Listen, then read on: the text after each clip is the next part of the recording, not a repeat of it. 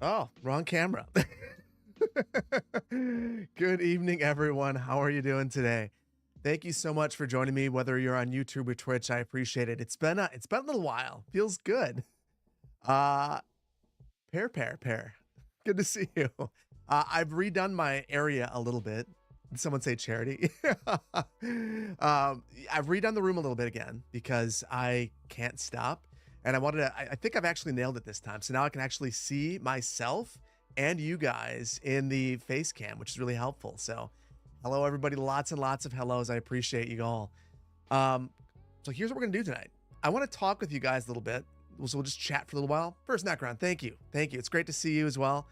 Jaybird, thanks for being here. I thought you were going to get a chair stream. You got one. You got 10 minutes. I thought about giving you guys this camera during the waiting screen. You guys could see me scramble and look uncomfortable, but I figure the chair is probably better. You don't need to see that. The lighting seems better. So I moved things out a little bit. Actually, we'll come back to, I'll bring you back to this. I don't know if you can actually, you can't see. Here, I'll make it possible. Hold on. So you can see now, I'm blinding you all, but basically what I've done is I used to have this thing right here in between the monitors. I got a new arm because the old one was like hitting me a whole bunch, and then I moved my lighting. So hopefully you guys can see everything a little bit better and everything works a little bit better. But the nice thing is I can actually look at you and read chat at the same time. So really digging it. I had a great break. I can't wait to show you guys a couple of pictures from my trip. Production quality going through the roof. That's one of the topics I want to talk about before we play Timberborn is the last YouTube video, because I've been going through the comments and there was a lot of concern about my use of AI. So I kind of want to talk about my AI ethics and my use of AI and see how you guys feel about it. I also want to thank you all for the hype train. Thank you so much. White Mike, I see you too. Thank you so much. Youpers, you've been playing Timberborn. I played Timberborn every day. So I went to Sedona, Arizona, and it was amazing. It's an absolutely outstanding place. Let me show you a couple pictures. Let's see.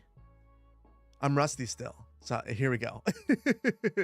So this isn't Sedona. This is actually the Grand Canyon, but I went to see the Grand Canyon. So you can see that's just absolutely, the scale of it is breathtaking. Where's your hood? Oh, this is your hood. I did use AI. We'll talk about that. So this is the Grand Canyon. That's one of the places I went and I investigated. I really enjoyed it. This is the South Rim. I went to the North Rim in the past. And I also went to Sedona. So this is the Soldiers Pass Trail. Basically, it looks like a Western. It's absolutely amazing. You were there too, EJ? It's breathtaking. It rained while I was there, which I thought was pretty exciting. All AI can go right about, and well, I didn't use AI for writing, but we'll get to that.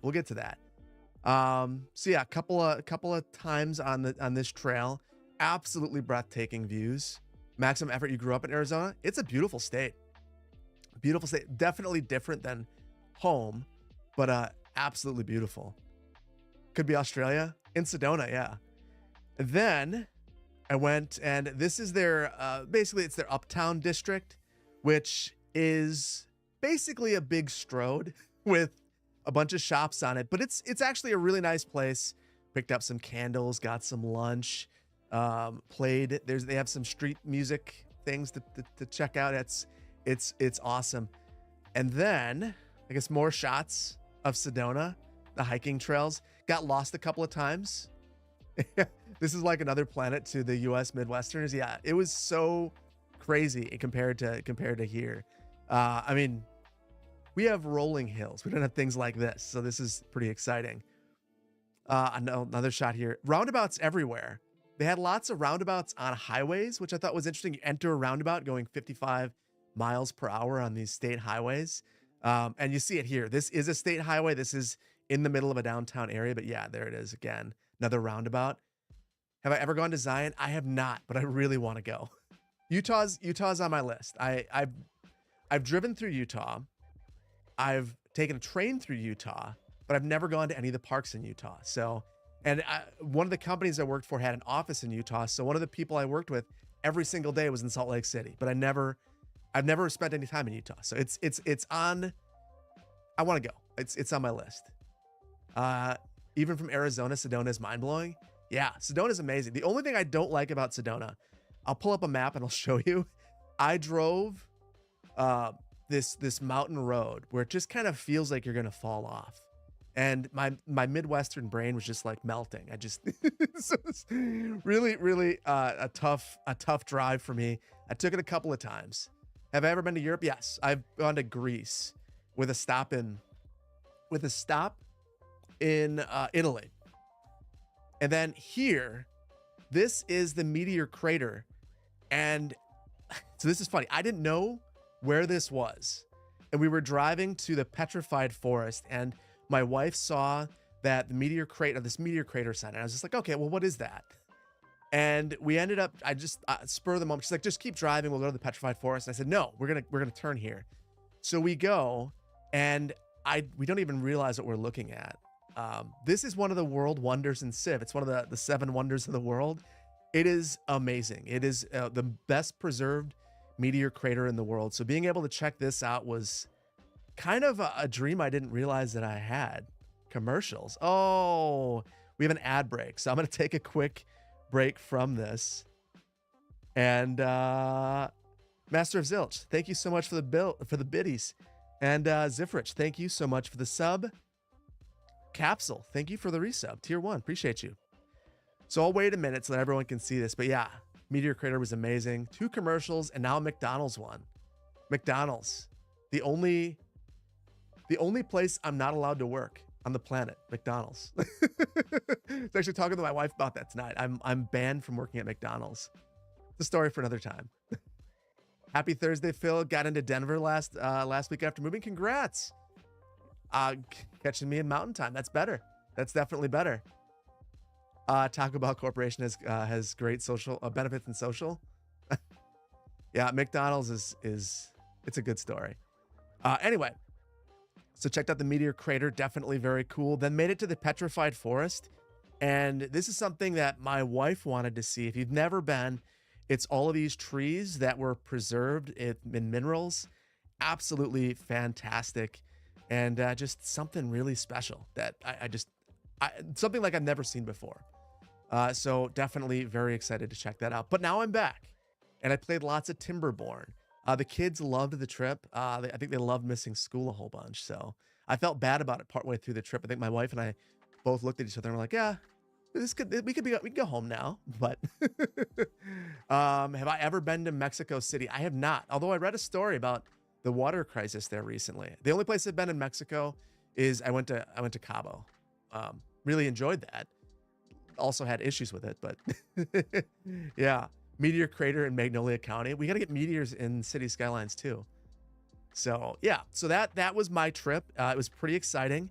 I really enjoyed it, but I'm happy to be back. So here we are, back getting ready to play some Timberborn. And one of the reasons I'm so excited, yeah, thank you. I had a great time. And Mexico City's nicer than it used to be.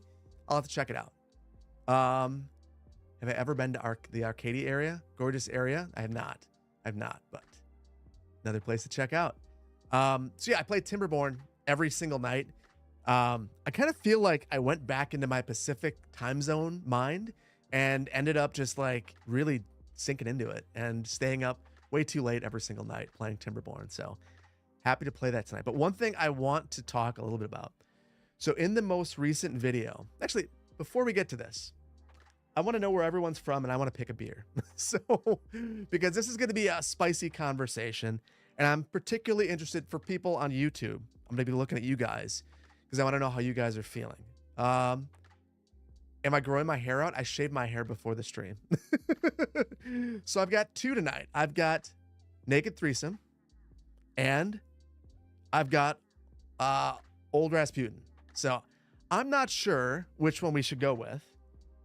I know what I'm leaning towards, but I'm going to let you guys choose like I always do. So let's get this going. I'm going to have a poll.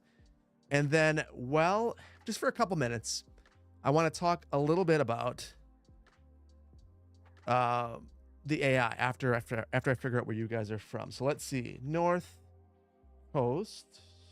Oh, actually, Old Butin. Or.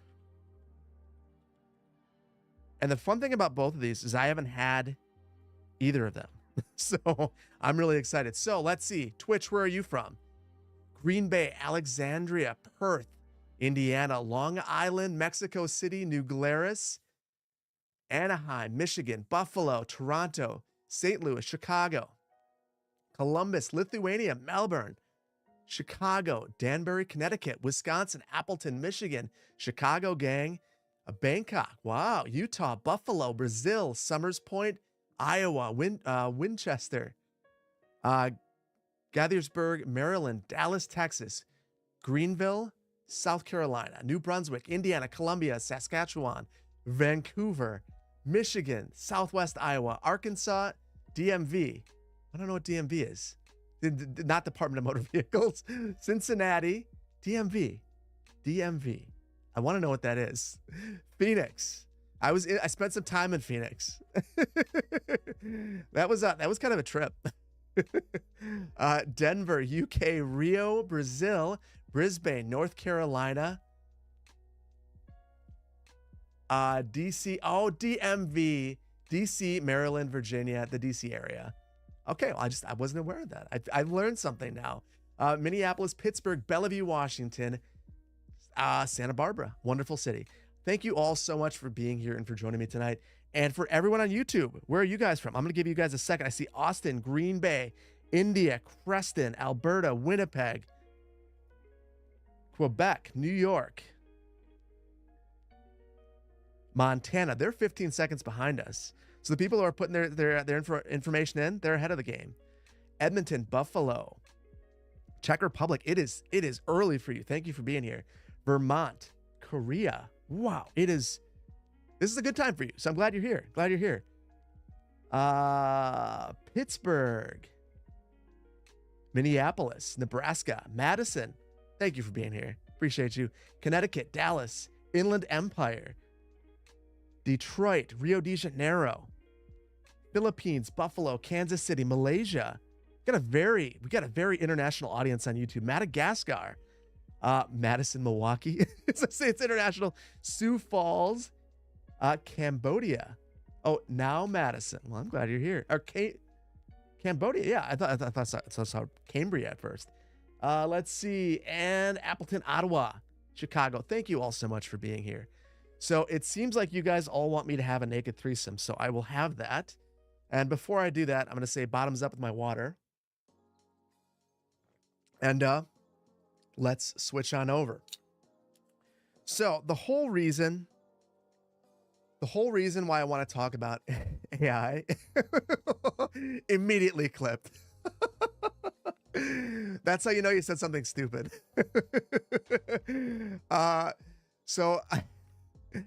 The reason I want to talk a little bit about AI. So I did use AI on the most recent video, and I've thought a lot about the most appropriate and ethical ways to use AI. And initially, I think you guys are all well aware that I started using it for character artwork. And I heard a lot in the comment section that you guys just weren't into that. And then I give it a lot of thought. That's putting people out of work. That stinks. So I stopped using it, but I hired an artist. So the AI actually led to an artist being hired. And in the meantime, I thought more about what I want to do with AI. And what I've thought about is I'll use the AI to generate my idea of what a character could look like and give it to the artist. So now I'm still using AI, but I'm using it in a way that's maybe a little more ethical. And I've thought about this a lot because I've talked to my YouTube partner manager, for instance, and we've had conversations about AI. And I feel like it's a tool that if I don't use it, other people are going to use it. And I'm seeing them using it in ways that I don't think are ethical, such as writing scripts or generating entire thumbnails, things of that nature, and soon to be video. So I feel like you have to use it in ethical ways. So basically I wrote this script for the intro, and it was actually on Vimeo for 24 hours with my voice in there. And as I was editing the video, I thought to myself, oh my goodness, if we could have the voice of the guy from City Skylines 2, the actual announcer, this would be amazing. So I have never trained an AI. Oh, my audio is out of sync. I wonder. Give me 1 second. I'm gonna see if I can fix this. So basically, what I was thinking is it would be amazing. Hold on. Now I'm concerned. I think I know the problem. I'm gonna stop recording it. See if that. Oh, the audio is fine for you. Must be a YouTube issue. Oh, bummer.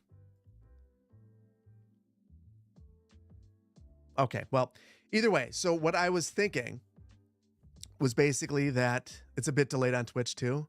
Okay, well, I'll just hide my face so you can't see it. It's a little quieter than normal. So I don't know. I'll have to check it out. I'm not sure exactly what's going on. But that definitely moved things around. I'll troubleshoot. The issue is chat. Anyway, back to the AI talk. I decided to train an AI model. So I grabbed all the OGG files from the City Skylines directory, cut that guy's voice out, created basically a super clip, and then bought an AI learning model basically, and then created that. So yeah, I personally think that of that as using a tool, kind of like I'd use Affinity Photo to create a thumbnail, but I understand that not everyone feels that way. So all of that said, I'm looking at YouTube to see what they're saying. They're not saying much. They're saying it's fine. It looks like you guys on Twitch also think it's fine. So yeah, to anyone who doesn't like it, I apologize. Probably could have hired I could have hired the guy. So I think that the thing is, I mean, I just wouldn't have done it. It's kind of like the character art. I'm glad I used the AI. I wouldn't do it again, but I would have never hired a character artist without doing it. So it's kind of good. Hire the guy. What's his name? I don't know who he is. So yeah, best video. You loved it, Earth Angel. I appreciate that. I actually think it's one of the best videos that I put out in a long time. So that was one of the reasons that I thought it was funny. In fact, I'm probably going to add a text to speech for the next crowd control stream of that guy. So yeah, I just so that it kind of falls into that, yeah, for that shtick, that sort of deal. I don't want it to be something where I'm generating scripts or anything like that, but I think it's finding the right spots for it. And that was, in my opinion, the right spot. So if anyone was offended, I apologize. I'm probably not going to stop because I don't think, at least in that particular way, because I think that it's an enhancement. So yeah, we'll just keep rolling with it. And I won't use it in ways that I think are unethical, like generating art, generating thumbnails, generating music. So, but things like enhancing my dialogue with characters from video games, we're gonna go for it. Yeah, compliment, not supplement. I think that's the way. The spice must flow. So for anyone who's offended, and it's been wild. I've been watching because I can actually see likes and subscriptions and unsubs, and it goes up and down, up and down, up and down,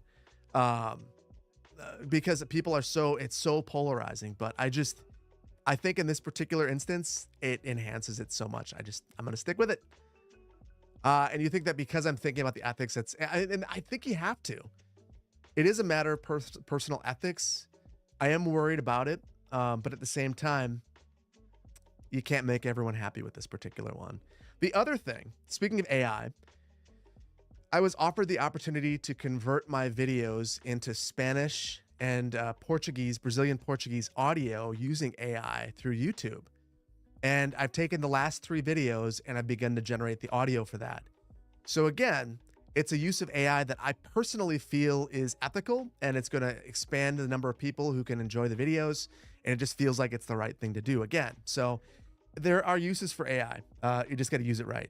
So there we are. So if you are watching from Brazil, check over the next day or two. And I really want to know if you speak Brazilian Portuguese or Spanish. Let me know if it actually sounds right or not.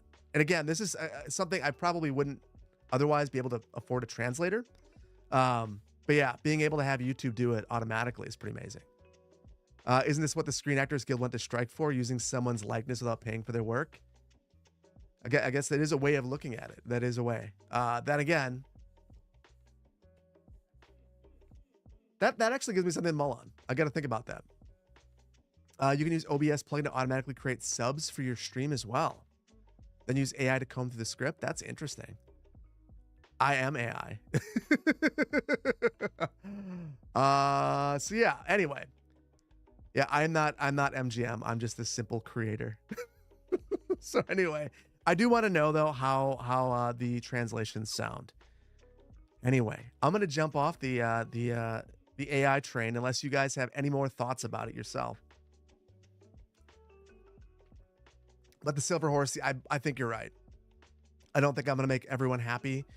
I think that if I don't use it, other people will use it, and I think that I've got to find ethical ways to use it or be left behind, which is kind of I'm trying to find that balance. I was one of the people who said I'm not gonna get a cell phone. I was like one of the last holdouts of anyone I know, because I thought it was totally unnecessary to be reachable at all times, and I'm not going to do that with AI.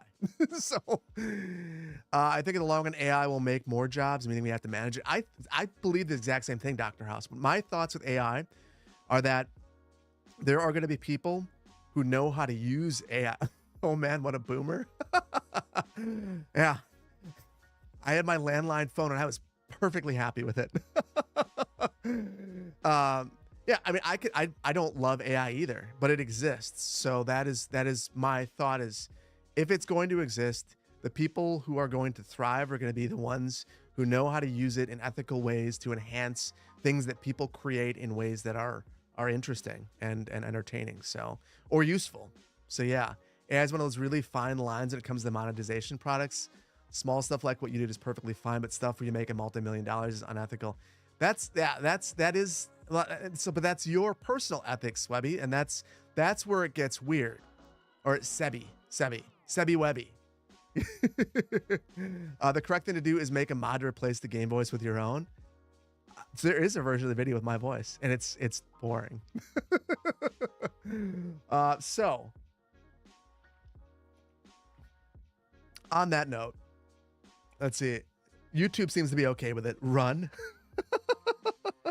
I see you guys. I think we are going to switch over to some Timberborn because, yeah, I don't want to think of it. What am I drinking? I'm drinking Naked Threesome. It is actually very good. It's very fruity. So we are going to be playing some Timberborn tonight.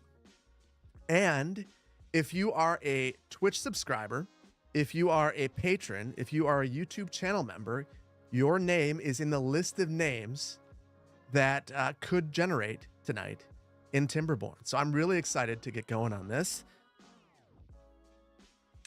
And woohoo, Timberborn, yes. When the AI overlords take over, at least you'll be in their good graces. That's my goal. If Myrtle is an AI overlord, I'm safe. Yeah, too loud. What is too loud? Tie balls. The game music. Oh, I know what the problem is. Hold on. There we go. Sorry about that, everybody. So I'll just show you what I was working on, and then we'll start a new one. We're gonna do a brand new playthrough, but I'll show you quickly what I was working on the entire time that I was in Arizona. Game music is loud, and don't forget to change the title on Twitch. Ooh, thank you. We are not just chatting. We are Timberborning. There we go. All right, so this is what I built. Oh. Okay, gotta get my bearings back. So this is what I built in Arizona. Every night I was playing, and I just kept messing around, basically coming up with this gigantic little civilization. So I did not watch RCE's latest Bad Tide episode. I'm behind on YouTube videos. I've been sucked into this. So this batch. Thank you for being here. Love seeing you here. So yeah, this is what I worked on, and this is hours and hours of time poured into this, and I can't wait to do it again with you guys. It's gonna be great. So let's begin anew. And I see. If you mean today's video, it was grim. I need to catch up. So I've actually only ever played with Folktales. So I don't know how you guys feel about that. If I should just continue down that path. I've never played with Iron Teeth. I could. What do you guys think? I owe a poll. That is fair. We will do a 1-minute poll. And while the poll's going on, if you guys on Twitch haven't noticed, what tribe? Let's see. Folktales or Iron Teeth. And yeah, you can buy additional votes for 5. You get 1 minute. Let's go. You have to unlock Iron Teeth. Oh, well, I don't have them unlocked. So enjoy your poll, guys. It doesn't matter what you put in there because I can't do it. Hell, it's 4 a.m. here, and you have to work tomorrow. Have a good one. Well, thank you for being here. Thanks for saying hello. Play until I unlock them. Yeah, apparently potatoes don't get you to 15 well-being, so we are going to play with Folktales, but I will ask you guys about map then, because you guys have to have some say in this. So the only map I know that I don't want to play on is the one that I was just playing on, which I'm not sure which one it was. I've played on Diorama before. Was it Canyon? I don't think so. Oh no. I believe this was well, maybe it was. I cannot recall. So I want to see. I won't poll. I just want to see. Beaver Rome is pretty involved. Canyon. It was Canyon. Lakes. Lakes looks pretty good. Craters looks neat. Helix.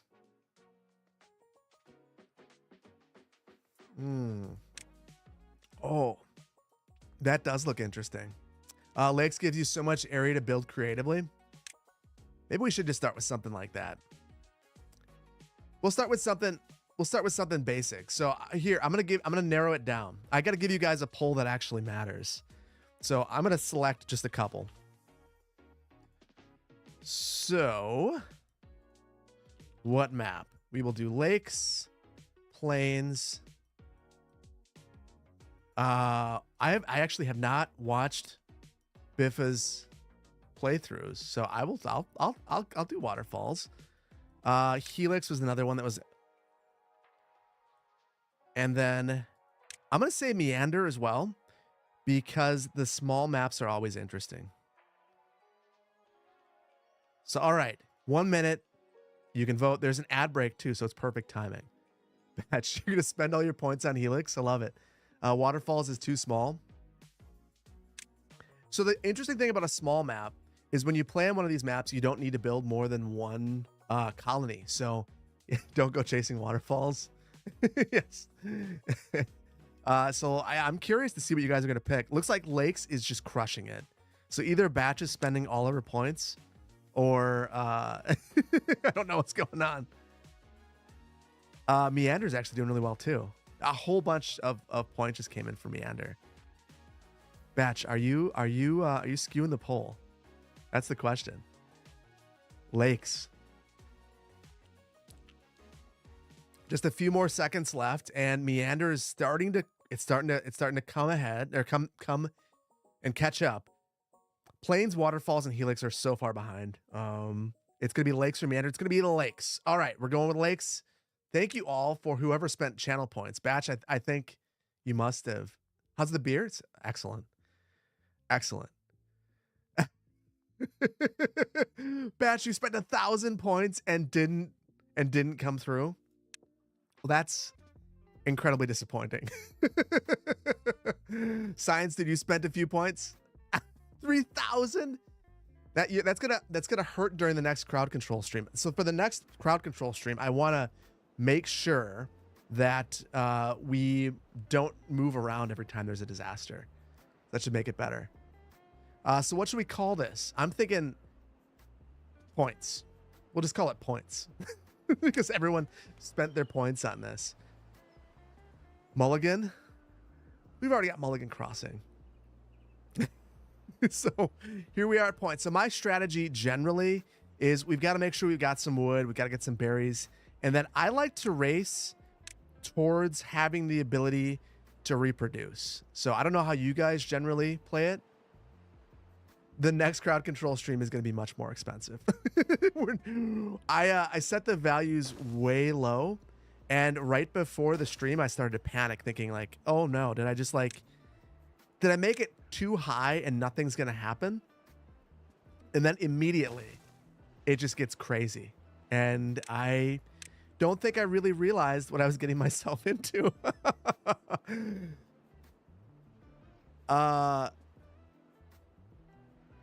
Forster is definitely priority. Crowd control was a blast. Oh, Forester. Yes, Forester is a priority. So I had a blast. That was honestly one of the most fun streams that I have had. That I really enjoyed it. So we're gonna do it again. I want to check what other games are available. Pat, you're gonna start saving your points. I think that's wise. That's wise. It's really wise. Chaos is fun. I just want to be able to see what's going on. So I wanted to be able to have the chaos, but at the same time know that what I'm doing is making a difference, and I couldn't tell. So everything that you build initially is kind of, it doesn't really matter. So we're likely going to get rid of a lot of this or iterate on it. So I'm not super concerned about what we're building right now. I don't know if that's how you guys do it. Water first. Yes, we'll do water right after this. So we got a little start. And it's funny thing is, on vacation, I totally forgot about water, just like I almost did if it weren't for you guys helping, and immediately killed my first city. So we'll try not to do that this time. Build one of those. We need to have a large pile right over here. There we go. We are set. We are set. Yes, F to flip. I always forget that too. So that is something, especially if you want to make an apartment, like being able to flip it around is great. And it's not just these sorts of buildings that you can do it on. And this is another thing I forget. Basically, any building can be flipped like that. An apartment and in Arizona. Berry storage. Oh, yes. But here's the thing, guys.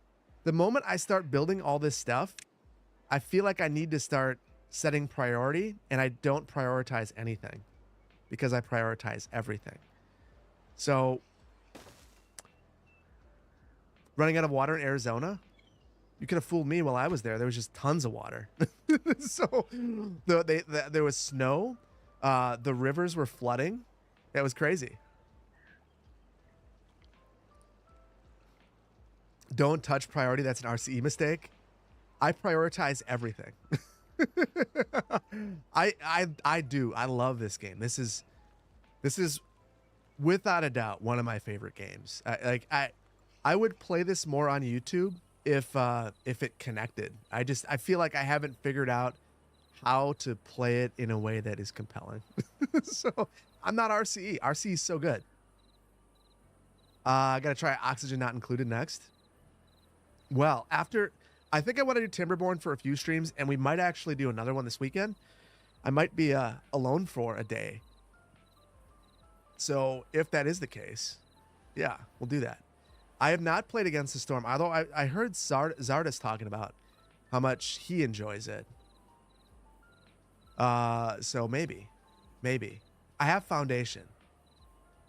Honestly, with your storytelling, you know what? I should. If I told a story with the beavers, it'd probably be better.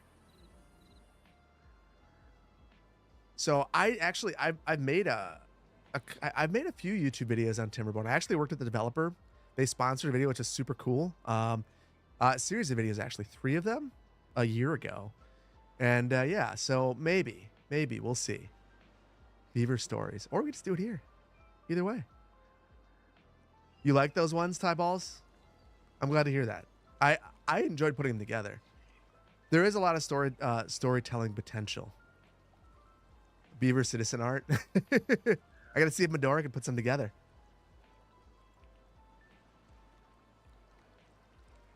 CPP Timberborn series is what you need in your life right now. So it's such a weird spot with City Skylines because I feel like with City Skylines 2 right now, I've got all of these different ideas that I want to do, and I'm just afraid of breaking the save. So yeah, I could definitely move along and do something. And so I have seen some of Biffa's videos, and I thought that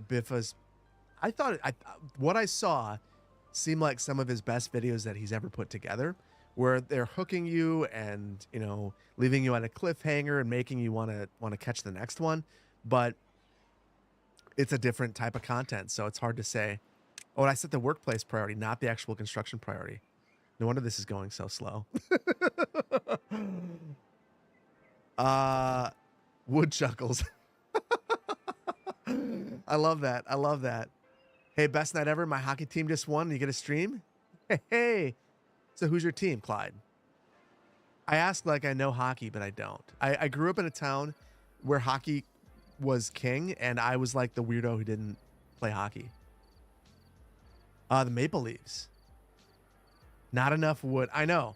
So that's my problem here is I think I need to race towards science so that I can get some stairs. Because otherwise, oh, this is a problem. Okay. Yeah, this is actually a legitimate problem. So, right here. So this will be the second priority. So we've got water. For whatever reason, not enough wood. Everyone's sleeping. Everyone's thirsty. Are we going to die before I even get this going? Have I seen the Colossal Orders post about CS2 launch and future plans? Bueno churro. I have. And it was nice to see the level of honesty. It felt very... It was what I wanted the entire time. Just say what happened and move on, you know? So it was nice to see that. No excuses. It was nice. I've marked all the trees, and you can see, so these are birch, which I think is only one. Yeah. So that's a problem. We've also got a lot of baby trees. They're growing up quickly, but we're gonna exhaust all of these quickly.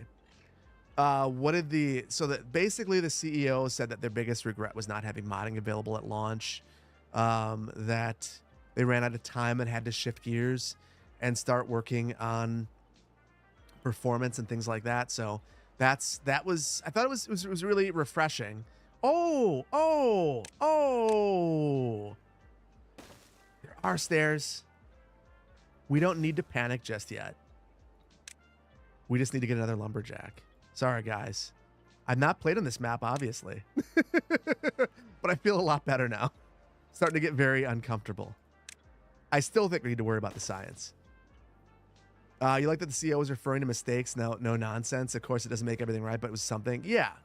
It was the first time that it felt like Colossal Order was owning up to the problems and saying that they're really working their tails off to make it better. It also kind of gave me a bit of insight into what they're prioritizing right now. And it seems like I'm getting very uncomfortable. Yes. This is just not finishing. It's driving me crazy. So yeah, it made me understand that they're working on a whole bunch of different things at once and not just because it's been so long since we got an update. It's just kind of it's felt like nothing's going on. So happy to hear that something is going on. Okay, so I set water to this storage. This is our next priority so that people aren't running back and forth here all the time. And hopefully that gets us in a better spot. Yeah, finally have water. Yeah, you know for sure that they're working really hard. Work ethic is not an issue. No, I don't think it's an issue at all. Cuboid, good to see you here, buddy. Yeah, I think I might have had the misplaced notion that they could be pushing out updates faster. Kind of reading between the lines, the issues that there are right now can't be resolved as quickly as we might hope. So we've got to wait. You're just hoping you don't have to buy all the radio stations again? Zach President, you don't have to buy any radio stations right now. You can just go on the Thunder Store. There's some already. But all the ones from City Skylines 1, yeah, those are gone. I wouldn't be surprised if someone were to make a radio station of some of the City Skylines 1 music that isn't paid. But yeah.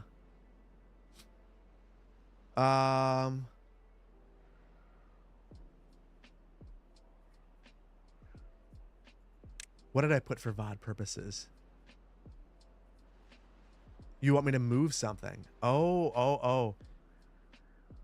So I think you guys are looking for me to kind of shake down my video like that. I'll do the same thing on YouTube. Hold on, YouTube. There we go. I think it's probably a little better.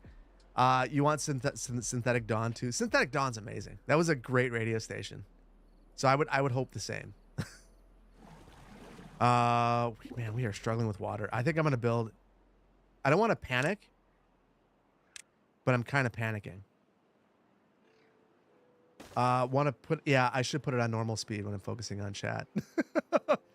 There are CPP radio stations on the Thunder Store. Huge shout out to City Rat for putting those together. So every single one of the radio stations is actually on there. So it's awesome. But yeah, the city's radio stations that came with City Skylines 2 are pretty amazing. What I'd love to see. So I just recorded a video about an old city builder that many of us liked, or many of us didn't like, I should say. And I'm very curious what you guys are going to think about it. But one of the things that I immediately thought about is just how great the soundtrack was. So there's some hints. Where are we going to put this? Let's put this somewhere off on the side. Someplace secluded. It feels more romantic out here. So there we go. Probably should get that dam going. That's a damn good idea. So let's go for it. Yeah, SimCity 2013. In fact, here it is. I bought a physical edition of this game because I just wanted to see what it was like, and it's everything you'd hope it would be. So a DVD-ROM. I don't even have a DVD-ROM on my computer. I got the keyboard commands, all that good stuff. Yeah, and the maps. So it's funny. I don't want to give away the conclusion of the video, but at the same time, I think if you give it any bit of critical thought, the conclusion is that, man, there's a lot of great things about this game.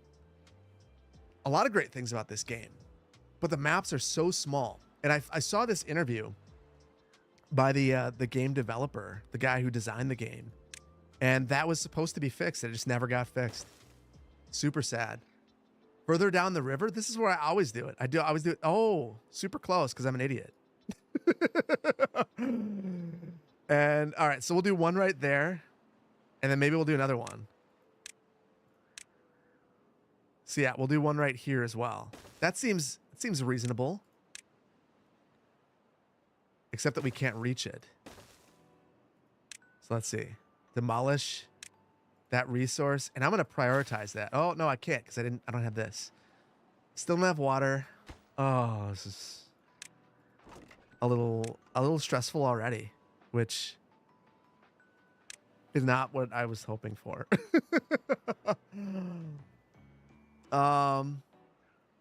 You feel like in addition to the launches using the small maps, fans' judgment of the game was influenced by their expectations, kind of like Civilization Beyond Earth compared to Alpha Centauri. Yeah, I think you're probably right about that.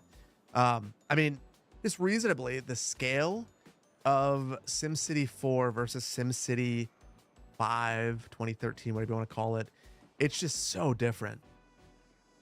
I did mark these trees for cutting, these ones too. We are not in a good spot with them. We've got our scientists now, which is great because we're working towards our forester, so we're in a good spot. The maps are absolutely laughably tiny, but I had a good time with the game. And I think for me, what it really highlights is just kind of how broken the simulation is right now in City Skylines. Because I could just really feel all the changes when I was making them. But I think more than that, what it really highlighted to me is how much I miss a proper city simulator. Because we don't really have that right now. We have a part simulator, part resource manager, part painter. So yeah, I don't know. I kind of, it made me really miss that hardcore simulation aspect of it, where they don't even let you paint a city. That's not what the game's about. So take care blocking the water when the bad times come through. That's a good point. I forgot all about that. Okay, I just need to get enough going right now that we can exist through the first. We'll probably have a drought first. We're probably a day or two away. And then we'll start building. We have to unlock levees.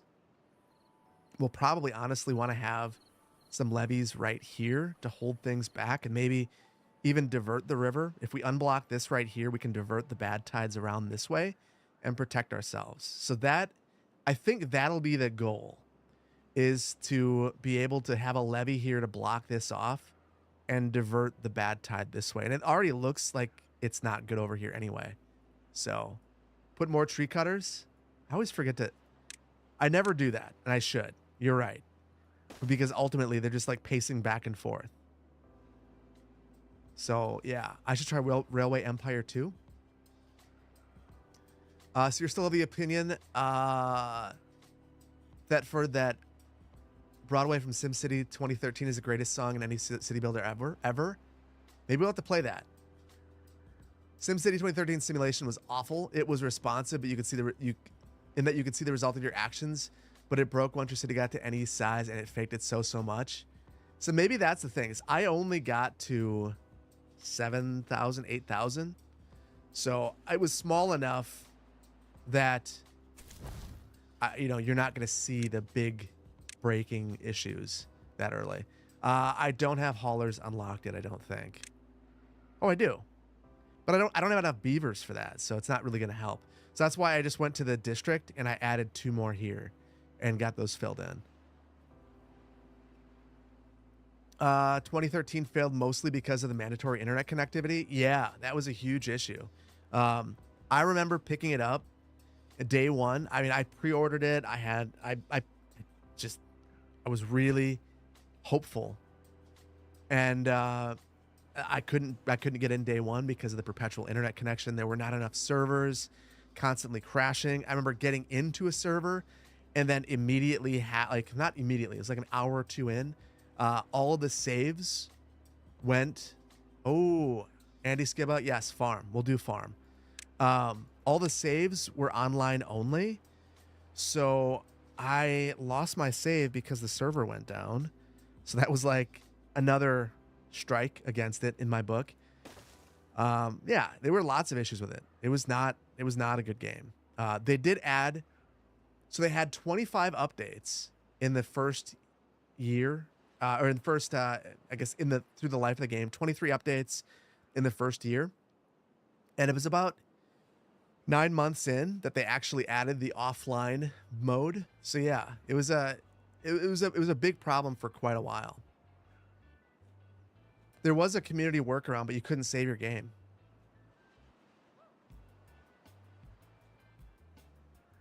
Yeah, I do remember. So I was one of the few people that didn't know that City Skylines was coming out, apparently. And when I heard about it day one, I bought it immediately. It was like, oh my goodness, this is the best city builder I've ever played. And I remember day one, there were lots of issues. No tunnels, you couldn't reverse roads. And, the modders immediately came to the scene and just like started fixing things. It was awesome. Did I set the liquid to water storage? I did. We are just not pumping very much. Was I involved in shopping center projects such as Hilldale, East, and West Town Mall? Tangentially? I'm mostly transportation. So I worked on a lot of transportation stuff. Hey CPP, I've been watching some of your older series and I wanted to compliment you on how much better you've gotten making videos. I appreciate that. I really appreciate that.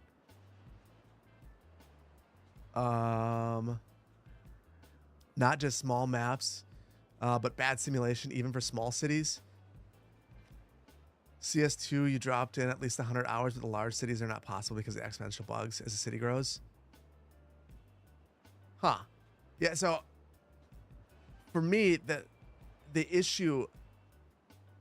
So I guess I'm now you're making me curious. Now I almost want to go back. I haven't. The video's not done, so maybe I will just spend a little bit more time and play a little bit more and see just how bad it gets.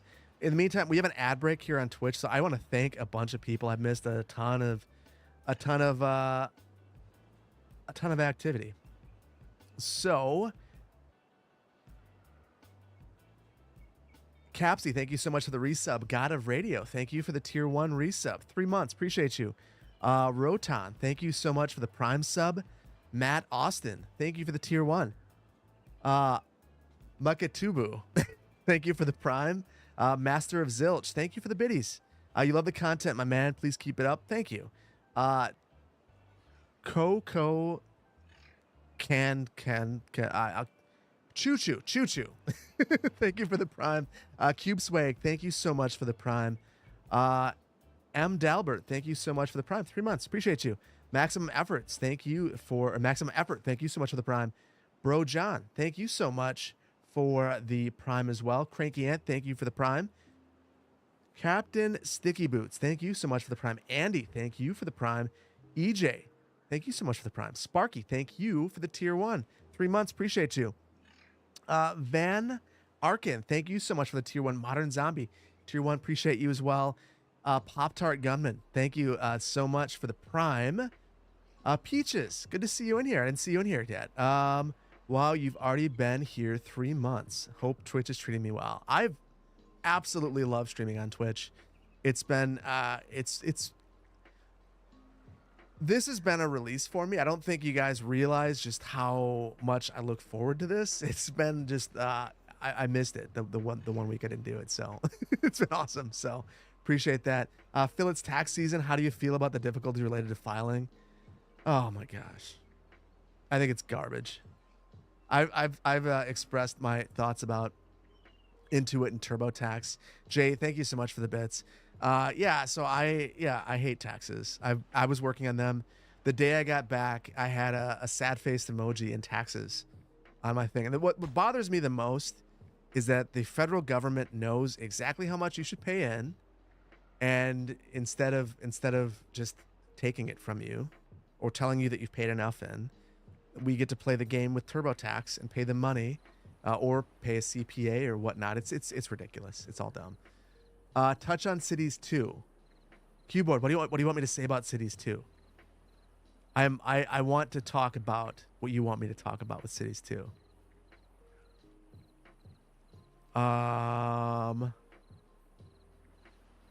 This is gaming night. You don't want to talk about taxes? I don't want to talk about taxes either. Revo, good to see you in here, buddy. It exists. It does exist. So taxes. So as I played SimCity 2013, I couldn't remember what the max tax rate is that I could charge people. Couldn't remember.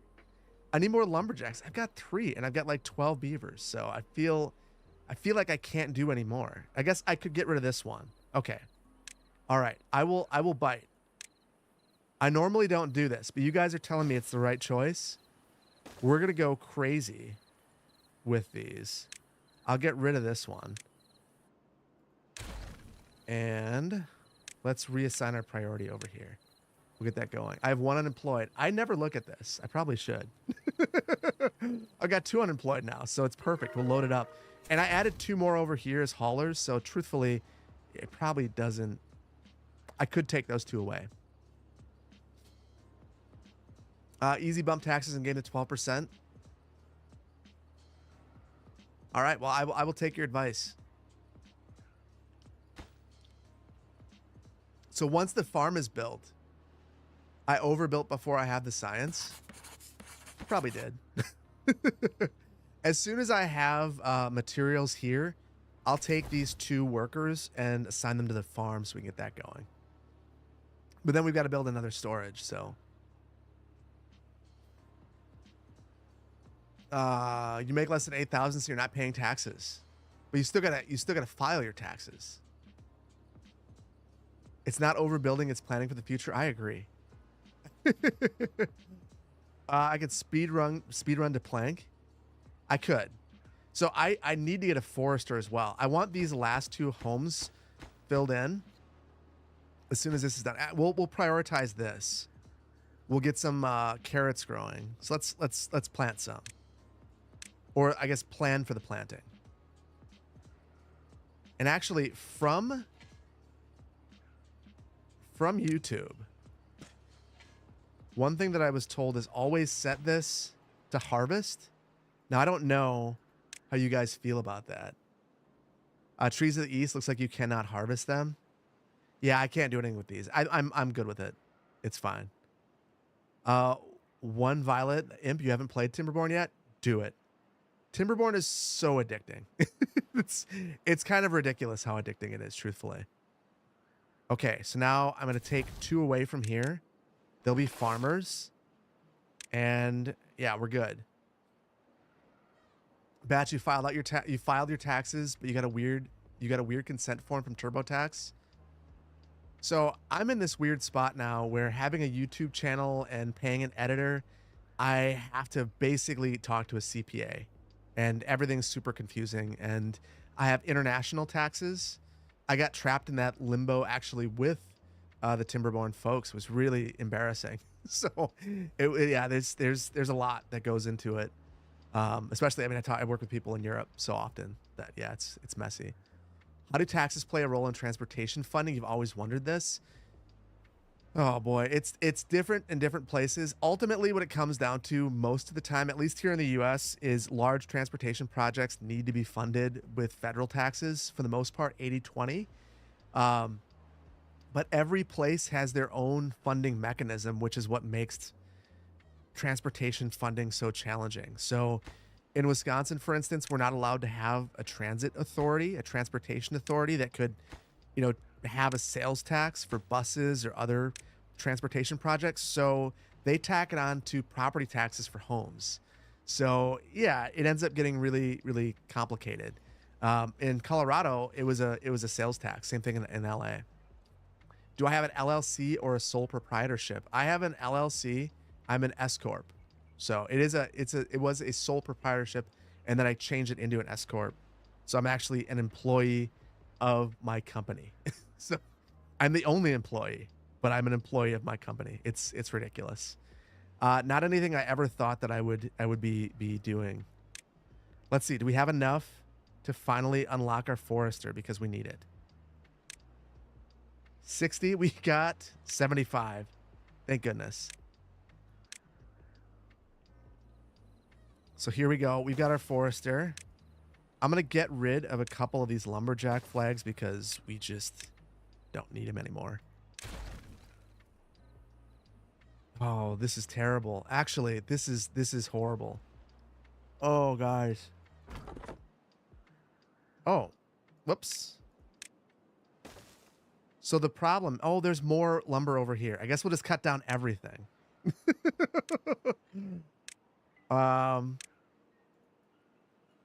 So hopefully we can reach this. Let's see. Close-ish. I'm just gonna move these. That'll be the best thing to do. At least. So I need this for the dam. I feel like there's not a lot of lumber on this to start out with, which is pretty stressful.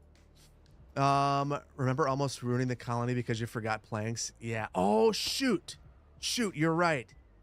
Oh, no. Oh. Yes, we need a lumber mill, which means we need power too. Okay. Slow things down. Paths don't help with working ranges. Yeah, you're right. I'm causing all sorts of problems.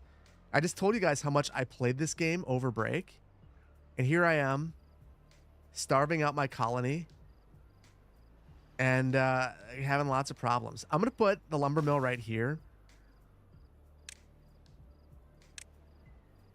and we'll put. This is terrible. Oh, I hate this. We've got to move it up. So let's see how let me see how many I can fit. Is there any spot where I can fit 3? I don't think so. So I'll go something like this. And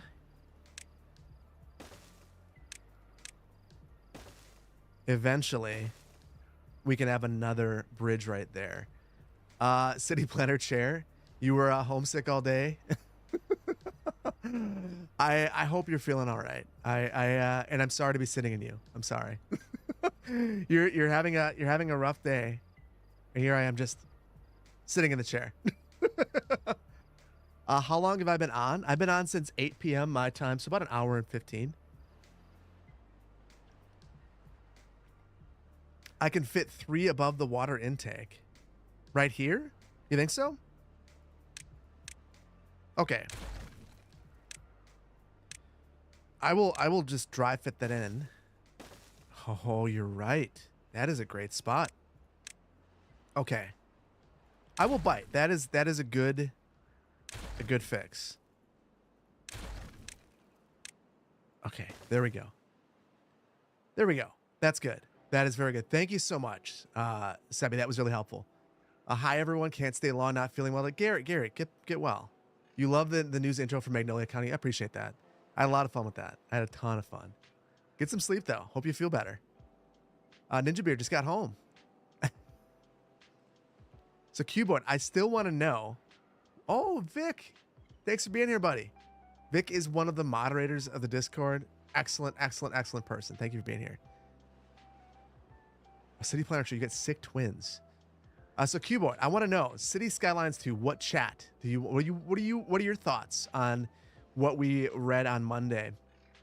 And how do you generally feel about the words of the week? I thought that today, like the one that we got on Monday, was just like perfect. And it made me also think that, like, I don't know that there's anything else that they can say to make things better at this point.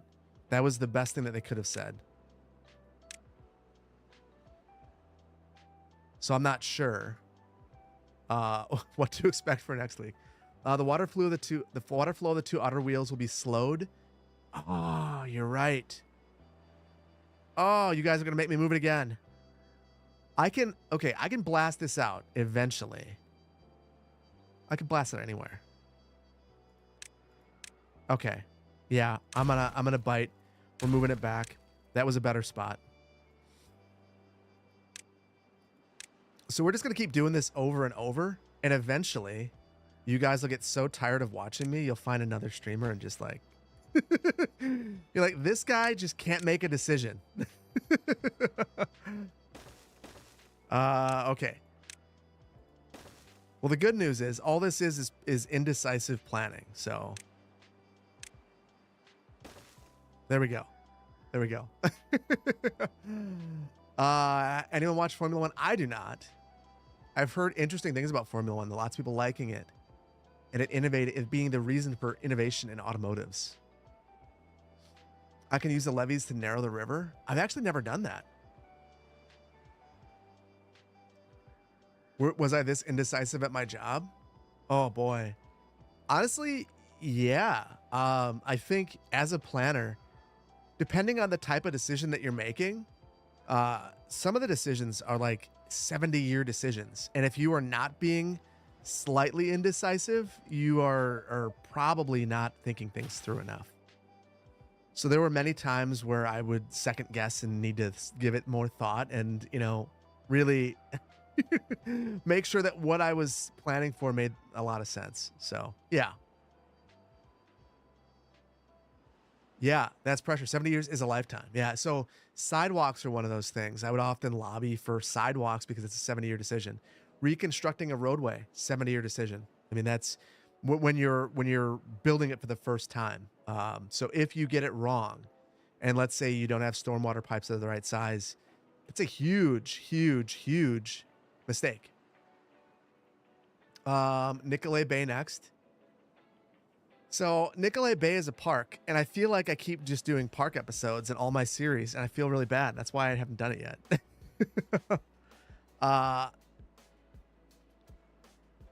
Maple, yeah, it is low-key terrifying. Yeah, it's terrible. Oh, and the names. Has anyone shown up? We have Emma Suzanne. In the Netherlands, you're moving to 100-year planning because your old projects are based on 70-year life cycles, but are hitting the end of the life status in 50 years of use. That is terrifying because there's so much financial planning that's tied into this idea of having a 70-year life cycle for major infrastructure projects. Are there any fields to consider when advocating for urbanism, political, economic, social, environment, health, and many more? What interests? You're talking to someone else, Jay. Yeah, that is a great point. I think a lot of people think you can only be a planner. Emmer, that's you. It's your YouTube name. That's awesome. Becca has a blast. Andy Skiba. Andy, are you in here? Funny thing about that, Andy, is when I was practicing this, your name came up in my practice run as well. Revo, we did rail infrastructure plans 30 years in advance. That makes sense. Makes a ton of sense. If you need to plan for 70 years, how do you assume plan for maintenance? I will be completely upfront with you and say that oftentimes it's not as big of a consideration as it should be. And that's because it's so much easier to get capital funding than maintenance funding, capital funding being the funding to build something, than it is to maintain it, that oftentimes folks will just take it as a win to be able to build it the first time. And here's the other thing. Politicians like ribbon cuttings. It's really fun to ribbon cut a park and ride or a bridge or a community center or something of that nature. What's not fun is saying that you got the funding to maintain a bus shelter. It's just not. It doesn't make for good politics. So it gets really difficult to do that. It's a huge bummer.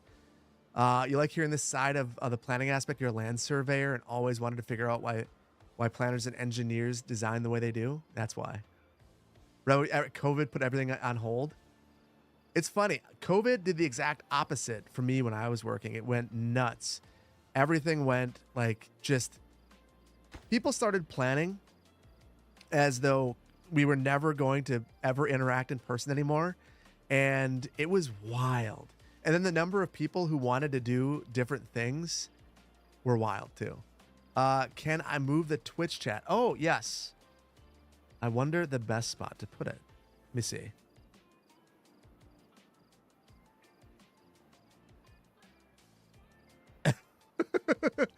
I don't know the best place to put it. I could, maybe. Are you guys okay not knowing music? Let's see. I think we're getting better and better.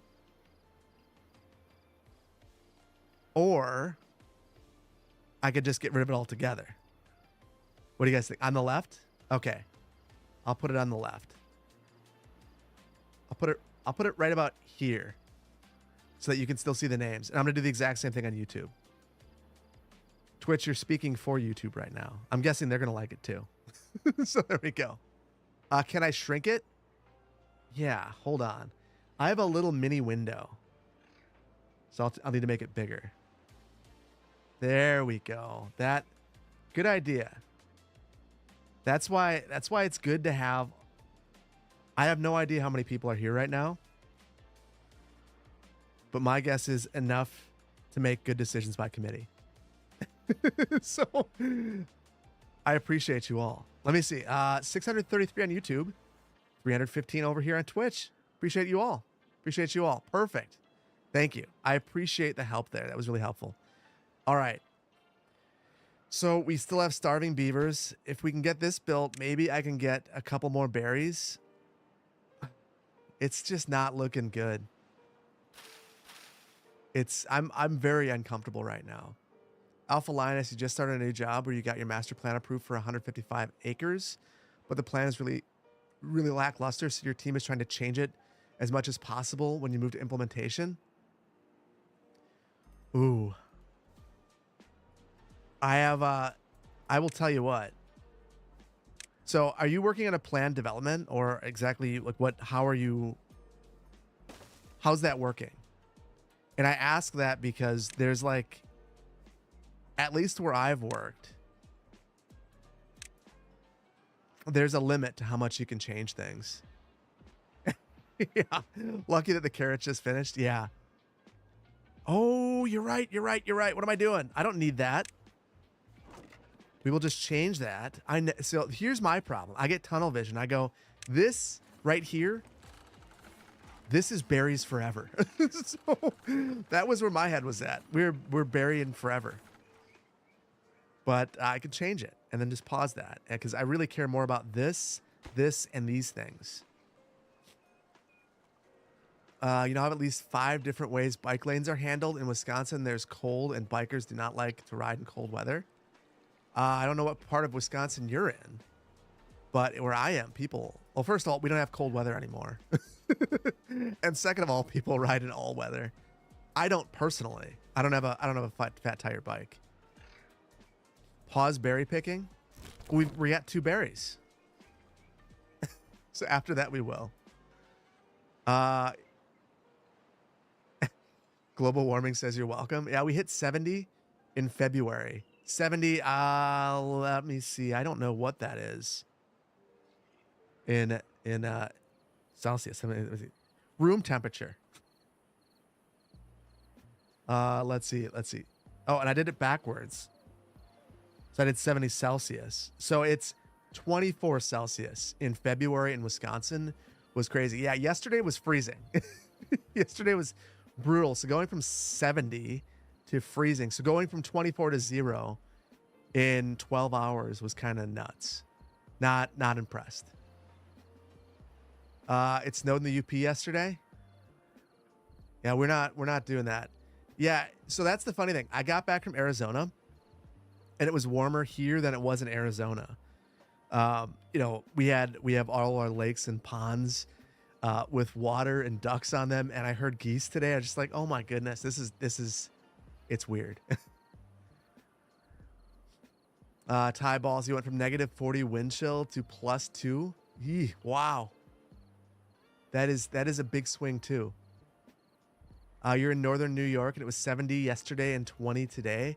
So I think you must be a day behind us, basically. Revo, you haven't seen proper snow since 2019 in a legend alpine country. Worst false advertising ever. So we had 2 weeks of snow, and it was the worst snow I've seen in like 20 years. It was terrible. So it was 18 inches in one day, and then like 2 feet in another. There was so much snow, I didn't know what to do with it. The kids were all at home. It was terrible. Not impressed. We have an ad, so I'm going to thank a couple of people once more. And of course, I lost my place on here, so I am going to try to figure out where I was and probably thank the same people again. Andy, I think I got you before, but thank you again. EJ, thank you for the Prime. Sparky, I know that I got you. Thank you. Modern Zombie Guy, thank you so much for the tier 1. I appreciate you. Pop-Tart Gunman, thank you so much. I already said you as well, but thank you again. Jay Rancher, thank you so much for the bits. That was the tax question. And Ty Balls, thank you for the bits. So yeah, I was caught up, and I appreciate that. 80 in Missouri. Wow. That is really warm. That's pretty wild. I mean, so the weird thing about that is I get tempted to start my garden then, and it's not the right time. What's my favorite snowplow name? I don't know. So I just got a snowblower this year, and I got the worst snowblower in the world. It is a Greenworks. Terrible. Couldn't move more than like 4 inches at a time. Not acceptable. Need to focus on water storage than the forester. Yeah, I do. Oh, this is oak over here. We need to get over here. Let's speed this along. I'll shift the focus right over here right away. And that's going to really help things. Plowy McPlowface. I like that. You have Plowy McPlowface. I'm so far removed from snow plowing at this point because we don't do it anymore. I'm getting ready to plant palm trees and some yuccas. It's gonna be amazing. Okay, so we've got that. Lumberjack. So we should start getting some babies soon after we have food, maybe. I'm gonna get rid of these two. And we'll prioritize these. All right, that should help. You love your Husqvarna? Almost 20 years old, still going strong. So I have an electric lawnmower, and because of that, I thought it'd be smart to go with an electric snowblower. And I assure you, it was not. It was not a wise call. It was terrible. It was really, I felt bad having my neighbor bail me out.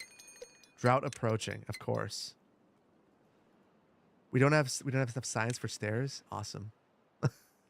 So I have the campfire. So that's the whole reason why I built that. I feel like I always forget to do that. And we're losing beavers now. Brandon Lopez died of old age. Rest in peace, Brandon. But please, we need a baby. Do we not have enough housing? Oh, we need more housing. Okay. We don't have enough overhead. This is my fault. So let's keep up our little pattern here. And eventually, we'll have a little beaver condominium over here. Projects. Water storage now. Yeah, I do need water storage now. I need everything now, though.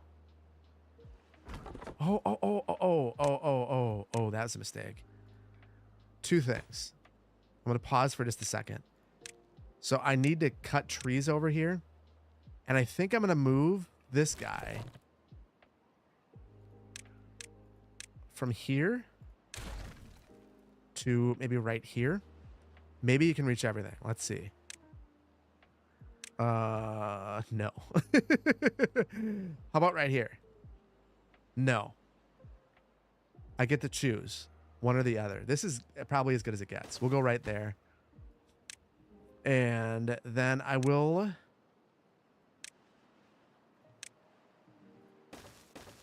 build a couple of storages. And I feel like this is important, but we don't need it just yet because we have the oak over here. I feel like we're saved a little bit. Trees marked for cutting. Yes, we did that. Wiped out colony speed run. I'm trying my best to make sure that we lose everybody. We are on our way. We are on our way. At least we'll make it through the first round, but it's going to be rough. We've got a little bit of food, a little bit of water, and no beavers.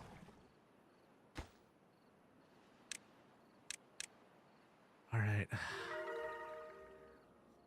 First drought will probably 2 or 3 days, but I need more water for sure. Yeah, I agree. So I'm going to pause 2 of these. I'll make sure that I set these to water because I always forget to do that now that that's a mechanic. And then I'm going to pause 2 of these as well. We need to have another house if we want babies. We're not going to get any until we do. Yeah, Forester can't finish. We don't have any planks. We don't even have enough beavers for them. I'd love another farmhouse. We need more beavers. This save is with bad water. So normally I try not to expand all that quickly, but we are doing the exact opposite. Don't build this. Oh, yeah, don't build this. This is not what we want built. We need all this other stuff built first. Preferably, I'm going to say that this is the most important. I need to pause. Yeah, so I put it, I set it to low. Eventually, if they want to get it, that's fine. But we need these homes more than anything else. Hey Phil, you're moving from Michigan to Madison in a few weeks. Any recommendations on things to do or places to eat? I wonder. Hold on. Yes. For eating, I would highly recommend that you go check out places downtown. For we're gonna take a oh wait, I have this on high. We're not gonna do. I'll bump it down to low. I want to see. Give me 1 second. Albrecht Gardens. Renovations. So you should definitely check out Albrecht Gardens. It's donation only to get in there, but they're redoing the greenhouse. They're closing it to maintenance. So let's see.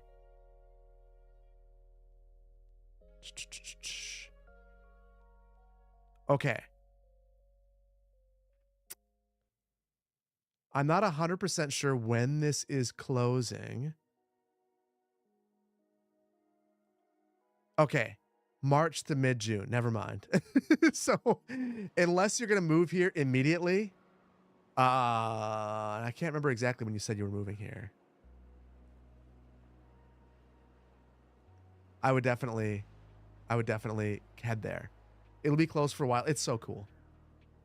And it's like, if you're an adult, it's $3 to get in there, and the outdoor garden is free. That's what I would do. Corbin, you definitely drink a beer with CPP. So I've been wondering if I should go to TwitchCon or not.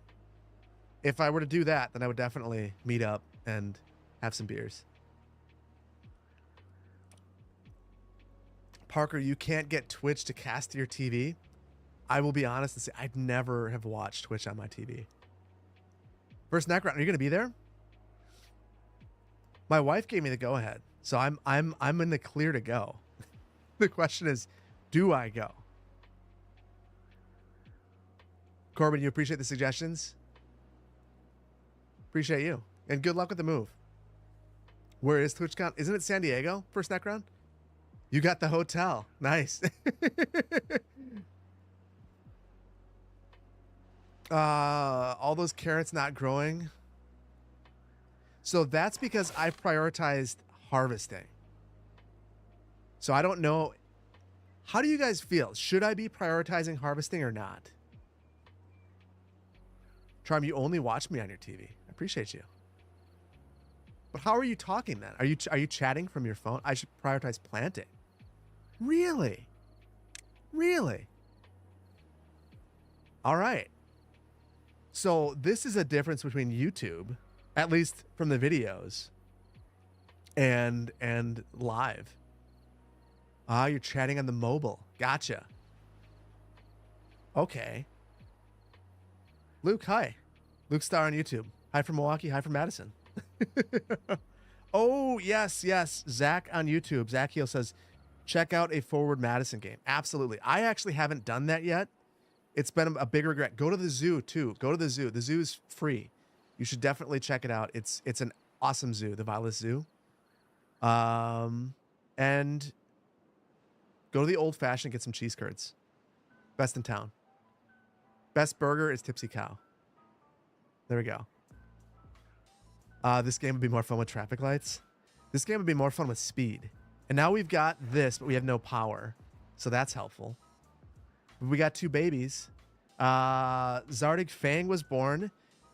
And Maladendron was born.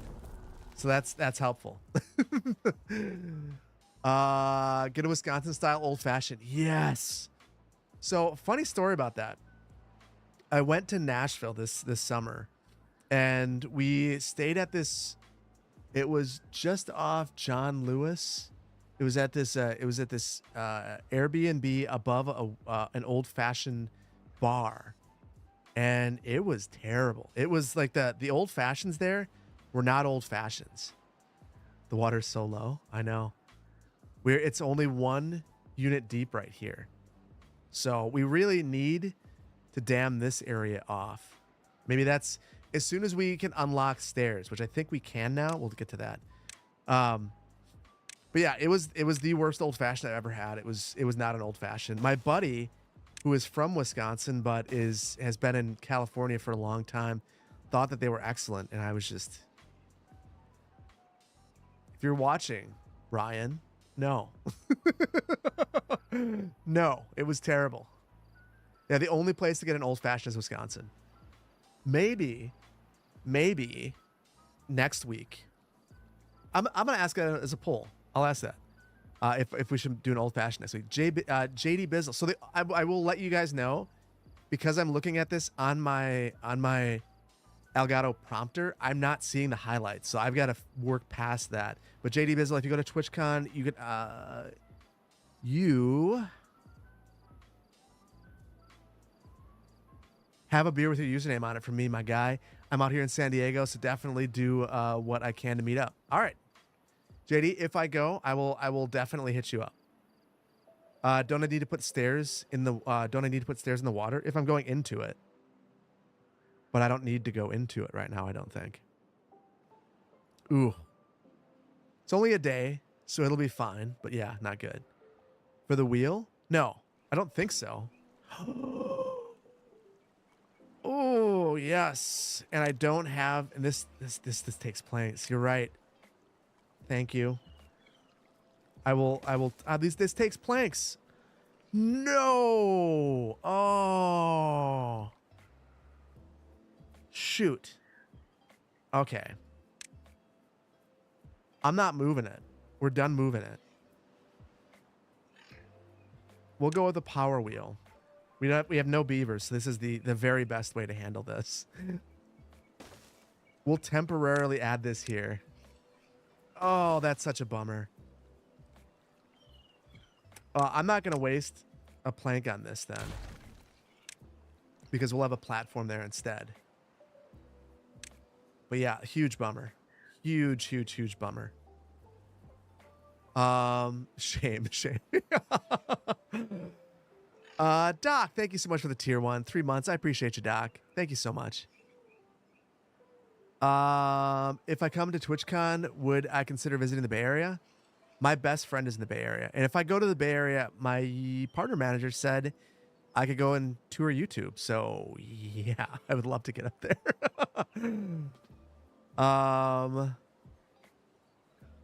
So yeah, maybe. We'll see. But if I were to go, it'd probably be just, at least this time, it'd probably be just to San Diego. Another beaver died. We've got 3 youngins. The real low fell. Died of old age. Thank you so much. Luke Knox has been born, though. So we just need some of these beavers to grow up.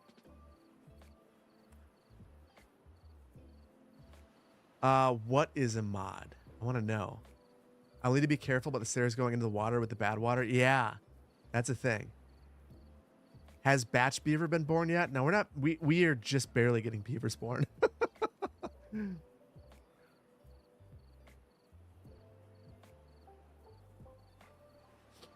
So maybe you're talking about the naming. So the naming is a mod. It's the only mod I'm running right now. Some interesting urbanism out here and even better breweries in the Bay Area. I love the Bay Area. So this is secret, and don't let my Wisconsin friends know. Before we moved back to Wisconsin, I had a job offer in the Bay Area, and I tried to convince my wife. I could either have gone to San Francisco, Walnut Creek, or San Jose.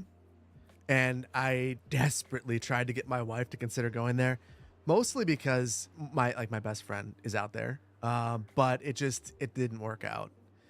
She got a job offer here, loves it here.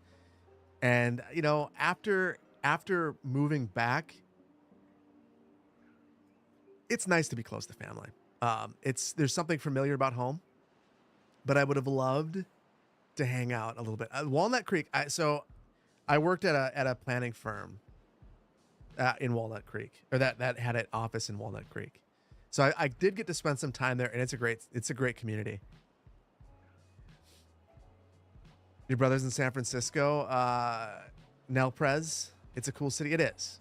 San Francisco's way too expensive though, and that's the thing, is it would be really difficult. Like, we moved to Denver at the perfect time. Our apartment was $600 a month for a 1-bedroom apartment, which is just kind of wild to even think about right now. I have moved a lot. So I moved to LA because I didn't know what I was doing with my life. Lived there for a while, and then I moved back to Wisconsin, and then I finished my undergrad, and then I moved out to Denver. And after that, after finishing grad school, I really wanted to move again. I love moving. I thought it was a lot of fun. And before that, I mean, in Wisconsin, I've lived all up and down I-39, Highway 51, from the northern part of the state to the southern part of the state. So I've been everywhere in a couple of places. Walnut Creek, ugh, terrible. The burbs. So I think the older I get, the more that I can appreciate different places. And the nice thing about a place like Walnut Creek is everything you have is in that one place, especially if your work is already there. So from that perspective, it's not a huge deal living in a place like that. And for me, so perspective, not enough science yet. Perspective, I grew up in a really small town, less than 10,000 people in rural northern Wisconsin. So from my perspective, I am comfortable in large cities and small towns. So I don't necessarily look at a smaller place as terrible. Doc, you'd rather be near a big city, but not in one? I think a lot of people feel that way. That's why there are so many burbs, reasonably. EMG, you moved in August and you still have boxes that need to be unpacked? Oh my goodness. I moved last January, and I have boxes everywhere. There's a reason why behind me. So that shelf, I put that up, and there's still boxes of garbage in there that I've never unpacked. So it's ridiculous. Could I build a temporary dam piece? Oh my goodness. I could. Oh, you are a genius. Okay. Yes. Oh, I never thought to do that. Okay. Let's speed that up. I'm going to get rid. I hate these things. We'll get rid of it. And maybe we can use some of that lumber to build this dam, and then use that to build our water wheel. And we've got no lumber right now, so that's not good. Dam needs a path. I don't think it actually does, but we'll add it anyway. It doesn't really matter. Don't forget to put a walkway on the dam piece. All right, we got it in there. Never move if you don't have to. You were in your house for 21 years, and you were astonished at the amount of crap you had accumulated. Yeah. So, Doc, that's the exact reason why you should move. So, when I moved from my last house to this one, all of a few blocks, I was able to unload some of my garbage. And it was good. It was really good for me and my family. Unfortunately, I did such a good job, and my wife did such a good job, that by the time the day before moving was to occur, we weren't fully packed. Then I just ended up chucking things into boxes. And ultimately, there are these boxes of mixed random garbage that I don't even know what's in them anymore. And I don't even want to look. And now I haven't used them for a year. So I just wondered, I just throw it away. Like donate it, give it to the restore, whatever. I clearly don't need it. Changing the priority for some of this stuff. Next time I have to move, there's a high chance you'll leave half of your crap and let someone else deal with it. Well, I'll tell you what. There is one place in the world that I would consider moving right now at this point in time. It's probably not going to happen. And the longer I'm in this place, the longer I think that they're going to have to wheel me out of here. And I will live in this place until the day I die. So I better really like it. You live in a town with 1,700 people in the woods. You don't feel like you live in a large town. Generally, you don't like cities, too busy, too crowded. And on the other hand, you've been to the Great Plains. It's too open. You need a forested area. Clyde, I feel you there. I grew up in a place that was just really wooded, lots of tourists. So going to a city felt like a completely new experience for me. And now I kind of, the water wheel. I don't think it matters which way it faces. I think it's fine either way. We're going to find out. Not Hayward, but close. Rhinelander. I've not played Wandering Village. I've heard good things about it, though. Hey, Phil, I'm currently attending school for urban planning. If you have any advice on the internship hunt, apply to as many as you can as quickly as you can, and don't undersell yourself. Make sure your grandparents live in Elko. Nice. Make sure that you get paid. There are too many internships that are willing to take advantage of you and accept the free labor. So don't do that if you can avoid it. Obviously, getting an internship you just have to, which stinks. But if you can avoid that, then definitely do it. We do not have a lot of lumber. I'm thinking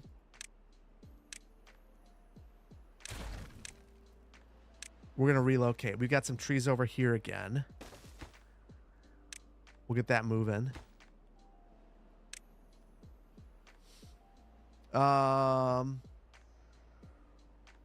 Yeah, used to the manual wheels, which are limited. Yeah. You grew up in a city of 5 million people and felt it was too small. You moved to a city of 20 million people. See, that's the wonderful thing about the world. Different strokes for different folks. And you can choose whatever you want. So there are a little under 6 million people in my entire state. So when I moved to LA, it was like taking everyone in my state, crunching them into one county, and then doubling it. It was wild. Yeah, the birches are terrible. There's a reason to have them, and once we can plant things, I will probably plant some. I like to do rows of trees, so we'll probably do something like that. And truthfully, I want to do something like this. We'll eventually. I'm gonna do a little bit of planting. We'll I want to have a dam right here. Make it super low priority because I see a whole bunch of oaks over here, so we can steal those trees. And then we've got to get our levees, but we just don't have a lot of science yet. You built a town that had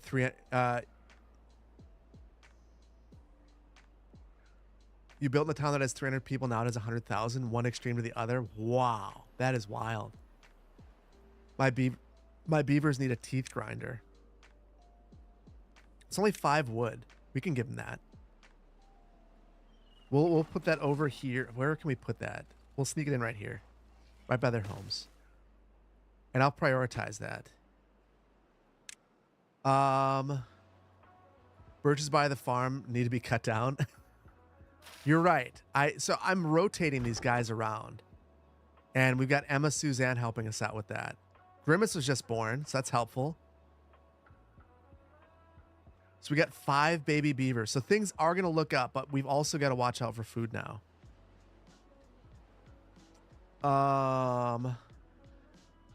Toronto is big enough for you, Maple? Toronto's a big city. So Madison is like 300,000. And I think it's, for me, I think it's the perfect size city. The only, I mentioned that there's only one other city I would consider. It's a smaller town. I've mentioned my love for Wausau, Wisconsin. That's the other place that I would consider living. Really, really like it there. Smaller town, about 120,000 in the entire county. but just very homey. Too far north. Wassa is beautiful. Love it. Did I see Snoopy Rock? I did not. I did not. I spent most of my time on the Soldiers Pass Trail, and honestly, so I drove so much. It's in real life, I don't ever drive, but of course, in Sedona, we drove 3 days for 5 or 6 hours. So by the end, I think I drove enough that I could have driven from Sedona right back home. The number of hours I spent in a car and the number of miles I put in on our rental, it's ridiculous.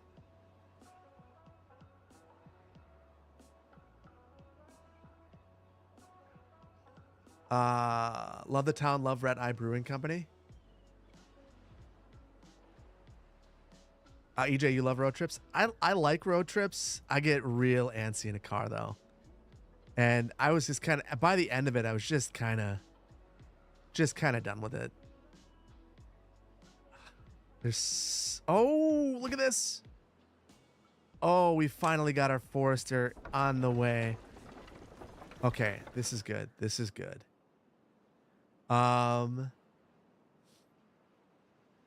So I need some advice. I've got some questions for you guys.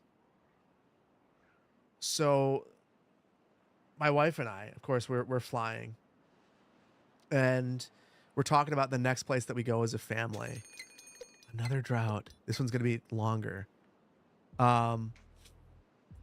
Where, if it were a U.S. trip, not in the Midwest, obviously, where do you think that we should go as a family? Where would you recommend? We've been obviously to Arizona, and that's it. And Florida, I guess, last year. New Orleans? With kids?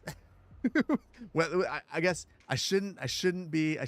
So I go to a restaurant that is New Orleans themed, and my children are terrified of it. So, which season? I'm open to any. Preferably when there's no school. So either in the winter when there's no school or in the summer. So Charleston, Corbin, it's funny that you mentioned Charleston because when COVID hit, we had I have a cousin who has an Airbnb in Asheville, North Carolina, and I had booked a hotel in Charleston because it just looks so historic and beautiful, and I wanted to check it out. So that was where we were supposed to go. I got super meticulous about it. I outlined every stop, how many hours we were going to be driving, I thought the kids would handle it, and yeah, it never worked because of COVID. So it was a huge bummer. Puerto Vallarta. I don't know if we want to go international with them yet. We've talked about it, but if we were to go international, I feel like I'd want to go really far and show them something really different. I feel like all the places in Mexico that Americans go to are very Americanized. So Pacific Northwest is beautiful. It is. That is a great suggestion. And my wife actually has a friend in the Seattle area, so that would work. So would the Bay Area, but obviously with one of my good friends there. Santa Barbara is amazing. Yellowstone Geysers. Arcadia National Park in Maine. So would that be a fall trip, Clyde, or would that be a trip that you'd recommend in the summer? If I like bourbon around Louisville, I love Louisville. I've spent a little bit of time there. As I've driven through it a couple of times, I've spent the night there and just kind of checked it out. Louisville's underrated as a place. Florida Keys, my wife went there a year ago. Loved it. Nova Scotia, Canada. I would definitely consider Canada. I've never been to Canada, which seems crazy considering when I lived in California, people thought I had a Canadian accent. So I feel like I need to test that theory. I have never been to DC myself, so they haven't been there either. I need to get to DC. So truthfully, on the East Coast, I've been to the Southeast, but never the Northeast. I don't know why it's never happened. I mean, it was supposed to happen somewhat on that trip during COVID, but I've basically been to every part of the U.S. except for the Northeast and New England. Niagara Falls.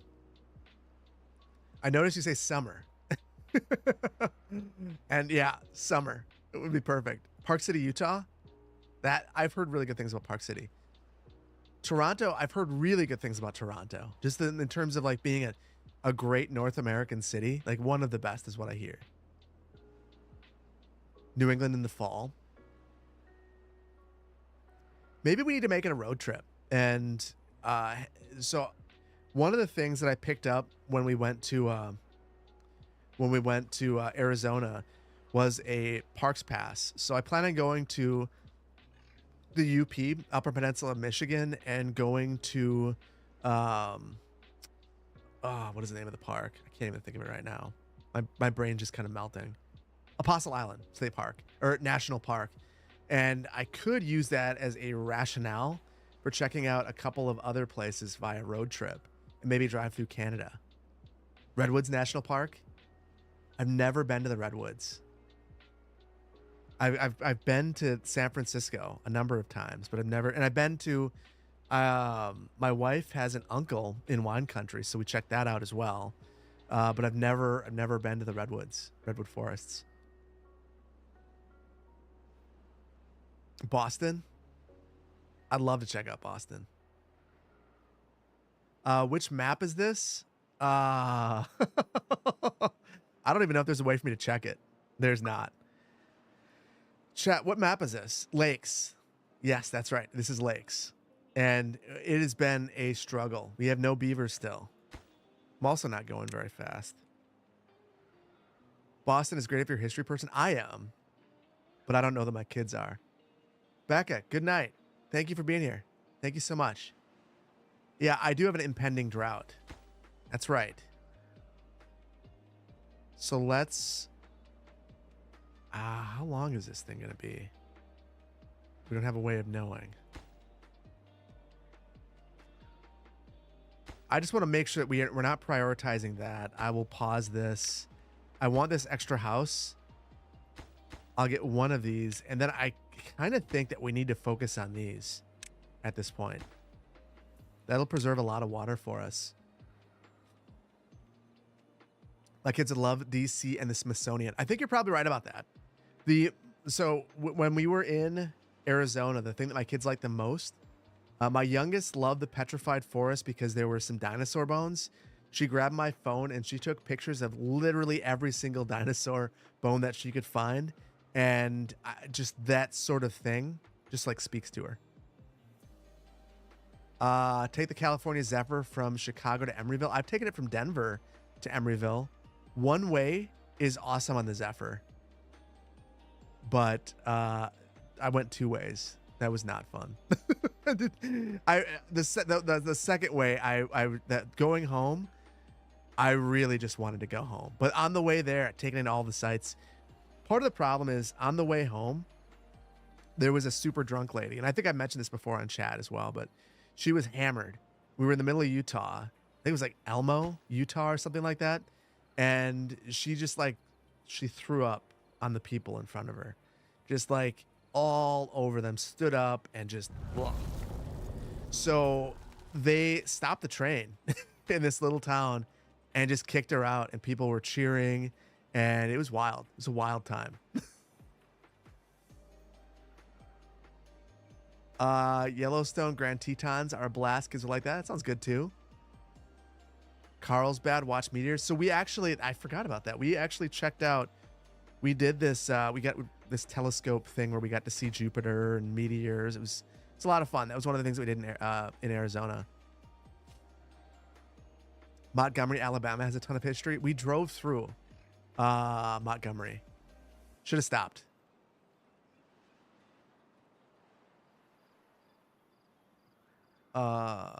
Utah, there's a nice place where you can dig for fossils. Really? That would be a hit. That would be a huge hit. I can remove the temporary block next to the water wheel now. That's right. And that's a lot of wood. 15 logs. We'll take those. That's helpful. All right.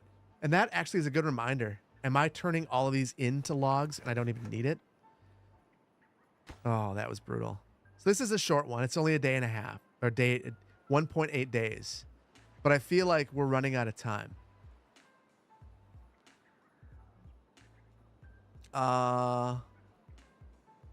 Drumheller in Alberta, Canada has some fossil sites. I would love to get to Canada. I would love to get to Canada. Maybe that's the thing. Maybe that's the thing to do.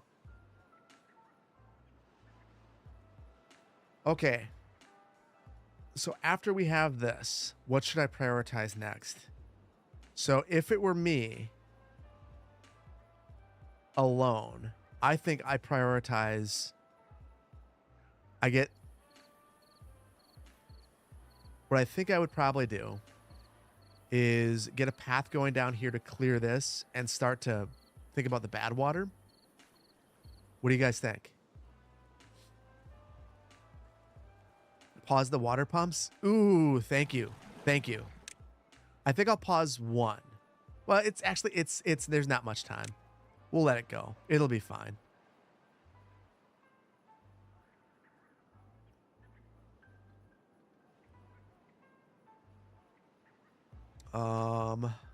Dinosaur National Park in Upper Utah. Oh, is that where you get that? Is that where you get it? The fossils? My forester is done. Good point. Thank you for pointing that out. So what I like to do with the forester, first of all, I just want to clear everything out. I'll probably put, okay, hold on. I want this guy gone. And then we'll move that over here. And I just want to basically get rid of everything and start fresh.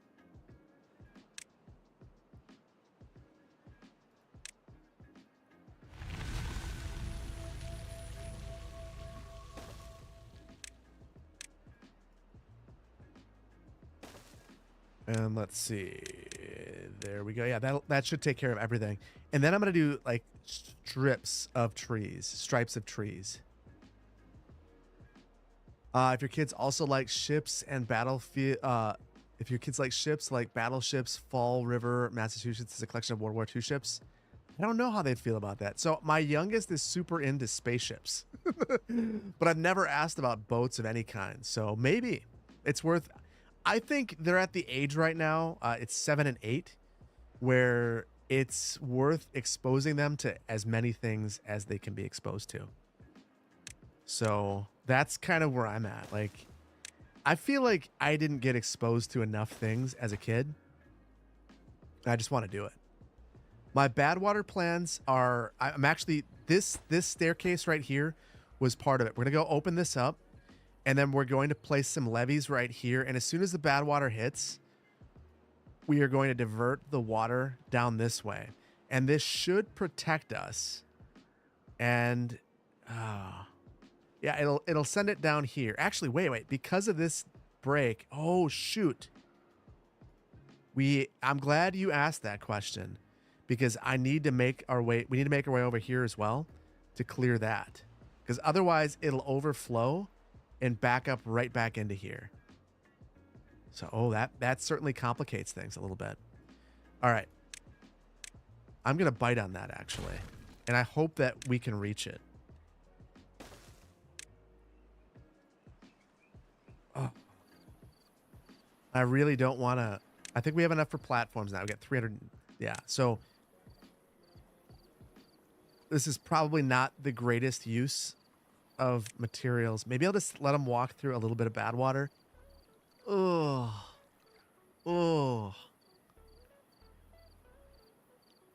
So Florida, we went to Florida. Florida was nice. I think I'm gonna steer clear of Florida for a little while though. Now I got bad memories. I was sick the entire time I was in Florida. Okay, this is probably a bad idea, but I'm gonna go for it anyway. We'll just walk through the bad water to clear this. And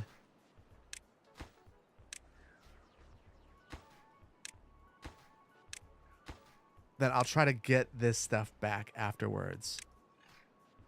And let's see, do we have this one? That one's done. Let's clear this.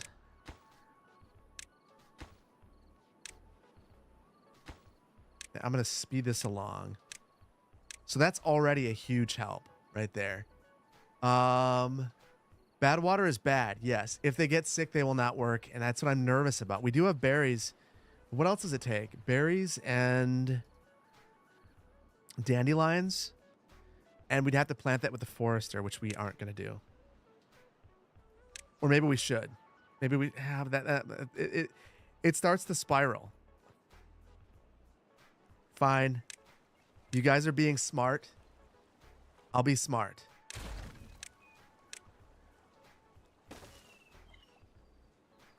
We'll grab that first. All right. We'll be smart. We won't poison our beavers. There we go.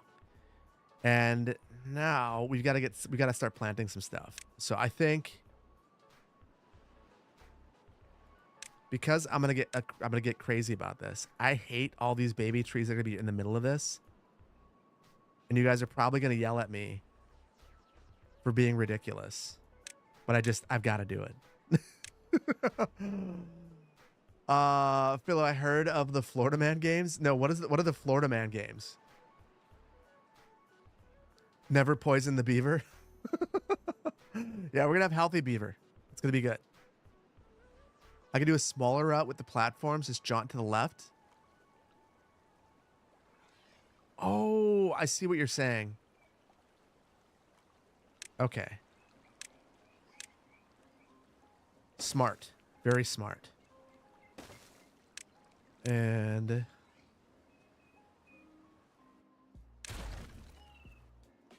we'll reclaim a plank, which is really helpful because we don't have that many. So great. Love that. I've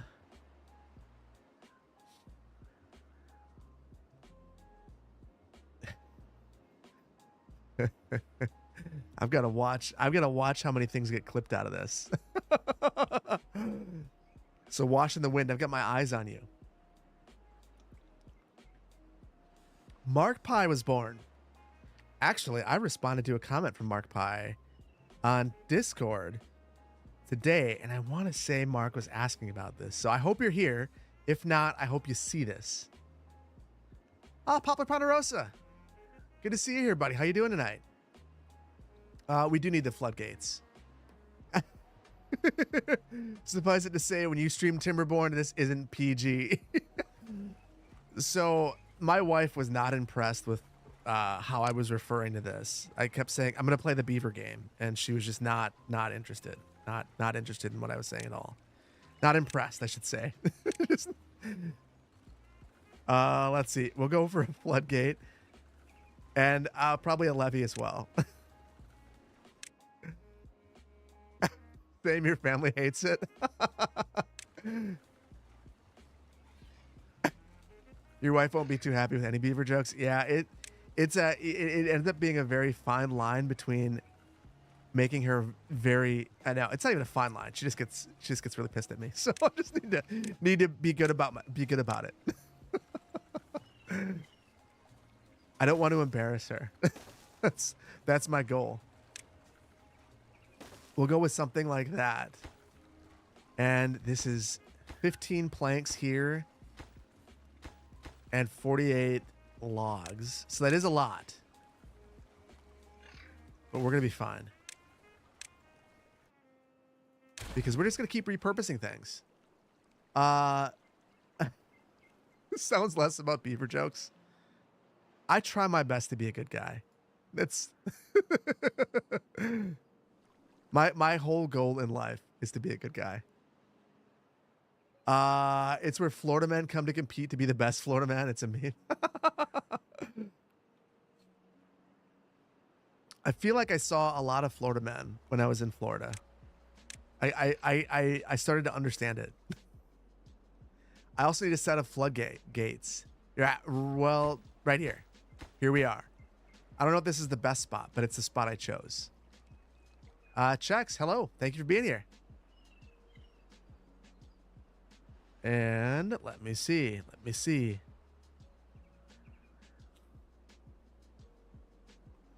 I missed the Hambodians question earlier. Do I have any advice on how to convince your wife to have a kid? Oh boy. I'm not the best person to ask. My wife was the exact opposite. She had to convince me to have more than one. I thought that one kid was the perfect number. I'm glad that I have two now. But at the time, I was all about one. Do I have any unemployed beavers? One.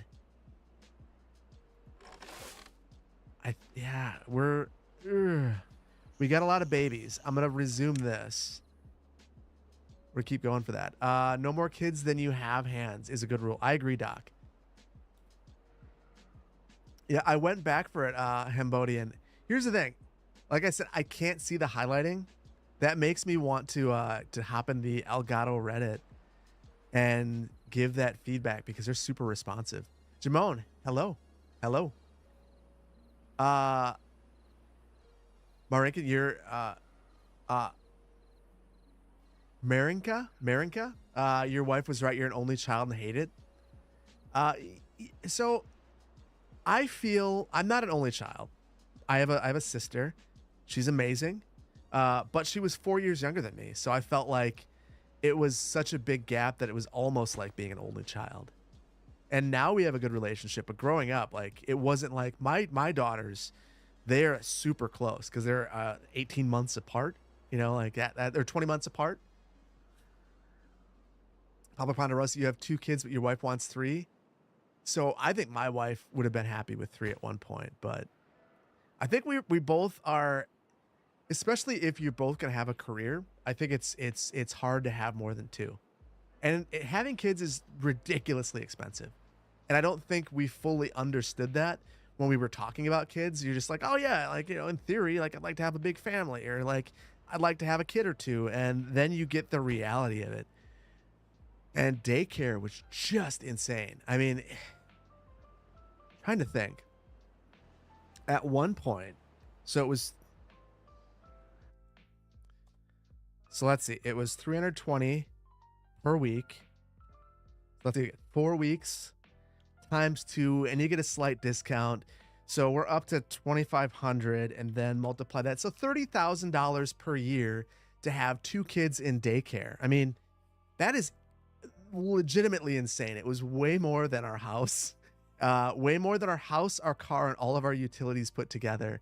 And there were some lean times there. It was really rough.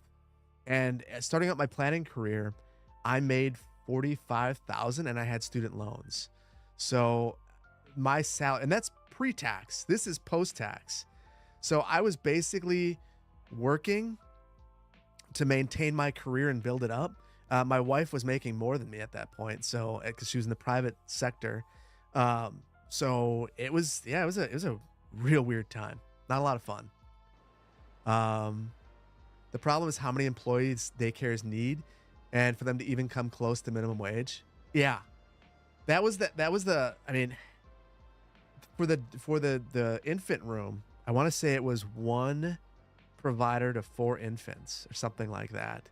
So that is a lot of manpower that you have to have. But here's the thing. I would love to know or understand the finances a little bit. I know it's expensive, but if you think about that, so 320, I'm curious.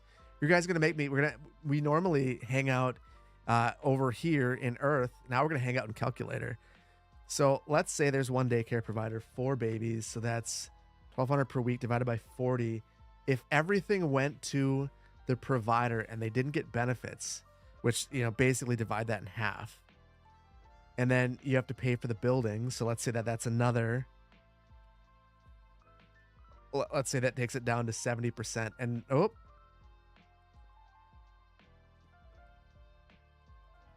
$11.20 per hour is what that daycare employee can make. It makes a lot more sense now. It's super, super depressing. I think that as a society, we need to prioritize taking care of kids. I don't know.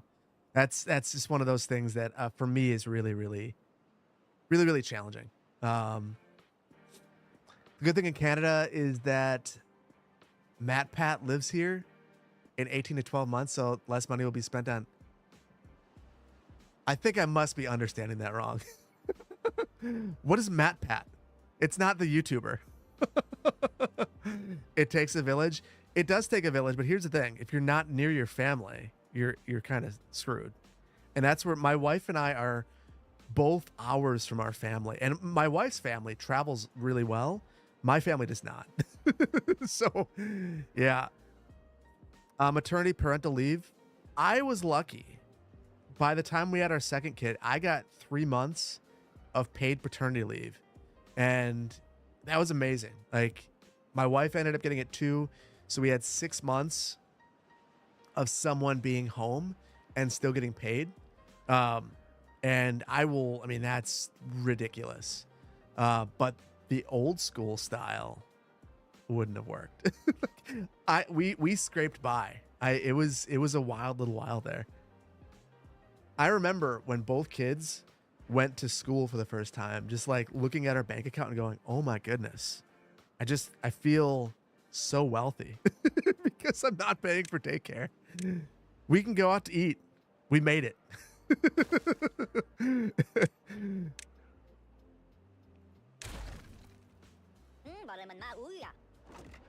Oh, we are loaded up on food. Tony, your second is due any day now. Any second kid dad advice? Your first kid used to love watching YouTube videos in your arms when she was tiny. Now she has her own shows. We call you Uncle Phil. That's awesome. Second kid advice is whatever you've come to expect from your first one, it will be different with your second one. Michael Johnson is sitting here waiting for me to assign something. So what I mean by that is I thought that it was going to be easy to get my second one to sleep because my first one was so good with sleeping, just so good. And my second one was absolutely terrible. Still is at sleeping. But then they reversed. Then she got really good, and my oldest got really bad. It ended up like it's been like a constant battle. We are currently with a 7-year-old dealing with sleep issues. So and then their whole personalities. My oldest, up to a year, she wasn't really walking all that much, but she was really very into her hands and constantly doing things with her hands, constantly picking up things and examining them. My youngest started crawling as soon as she possibly could, and she would look back at me and want to cause lots of problems. She would dart up the steps and try to get up there as quickly as possible. The other one is still very cautious and very measured in terms of what she does, but it's a challenge to get her to do things like that because she's so risk adverse. So you just end up with like two totally different little humans, and it's just embrace it. It's gonna be a blur. The kids are gonna be very different most likely, and embrace it. It's a lot of fun. They got into your perfume yesterday and split your entire collection into one room. Oh my goodness, Empress Tay, that sounds miserable. I'm sorry. I think we've all had that one experience with our kids. Mine was my mom bought a brand new TV, and I feel bad to this day admitting it. We had some of that. She had some of that white antiperspirant, like in a stick. She put that new TV. It was the first new TV she ever bought. And it had those little speaker grills in the front. And I grabbed the deodorant and I went right across the front and blocked all the speaker holes. And she sat down and you couldn't hear, everything sounded muffled. And then she looked and saw what I had done. And I don't think at that point, I had never disappointed my mom like that. I was a menace. It was the worst thing. It was like day one. And, I remember watching her with like a pin, getting those little holes and getting it out of there. And she looked like she was going to cry the entire time. I think I was like, I don't know, maybe 6. I was old enough to know that it was wrong, but not old enough to not want to try it. This is why you can't have kids. I'll tell you what, there are some things like, I've got speakers on my desk. This is another thing that I did so first of all, I have girls.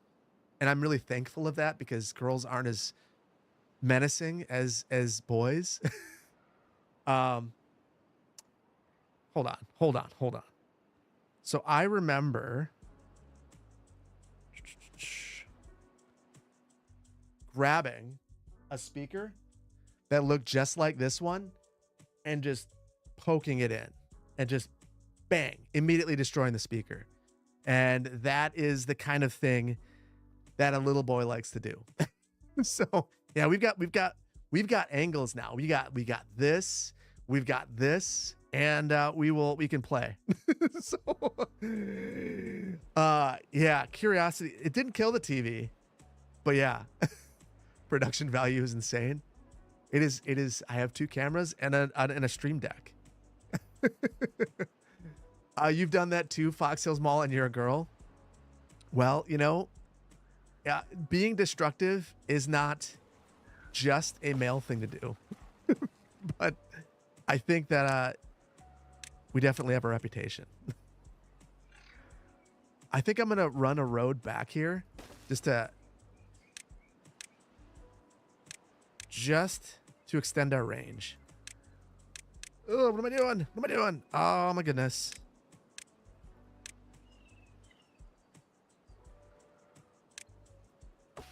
I want them desperately to get these. I see you picked up the Elgato prompter. I did. The Elgato prompter is amazing, except first background. I don't know if you ever talked to the Elgato people, but I'd love to basically say that the way that I can do this is amazing. I can look right at the screen and see Twitch chat and then see my screen behind it, but I can't see any of the highlighting, which is a huge bummer. So yeah, that's like a thing.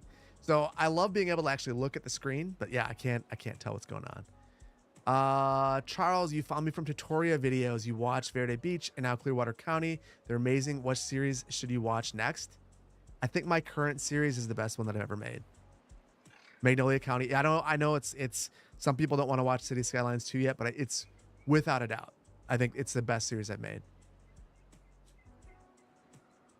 For snack run, yeah, first time chatter, highlighting, all of that stuff. So I basically, it looks like it does in OBS, except it doesn't have any highlighting. I even see emojis, so it's really bizarre. I don't get it. You've watched Magnolia County 30 times? The Hambodian. I don't even have words, so I'll just give you all the emoji. Oh, not that one. I'll give you that one. I almost gave you some chuckles. I don't think you're chuckles. I don't think you're a clown. I am yeah. I am a little bit behind on some of the activities. I'm going to take just a quick second while we're waiting for some of this stuff to fill in. And I want to thank Batch for the bits. I want to thank Victoria Post for the tier 1. Appreciate you. 2 months. Brewdog, thank you so much for the tier 1. Doc, thank you so much. Tier 1 for 3 months. Timberborn, appreciate you, Doc. The nerdy side, thank you so much for the tier 1. Interestingly enough, your sister just moved from the Bay Area to Wausau, Wisconsin a few years ago.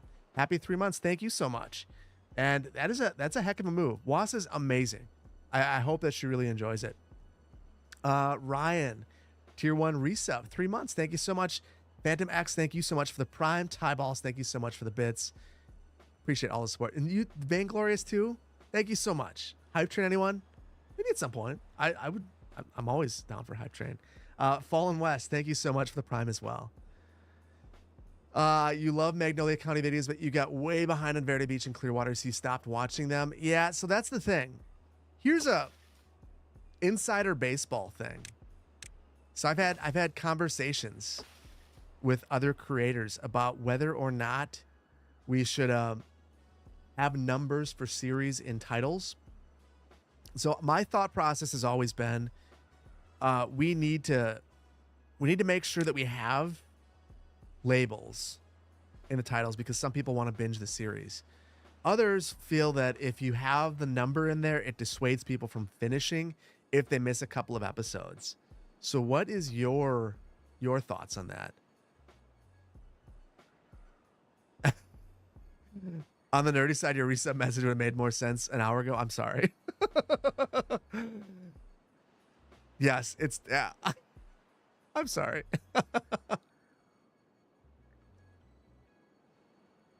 You need the numbers. How do you know where you are? So the other school of thought is that you would go to a playlist, but I just don't use playlists ever, so I don't know. Adding episode numbers bumped up your views. So obviously, I think you guys know where I sit. I think it makes sense. I just like, if I'm viewing something, I want to see it. I have a playlist set up if that's what someone wants to do, but I like the little number. Oh, you like the number in the thumbnail on the nerdy side. So I used to do that. I stopped. Leave it out of the title and put it in the description. That's an idea too. Playlists are confusing without numbers. That's true. They do get out of order sometimes. And that does help me to figure out where to put them. In the thumbnail too. Huh. So maybe I'll give that some thought. So I've been actually, and it's been something that is conscious but kind of unconscious as well. I've been pulling more and more info out of the feels like nothing's going on. I've basically been trying to take as much away from the thumbnails as possible and leave them as basic as possible. It's kind of been a strategy of mine recently. Okay, we need some wood. We've got a lot of birch right here. We're taking them all down.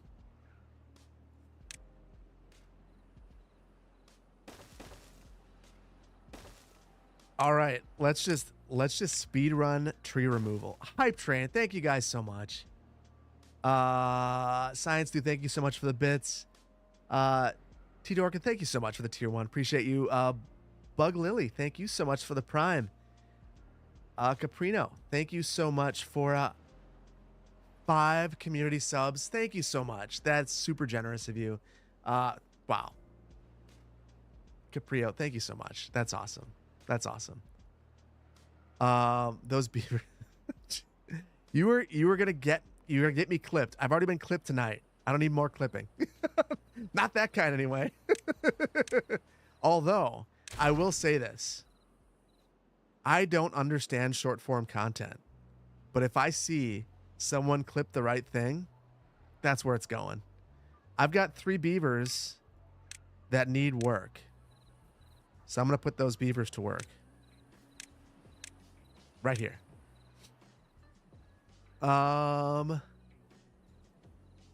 Cheer 100 scam train. Scam train, let's go. Thank you so much on the nerdy side. Batch, thank you so much for the bits. And Ty, thank you so much again for the bits. You're awesome. You're awesome. Thank you so much. And yes, Batch, we're putting the beavers to work.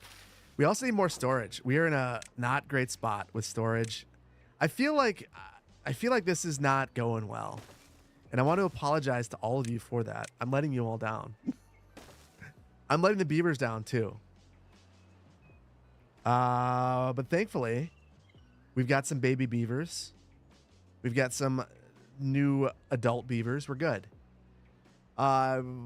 You've watched this Bluffside Crossing. You enjoy all the series, and now you're finally subbed and paying it forward with all the great entertainment that I've given you through the years. Thank you so much. I really appreciate that. So I haven't mentioned this, but anyone who is a new sub, make sure that you sign up for Discord. I post new episodes. I post links there. So I will give... Basically, I leave a Vimeo link to every episode for all Twitch, Patreon, YouTube members to check out. So definitely check it out. I don't know when the next video is going to be. Maybe a rough cut tomorrow. We'll have to see. Now I feel like I need to... What's the Discord? Haha. We got socials. There we go. There we go. I think that worked. I got a button now. We're going to need more log storage soon. Really? We're good with log storage. We probably should put one over here. It'll be more convenient down the line. What's the best way to support me to show appreciation for my work? Honestly, I appreciate any support, but truthfully, none of it's really necessary. If you want to do it, I appreciate it. However, so this is a weird thing. And you know, I've had a lot of thoughts with my VOD channel, and I'm gonna take it. I'm gonna go around in a circle to reach what you're asking. Um, Initially this year, my whole goal to improve my mental health was going to be to streamline things and have fewer options for everything. And I have failed miserably at that. And in fact, I created a new YouTube channel for VODs. So I went backwards. So I was at one point thinking I will just make it YouTube channel memberships and call it a day. And I failed. So it doesn't really matter. However you want to do it is helpful. The buy a coffee link, I could do that. Rumble actually reached out to me at one point and said, yo, we've got this button. You push a button and everything that you've ever created will show up on Rumble. And it's just too political. I don't want to be associated with politics, like in any specific way. I feel like, especially gaming content, if I'm going to talk politics, I'd rather it be totally separate, and nobody really cares what I think. So, so that's the main reason why I turned down Rumble. And Kick is another option. 95-5 split. Too much gambling. So yeah, that's my personal perspective. I'll avoid politics. The other thing is, it's nice to have. One thing I really appreciate about YouTube. Look at that. We got a new emote. Let me see this. I don't know. We got a whole bunch of hype train emotes. I don't know which is the one. But I'll just, yeah, cool.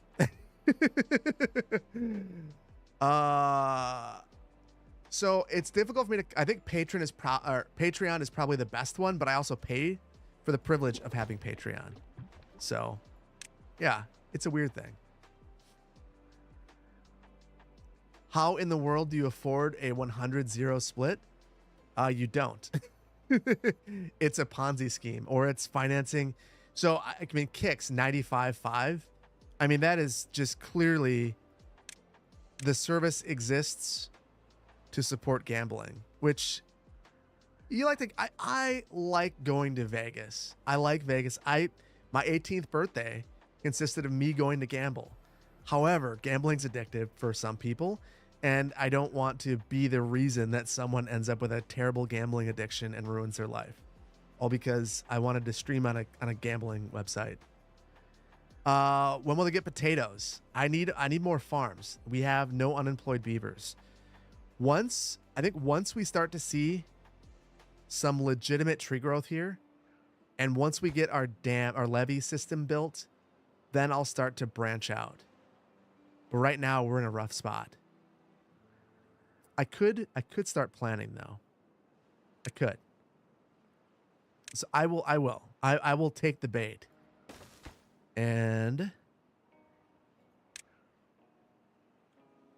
we also need this. This is, oh my goodness, we got so much work to do. Replace some carrots with potatoes. Way too many carrots. Okay. Okay. I will do that. I generally separate the farms. I shouldn't. It's not necessary. And this farm can still go quite a ways over. And we're removing all the trees anyway. I need to step out of my shell and try new things. And everyone loves potatoes. We don't have anything to cook. That's easy though. That's an easy one. And the grilled, the thing is, I've been in a position where you have all these potatoes and no wood, and there's like no situation worse than that. Place that over here, and then eventually I think I'll pause one of these and set this to. We need potatoes and grilled potato storage, and then eventually maybe we can switch one over.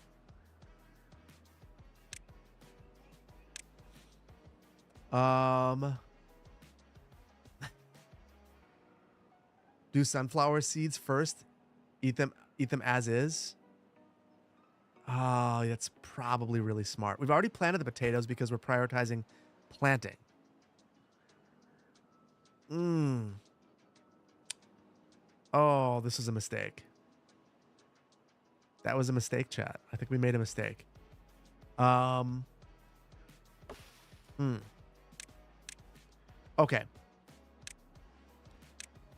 I'm going to get rid of these trees and all of our lumberjacks over here because they're no longer necessary. And then I'll plant some sunflower seeds right here. Your favorite episodes are when I fix traffic. It's cool to see the reasoning and the dynamics in the simulation. I'm really looking forward to getting to that. So, yeah, so I was going to make a brand new farm over here, but I think that that's probably a wiser idea is to have one for each. We just don't have any lumber right now. So I'll place another one right here. And we're going to go super low priority because this is really, honestly, getting this stuff done is our highest priority. Finally. Oh my goodness. Please just clear that right away. That's our highest priority. Along with picking up, I cannot believe this. We've got no storage for planks. Oh. I'm trying to remember. Yeah, planks can go in here. So I will build a plank storage. I should have done this already. Totally forgot about it.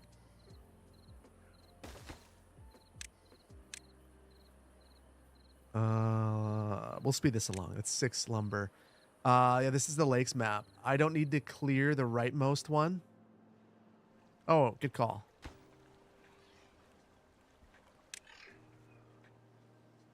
Another farmhouse, one for planting, one for harvesting. Yes. So yeah, I think after this is done, so now we've got the water coming through here. That actually opens up more land for planting and stuff in the future. So that's helpful. Whoa, that beaver just went all the way around. That seems like it's way too far, but it makes me wonder if they can do that. Can we get rid of these too? Because if we, yeah, we can. I bet you we can. Let's see. I don't need to get rid of this, but now that we're going over here, I feel like I have to. I'm gonna go crazy and just like clear everything. There we, yeah, we can do it. All right. Why the hell, that the hell is the dark liquid? This is the bad water. So basically, if the beavers get the bad water, we have to heal them, and it can take down your whole colony. If your bad water links up with any of this and it touches this, it'll corrupt the land and it'll kill everything.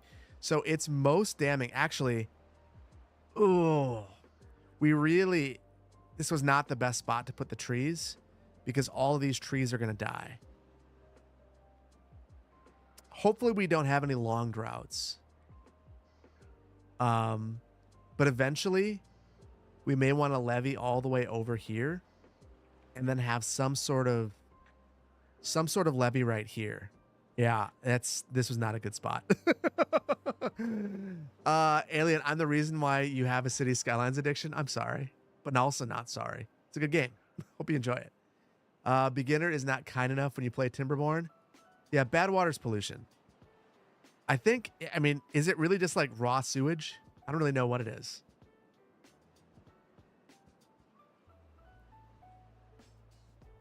The road through the forest, I still need to finish the dam? Yes. I have this on low priority right now because I think that this is more important, but I don't know that I've sped the priority in this location. It's a lot of materials. We're just kind of stuck. And honestly, oh no, actually, that was a bad idea. We should actually do this because it'll give us access to all this wood and we can use that wood to finish this off. And this is going to be 50 logs. It's still a lot. We don't really have anything. All right. We can plant more stuff over here though. So we'll do some sunflower as was suggested. And where can this reach? All the way over to there. Okay. And I've actually never planted sunflowers before. I don't know why. Just never did it. So I'm glad that you guys told me that you don't need to cook it, because I would have assumed that you have to. Have I had a bad tide yet? Yeah, I mean, I played, I don't know how many hours I played on vacation, but enough that I had multiple bad water tides, and I killed one of my colonies because of it, but never today. My videos taught you that Quay was pronounced key. Do you know who taught me that Quay is pronounced key? You guys. I am not that smart. I definitely, one of the first Bluffside videos, I go, yeah, here's where you put your Quay. People, there weren't as many people in the comments at that point in time, but the folks that were there let me know, and I appreciated it. My videos taught you that Chuckles should be government. So Vic, there is going to be a vote coming up to see who is going to be, oh, drought's approaching, who is going to be the next governor. And I'm going to hold it on Discord. It's going to be in City Hall. So all patron YouTube members and Twitch subs will be able to vote for who the next governor of Superior is going to be. I'm waiting on the artwork for Emily Timmons to be created, but you guys are going to be able to vote. So it's going to be a lot of fun. There's going to be 3 people. The real question, I can't say it yet. There's one thing I'm undecided about. Do I still city plan or full-time YouTube? That question's been asked a couple of times. I am doing YouTube now. A variety of reasons for that, but mostly that I thought that I was becoming a bit of a distraction. So, yeah, doing this now. You like the 3-party system? I do too. I think that the more parties you get, the more representative you can be. So I want to have stark divisions. So I'm going to put together kind of a paragraph of the platforms of the candidates. And I think the real question is, I'll let it out here. This will be a secret between the 278 of you on Twitch and the 573 on YouTube. I don't know if Chuckles is going to be in the running. Chuckles might have another job. So that job could be just as impactful. So I don't know that Chuckles wants to be governor. I think I've already insinuated what job Chuckles could have. It's a job that no one was aware existed. So we'll have to see. We'll have to see. President of the world. Is Duluth the biggest city in Superior? Yes. And we haven't built it. So there is a not insignificant chance that we build Duluth at some point. A fictionalized Duluth. But I would want to use the real map. The squeal your wife let out when she saw that I was playing Timberborn is unreal. It's awesome. I love this game. It's so much fun. I just feel like I'm out of lumber. It's brutal when you end up in those spots. Oh, we have lumber. We just don't have lumberjacks. So let's do it. 2 right there. I'll do 1 right here. 2. Yeah, we got 5 unemployed beavers. Let's do it. All right, chop down every single tree in the world. Let's go for it. Let's just do it. Okay. Will Duluth be the first build once CS2? Yeah, I think that, I mean, so I really wanted Magnolia County to be a height map build. And ideally that would have happened. Duluth will be, or whatever city we build. That said, Magnolia County's got a lot of life ahead of it. And I haven't even started on the main city in the region. So that's the thing is I keep seeing people say, well, what are you doing with, ooh, this is a long one. Slow down. Let's calm ourselves. We've got some water, but we got to really prioritize this now. Um, yeah, it's going to be a map of Duluth, Minnesota. Maxisota. It'll be a map of Duluth, Wisconsin.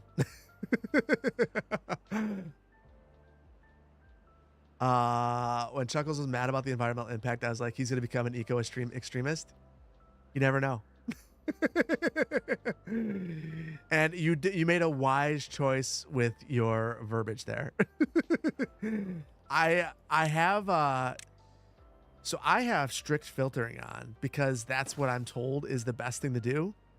But I don't really do a ton in terms of the moderation outside of try to make sure there's no spam. So I wouldn't have taken you down. But yes. So Hambodian, funny story. My editor is not from the Midwest. My editor is definitely in Virginia. So I didn't specify that it was Duluth, Minnesota, and it slipped past me, and I just kind of leaned into it because I thought it was hilarious.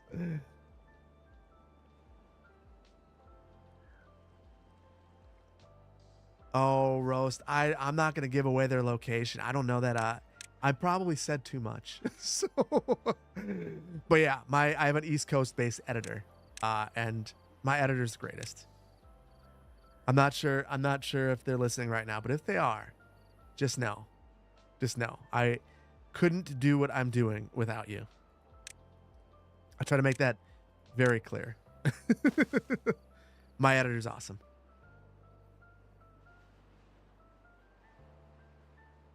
Why does my laughter sound nervous to you?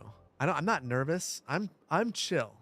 The only thing I'm nervous about is killing my entire beaver colony in front of you guys. That was not part of the game plan tonight.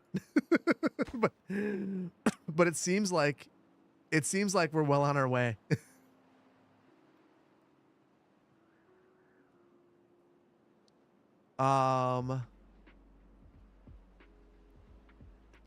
As long as it doesn't get rid of a certain nickname for Richard, you're happy. I missed something there. But yes, I feel like we have plenty of food, no water, and oh, I'm an idiot. This is not where I meant to put this. I wanted to get this on the other side of the dam. Because we're pumping a ton of water from this little tiny spot right here. But if we do something like this, that should be close enough to all of those sources right there. And we're pumping from a much bigger reservoir. So, but much better. Auto sensor, auto mod. You guys are getting modded. Sorry. Your grandpa is the Capitol Governor building shown in the intro of the Magnolia County video something that I built in another series. Yes. So that's actually Van Buren from Clearwater County. So it's still in the Superior universe, and it's actually the Capitol building for Havana. So very out of character for the part of the world that this is in, but I love it.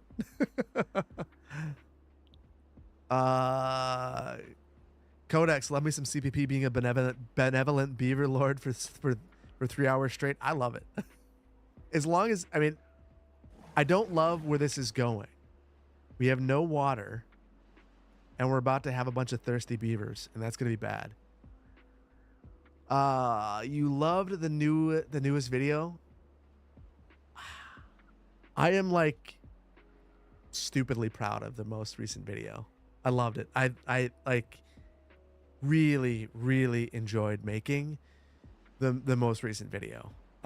So I'm glad to hear that. It was without a doubt one of the most fun videos that I put together in a while. I enjoyed the build. I enjoyed the intro.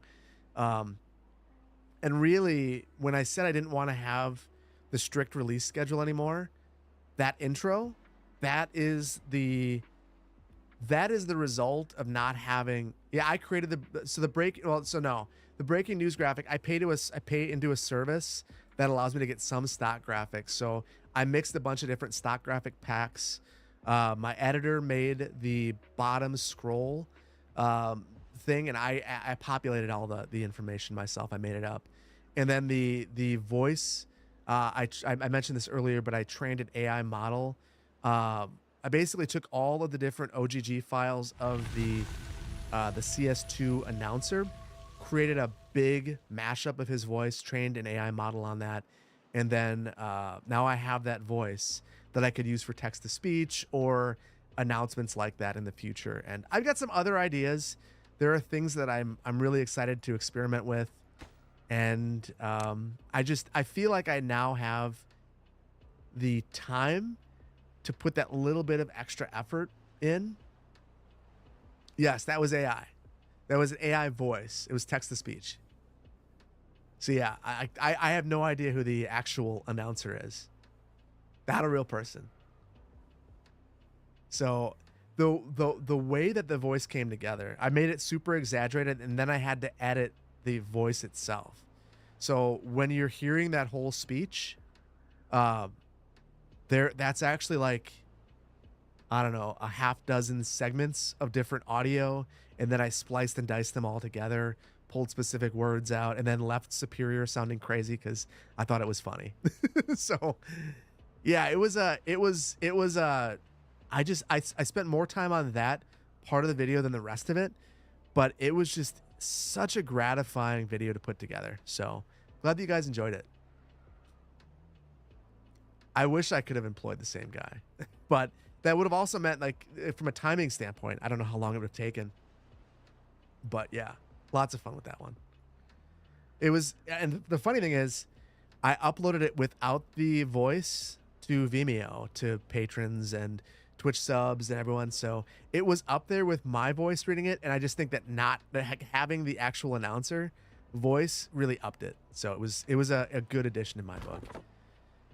All right, I'm gonna move these two, because now we finally have wood. We'll just put these here temporarily. And oh, that's what we needed. And then I'm gonna store a bunch of wood right here. Let's rush all this stuff.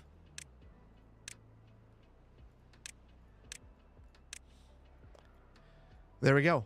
The video was terrific, especially after the long break. It came back with a bang. I feel so refreshed. I don't think I realized. So I'm not gonna say that being a creator is a difficult job. It takes a lot of creativity. You got to think a lot. And obviously when you stream, you got to use a lot of, I guess, social capacity. But I will say that I felt for a long time like I'm 1 day a week short of how many days I need to actually make the videos that I'm trying to make. So having that little bit of extra time and like putting that break on and then taking a week and change to actually recover and just like come back totally refreshed, totally re-energized. I feel amazing now. So super, super excited about it. My videos are always good. That was beyond amazing. I appreciate that. Podge Keeley fix CS2. I don't know who Podge Keeley is, but can Podge Keeley really fix CS2 themselves? Clyde, burnout is a real thing. Yeah. As is Deadline Doom. What do I plan on doing after my YouTube career? That is the $1 million question. So I've thought about going to the UW and pursuing a doctorate in planning. That was something that I was initially asked about when I was in Denver, if I wanted to pursue a doctorate in planning and become a professor. And I thought about it, but I wanted to actually experience being a planner for a while first. The other thing I thought about, though, is I was reading a story in the New York Times recently about how I want to say it was Pennsylvania, they're experimenting with a new neighborhood that has post-World War II size homes. And I have not made it a secret that I have rental properties. I've purchased duplexes in the neighborhoods that I grew up in, because I grew up in duplexes. And I always experienced really poorly maintained properties.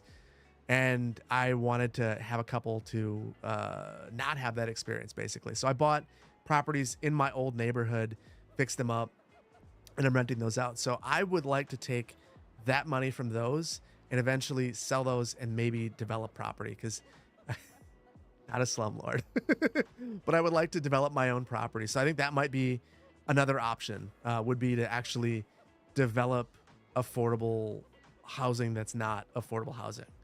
I think that it would be really interesting for a planner to take that perspective on, rather than trying to, you just, I don't love the idea. The way affordable housing works right now is you build market rate housing, and then you end up basically subsidizing a portion of that, and it's only a rental.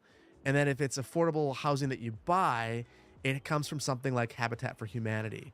And to me, that stinks. So I think that if your motive were not to make as much profit as possible, but to make properties that actually are affordable for people, and that was your motive, then maybe you could do it. Like, obviously you still got to make things pencil out, but yeah, the smoothest permitting process, it would be a nightmare. I will be 100% upfront with you. I've been part of processes where the developer has really, in my mind, fairly pure motives, wanting to do things that would actually really benefit the community, only to have the council say, oh, well, I don't think anyone's going to want to live there.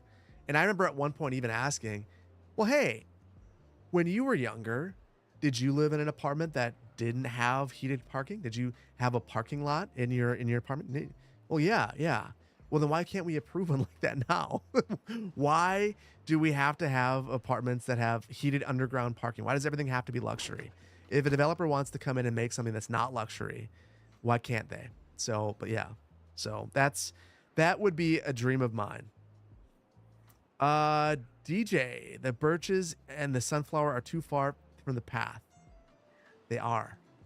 We will have to rectify that at some point. As soon as some of these get harvested, which I think will happen soon, we'll do that then. Hanks, thank you so much for the bits. Good to see you, Hank. How you doing tonight? DJ, you would rent from me in Portland? That's a little rich for my blood. Does Timberborn have crowd control? I don't know.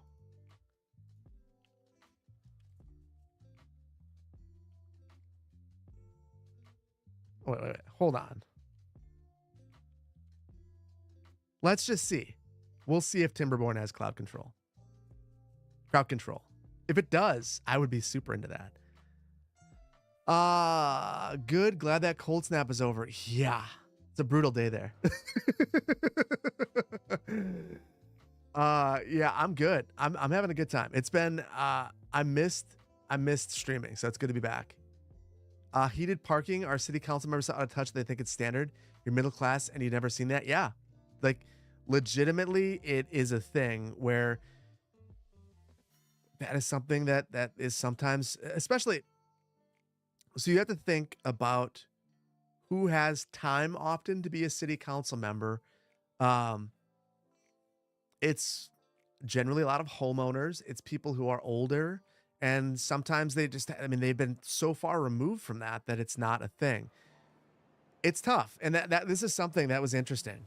I remember having conversations about ways to make being an elected official more equitable, but there's always this rub. So existing politicians don't want to give the appearance that they're trying to enrich themselves. So they will vote against increasing funding, for instance, for themselves to be an elected official. And they'll say, well, I don't need the money. I don't want the taxpayers to think that I'm trying to soak them. So we'll accept a modest pay. But that means that someone that makes minimum wage, a parent that is dependent upon an income for daycare, they can't do the job then. So it ends up being this really weird situation where you end up with only a very select set of people, retirees really, being able to do it. So it's a huge bummer. Do we have any brush fires in Madison? I can't recall the last time that we have a lot of water. Yeah, We talked a little bit, Hank, about that swing. Wild. It was great seeing the water come back though, and the ice being gone. Doc was my favorite thing in Sedona. My favorite thing in Sedona was not in Sedona. I loved the petrified forest. I didn't. I and the meteor crater just felt. I mean, both were amazing, but the petrified forest, I didn't. I didn't know what it was. My wife's the one who wanted to go there, and I took the approach this time of not looking up things and just letting myself be surprised. So yeah, we went to Meteor Crater. It was a surprise that it was there. I just kind of let myself get lost and explore and find things that were totally new. But the petrified forest, we got there and I was like, I don't know what I don't know. I have no idea what I'm looking to see. And I get there and I look and I just wowed, just completely wowed. It was petrified to see me. Yeah. That's it. That's it for you, Hank. That's it. It is very cool though. And Sir Wallslayer, yes, people with more time, money than sense. That's the thing. I think a lot of these people, especially at the local level, they have very good intentions.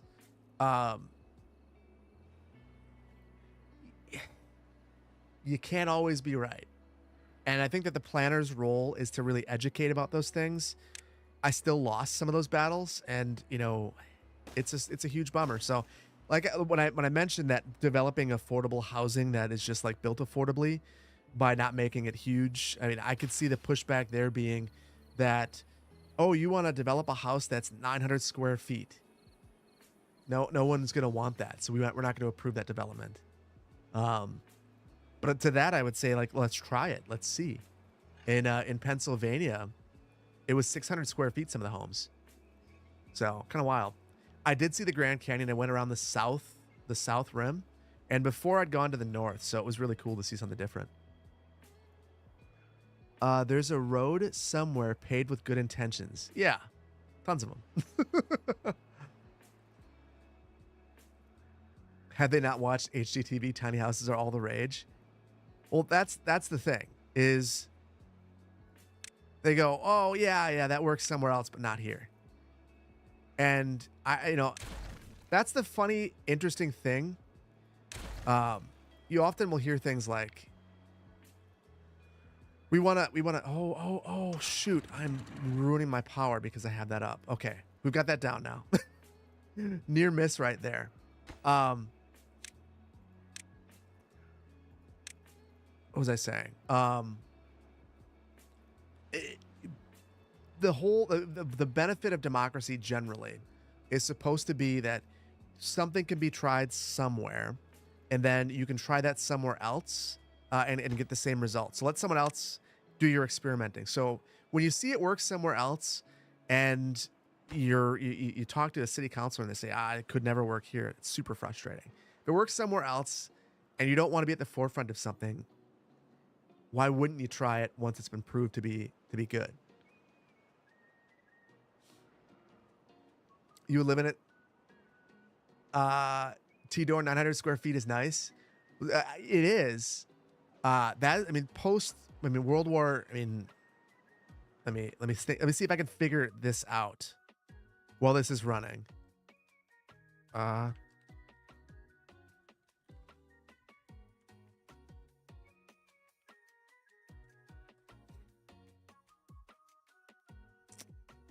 Let's see. So you can see, and this seems about right. I'm just looking at these numbers that seem about right.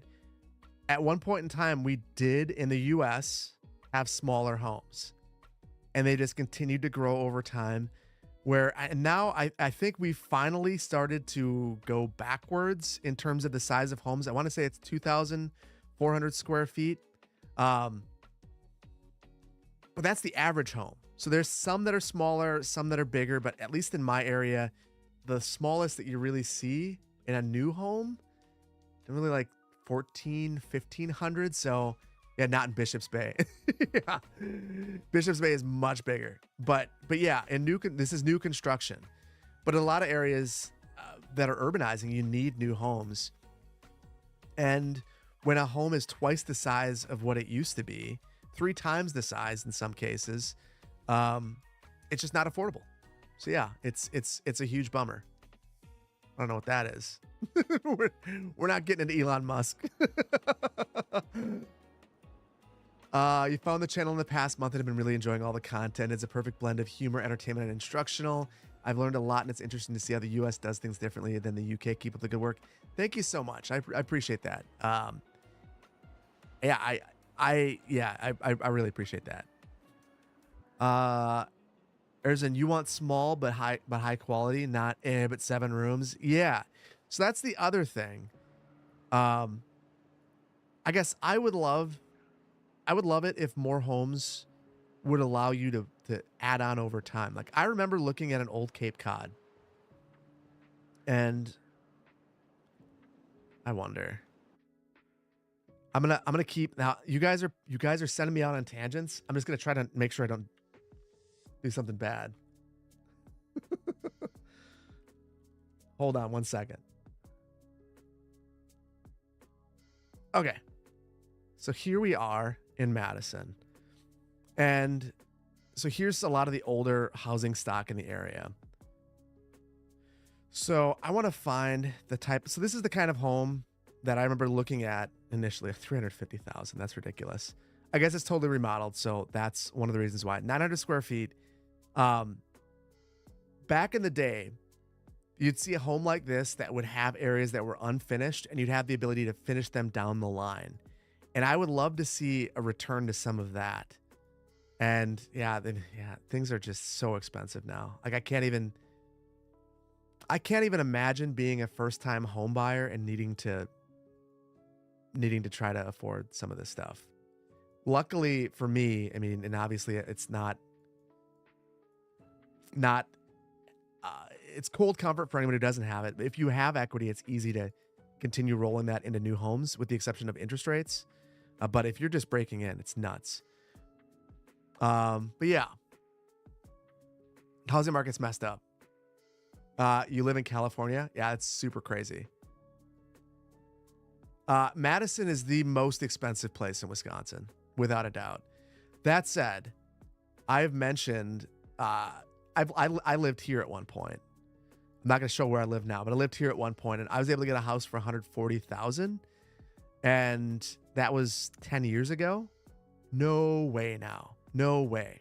Just not possible. You closed on a house in Eakin Park. Eakin Park was great.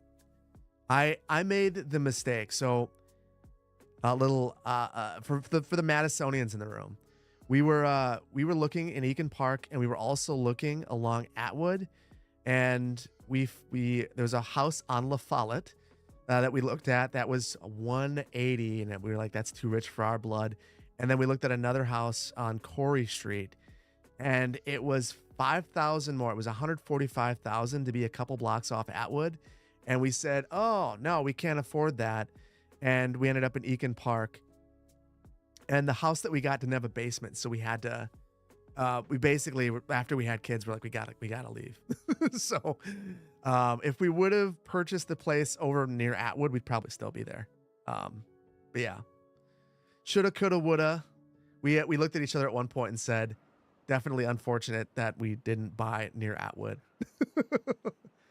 Average home price in LA is almost $1 million, 950,000. That's insane. Also not surprising. Yeah, Hank, I'd have a moneymaker now. You're a real estate in Canada. You've seen a huge shift in the past year to multi-generational homes or parents going on title with mortgages with their kids so they can afford a mortgage. That's brutal. So I'm curious. I've heard a lot of things about the real estate market in Canada and how out of whack it is. Is that just all foreign investment? I heard that you guys blocked foreign investment generally. Is that all of what has caused the issues in Canada? Switching this over to grilled potatoes so that we can actually grill some of these potatoes and maybe start harvesting them finally. And let's prioritize those potatoes.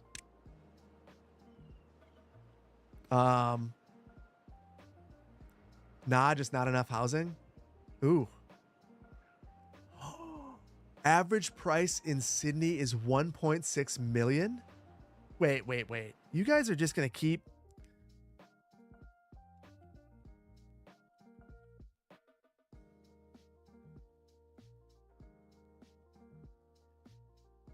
Okay, that's still not good. But wow. Wow. Oh my goodness. Condos for 800,000 in Vancouver. I mean, I've heard great things about both cities, but I don't know. That's a little rich for my blood. You paid 45,000 for your house post Sandy Hook. You had to put in 10 to 15,000 in work, Jaman. Now it's worth 375 to 400. Wow. So that's the thing. Where I grew up, homes were just dirt cheap. I remember my dad purchasing our home for like 40,000. It's very inexpensive. And that was one of the things, like when I was moving back to Wisconsin, like looking at the different places. I mentioned I was offered a job in Green Bay that I ultimately didn't take. And I was looking at the homes in Green Bay, and at the time, they were going for like 40,000. And at least in some of the ones that I was looking at, I was not looking at the nicest homes. And then looking at Madison, and it's like 3 to 4 times the price. It's wild. You can't get a car for 40,000 now? No. Many homes in Northern Virginia cost about $1 million. Well, that's a DC influence, right? And DC is ridiculous.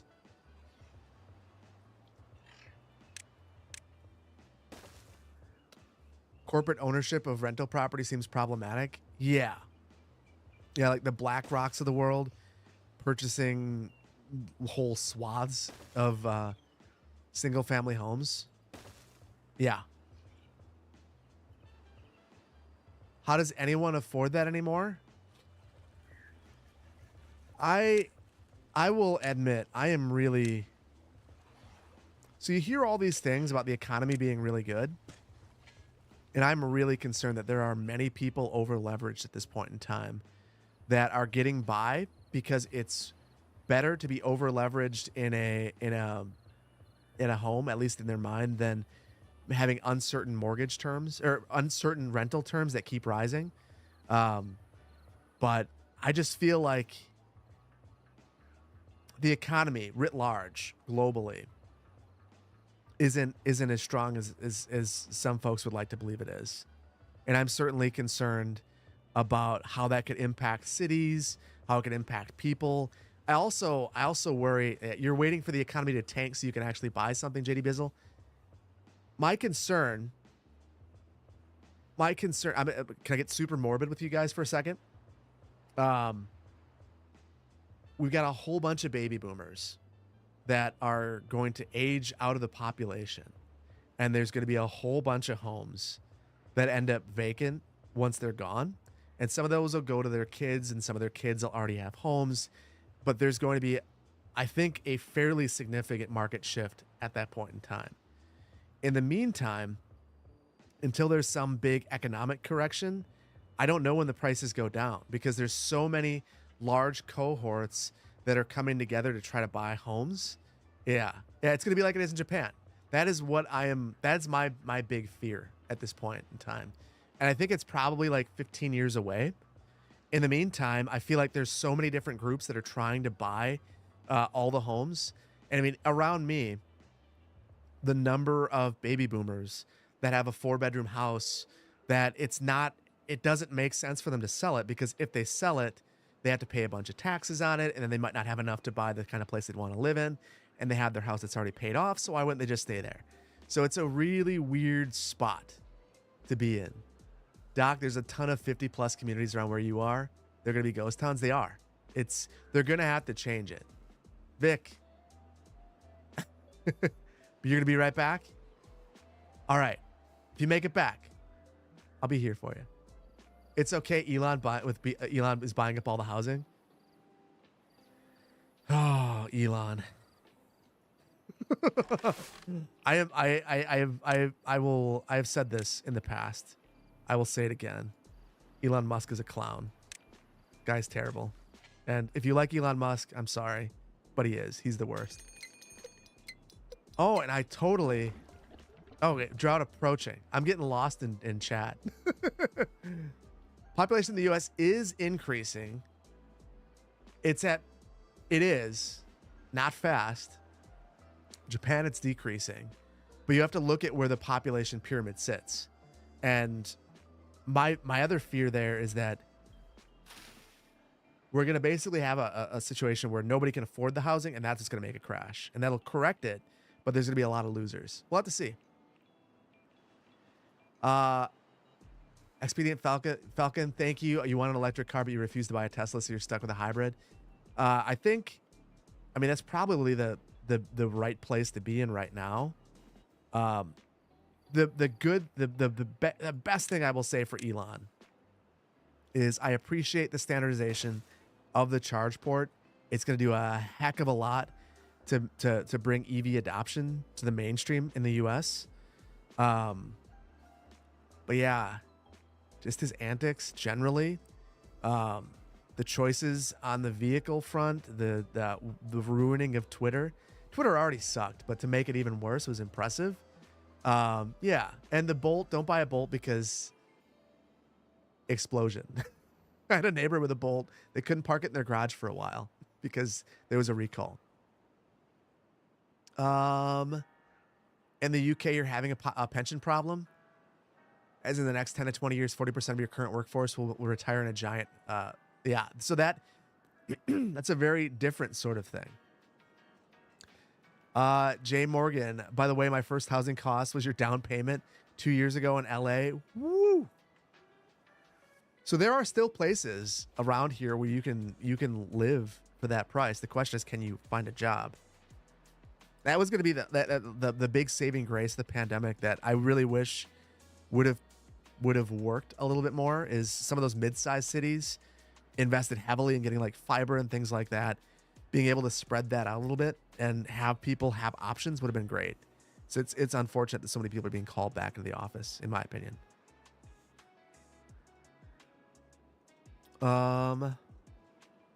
EVs will never broadly work until we have something other than chemical batteries for storage. Solid state looks promising. Doc, I agree with you there. I think you could probably at one point in time say the same thing about ICE vehicles. So can you imagine 1930 telling people that everyone would have a car in the US, basically. There'd be a car for every single person and then some. It's kind of a wild thought. And I do wonder, and I'm not sure if you guys read this, but there's this big lithium deposit that was found recently in Nevada. It's supposed to be one of the biggest in the world. So what does that mean for EVs? Is that going to slow the solid state battery adoption? The progress towards researching it, rather, considering it's not there just yet. Your gas tank doesn't shrink the faster you fill it up. True. Pension is employer supplied retirement plan. Yes. A lot of public sector employees have pensions. I'm vested in a pension. It's not very big. If I were to retire with my pension, I'd have a sweet $500 a month. So at 60, 65. And we have one of the best pensions in the country in Wisconsin. Chuchu, you have high hopes for hydrogen cars. It's funny. I remember when I lived in LA, there were all these gas stations that were primed for hydrogen, and nothing ever came of it. Just never really became a thing. So I would certainly be interested in having this other alternative technology, especially. I mean, doesn't hydrogen vehicles, don't they produce water vapor as their I guess, I don't even know what you consider it. It's not a pollutant, but whatever they're expending. But yeah, it takes a ton of energy to be able to compress that much hydrogen to make it worthwhile. So I don't know. You don't want to drive around with a full tank of hydrogen? That's another good point, Hank. That's a good point. But I mean, you're okay driving around with a gigantic tank of gasoline, which is combustible as well. And lithium batteries aren't much better. I mean, I've seen the videos that everyone has seen of EVs burning forever, basically. You know, so it's tough. I don't know that there's a great answer for any of it right now. I think solid state's probably the way.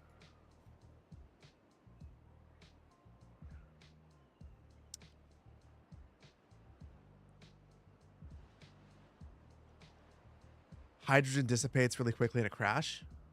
Interesting. So maybe it's not as bad, or it has the potential. So then it's more about storage then. Yeah, EV fires are a nightmare.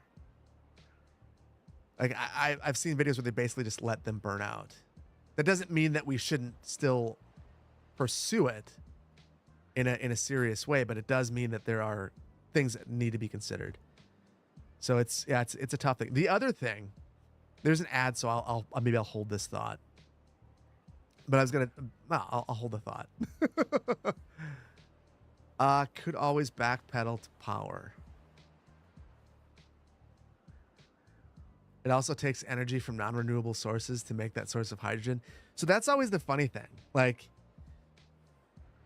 you could have great intentions and do the right thing, and then have this dirty source of pollution, polluting energy, creating the clean energy, and now you're back to the same thing. I mean, that's the same thing. Even if we were to go all EV for all of our vehicles, and we could clean up mining, and there would be no problems there, you still need your power input to be from a clean source. So if you're burning coal to fuel up your EVs, have you really improved things? Like, not really. So yeah, it's tough. I live in a place where I feel really lucky to live in a place that has invested heavily in renewables, but I don't even think that we are all the way there, and we've invested just the Madison and Dane County areas just poured money into renewables. It's one of the things that I'm the most proud of this area, but it's tough. And storage, that is a problem. If you have all this renewable energy and you can't store it, not good.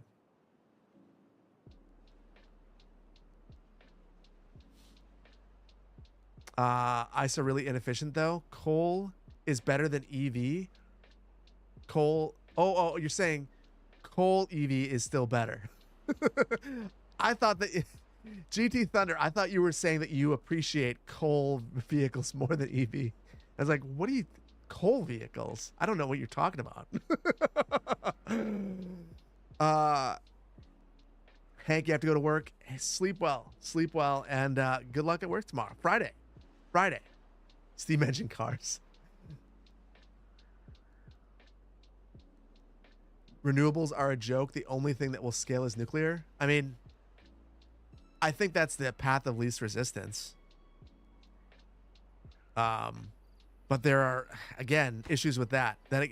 That said, I hate paralysis by analysis that can happen with some of these things, and the paralysis of like, I don't want to do it because this thing could be bad. Well, it could be bad, but lots of things could be bad, and what we're doing is currently bad. So I think that we've got to be willing to try new things and find ways to improve technology that already exists. Yeah, uranium is a finite resource. We don't know how to dispose of it, but there's much less of it. So, yeah. T. Dorkin, get a study for your midterm. Good luck. No cars, just trains. That would be interesting. In the U.S., it'd be very challenging. Stefan, thank you so much for being here. Going off to bed. Headed to the mountains tomorrow. Have fun with that. We can run a reactor on much less. That's true. That is very true.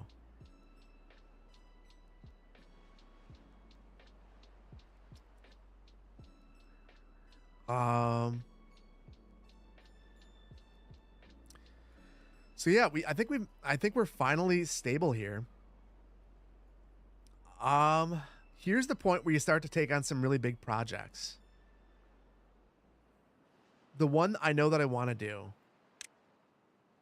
I want to make sure that we are producing gears, and I want to unlock landscaping. Now, I don't know what's too much for today. We're going to play this a number more days. So I think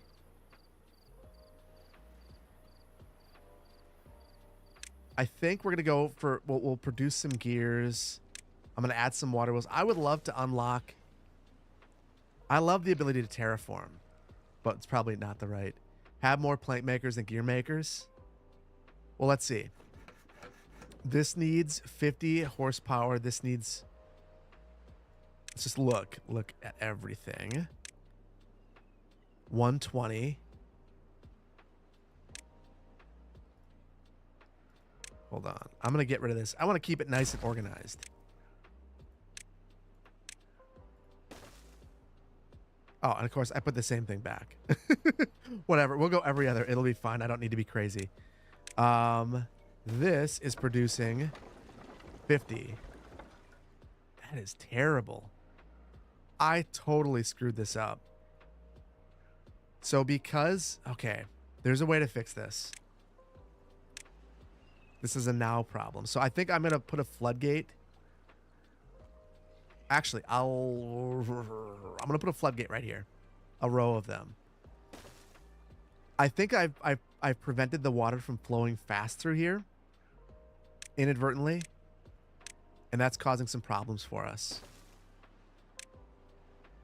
So let's get this up to speed so we can produce more power. And then this is 100. That's not going to be enough to power these all at maximum efficiency, but it should be fine.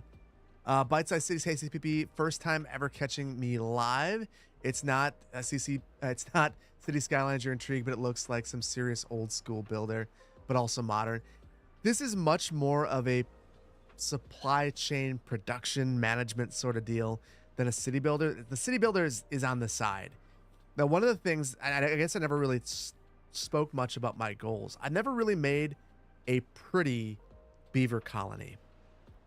But that's what I want to do with this one. So once we have everything kind of like a well-oiled machine, a factory, I'd like to really dive into the decorating and come up with something better than just utilitarian towers of beaver homes. So that is going to be our goal. Like all of this stuff, I don't really care about this. I just want it to work right now. And then I basically want to think about creating something beautiful next to it. Something that's really interesting, that has a really interesting design. We'll have to see. One of the elements of city skylines that you do like to figure out is the supply chain, how to move goods efficiently. So seeing a game that's more dedicated to that is great. Yeah, it's pretty fun. This is all about being efficient, but I also want to make it pretty. And it's beavers, like you're saying, beavers. It's beavers. It's awesome.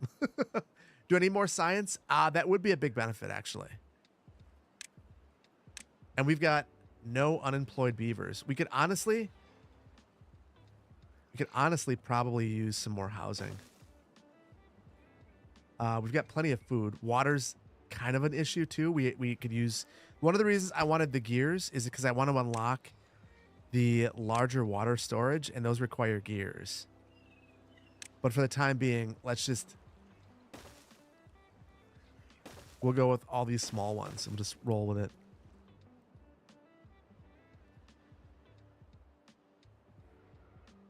But hey, you gotta have some planks to make gears. So yeah, you can never have enough planks. That's true.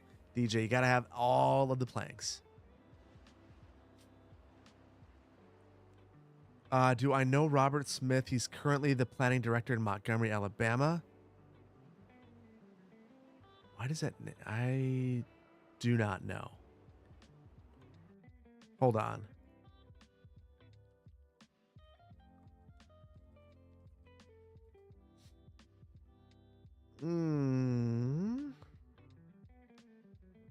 That name sounds familiar. I'm intrigued.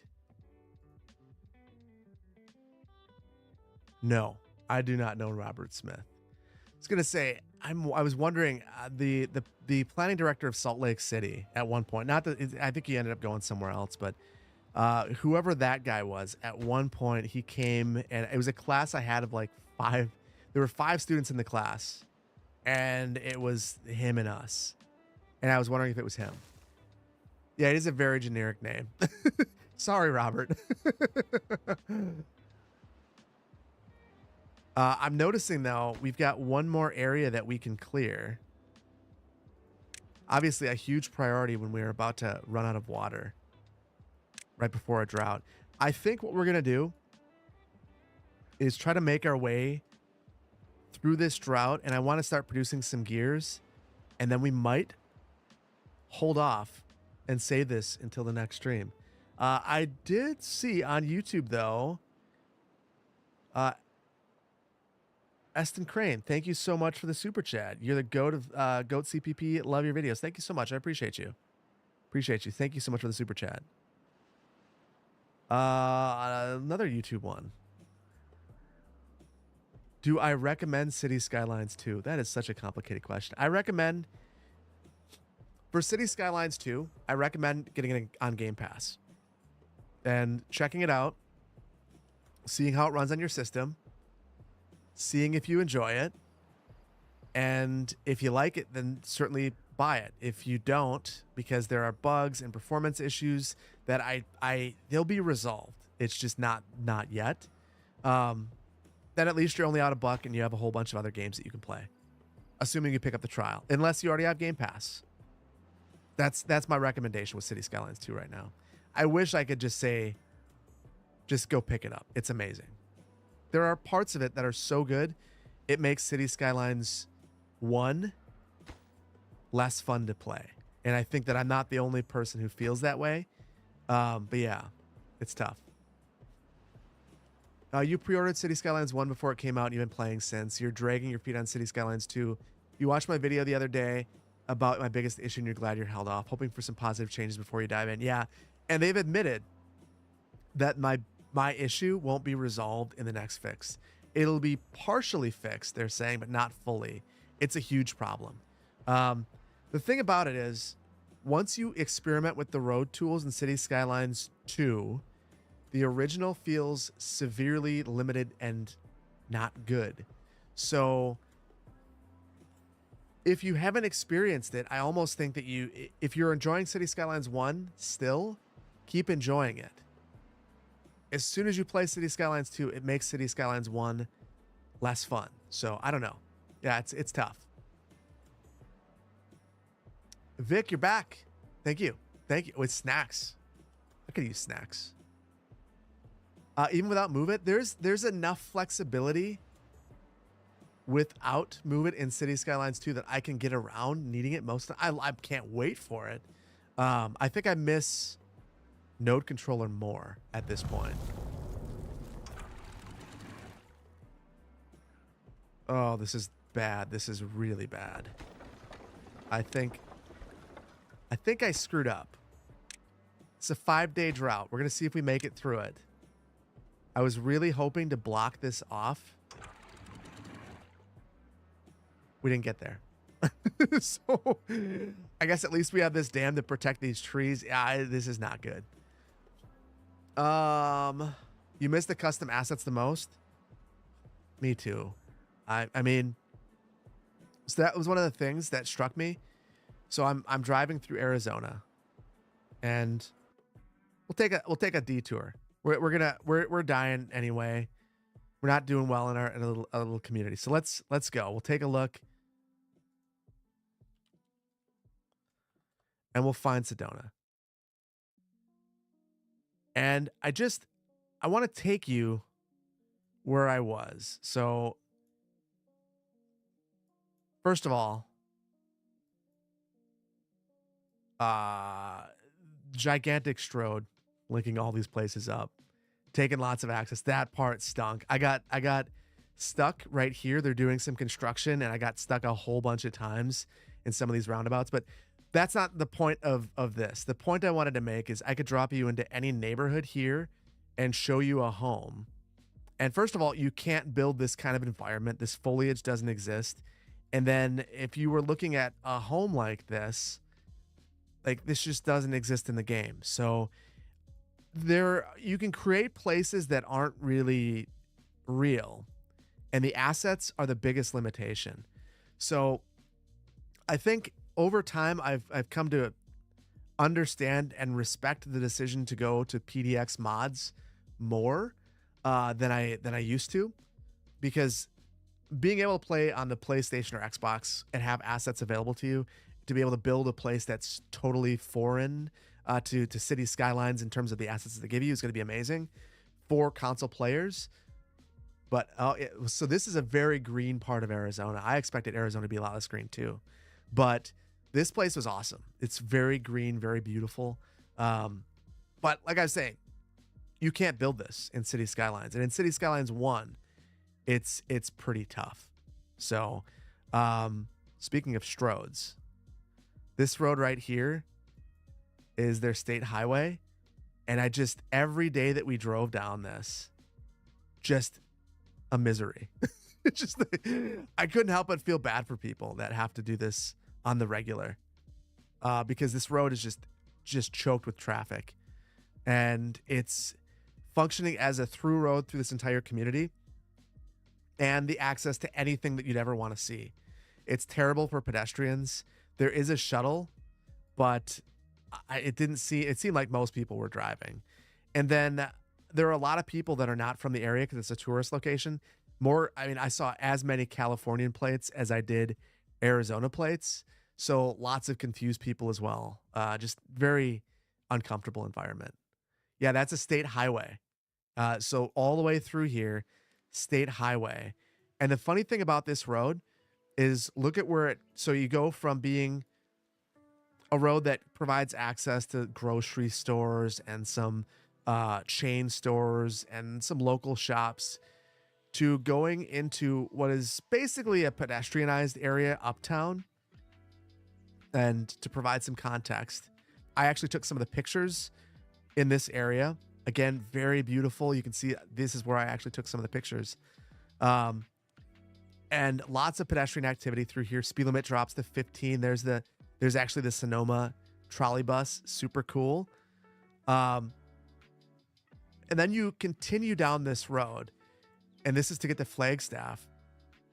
And this is where I got super uncomfortable because you follow this road and it's the state highway.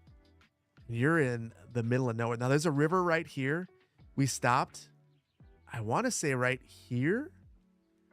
Yeah, because I ended up getting something from Garland's and we ate here at this cafe, checked out the river, and it was way, way, way flooded. And then drove down this way. And it gets really, really steep. Where's the switchback part? That's the part I want to show you guys. Right here. After I was done driving this, my wife, she said, "I love you, honey. You kept our family safe." Because there was a guy just tailing me going up these. And it's super steep.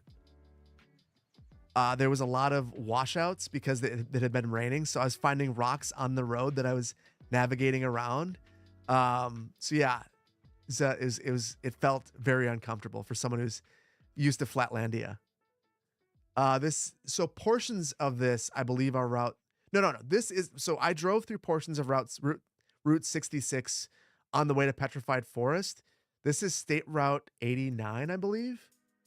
But yeah, this is the famous tight switchback. Yeah, it's brutal. And because it's the fastest route to Flagstaff from Sedona, whoa. There are lots of people that are using this as their utilitarian route to get places, is all I could figure, because there were people that were just flying around this, and it had snowed. So that was another reason why I was like, oh, I'm gonna go really, really slow. When it says go 15 around the corner, I'm going 15. I got 2 kids. It would be a lot of fun by myself. But when I have my kids, oh my goodness. No, thank you. And you see this right here. It just looks like it's eroding off. It is. So there were signs that said, like, watch for falling rocks. Lazy car. There were rocks in the road in a couple of spots. So it was rough. Imagine this at night. So it's funny that you say that, because you don't have, like, there was one night, it was the night that we were coming back from the Meteor Crater, and my wife, she drove one day, and I told her, It's like, okay, we'll just skip it. So instead of going this way, we stayed on, I don't know, was it 40, I believe? Whatever this highway is. And you basically end up going past Sedona to go back to it. And let me see. Oh, it's 17. So you drive past Sedona and then you can come back to it. You drive through. It was my job to remind her where to get off, and I didn't. So instead, we just drove all the way back here to a place called Cornfield, I think, or Cornville or something. And we ended up adding like an hour on to our night drive through canyons. It was brutal. I don't even know where is that? Cornville, Arizona. Yeah, I screwed up. We were way over here. So we went way past. So we must have gone past here. We were supposed to get off somewhere in this area.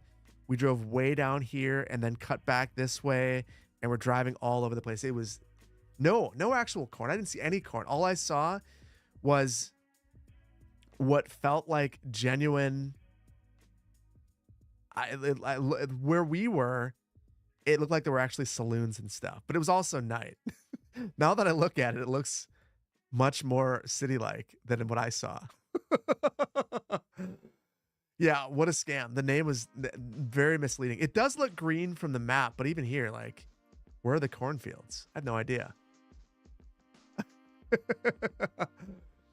Yeah, I probably should be looking at the game, but I'm too anxious at this point. Not the Wild West anymore, no. All right. So we've got 3.5 days to make it through. We've got some happy beavers. They seem to be completely oblivious to the fact that we're running out of everything. I'm going to speed it up and see what happens. What is this top-down Geoguessr? We'll end on a little bit of Geoguessr, although I will probably need to give you guys the Be Right Back screen before I do that. Am I going to stop pumping water? Probably can't.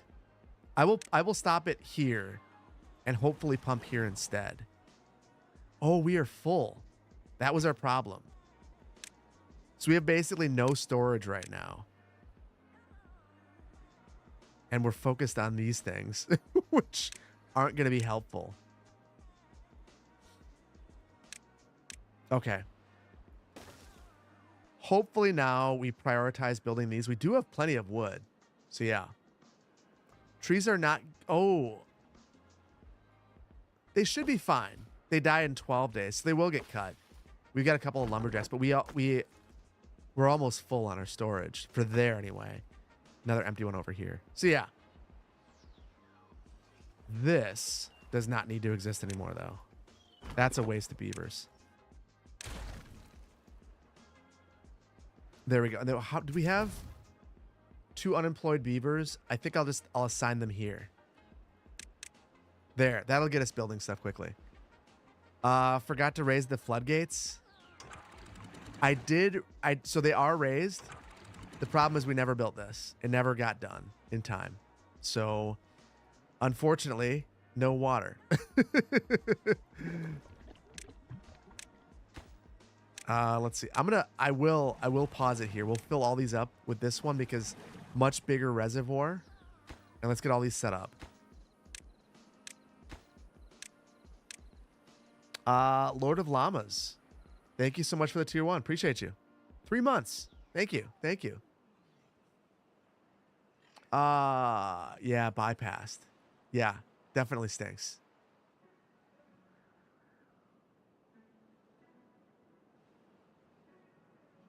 So, hopefully after these are built, now that we have those couple of beavers reassigned, hopefully we'll be able to complete some of these things. We also, Doc, you wanted this built, the inventor, and we're still waiting on that too. I feel like we finally, all we have to do is wait a little bit for things, and we actually can do it.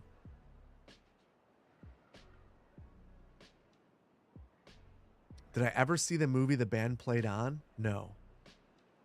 Is it good? Like Res Cure says? Is it worth seeing?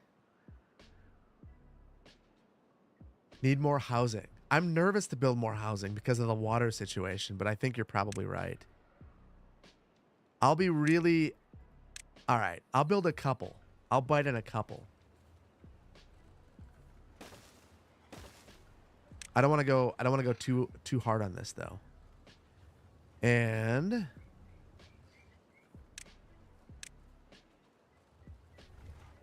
we'll do I'm gonna move this.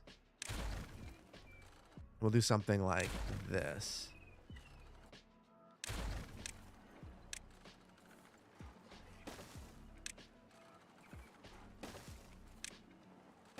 And then let's, if this were rotated in a different direction, I think I'll do something like this. I'll just rotate it around. Let's see. Teeth grinding. There. That should help us grow our population not too crazy. Hopefully enough. What a beautiful timber town. Thank you. Thank you. I think it could be a lot better, but it's a good start. You weren't interested in mods until you saw a mod for ladders? Ooh, there's a mod for ladders? I didn't even look at the... I got the mod so that we could have the different names of people in here. Like Michael Jackson, or Johnson just died. Thank you for your service, Michael. That's the only mod I got. I actually have never tried any other mods for Timberborn. So if there are any that anyone would recommend, I would definitely check it out. Vertical power shaft would be awesome.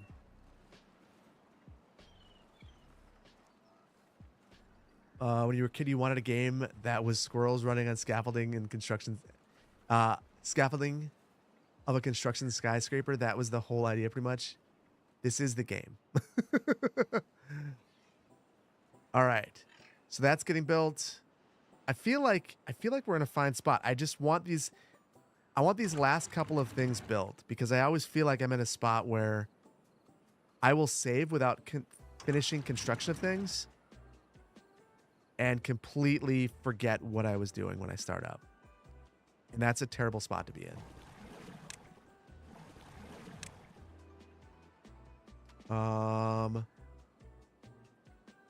Ladder mod and spiral staircases? That would be amazing. That's one of the things that always trips me up in this game is being able to actually make apartments that make sense with the stairs, because like this right here, I can't go any higher. Without getting really crazy, maybe putting something within this building footprint itself. My water barrels on this side, yeah, I believe they're empty. They should be filling up though. Now we're able to actually get moving. I want to wait until, okay, those are built, so I'm going to wait for this. That is built.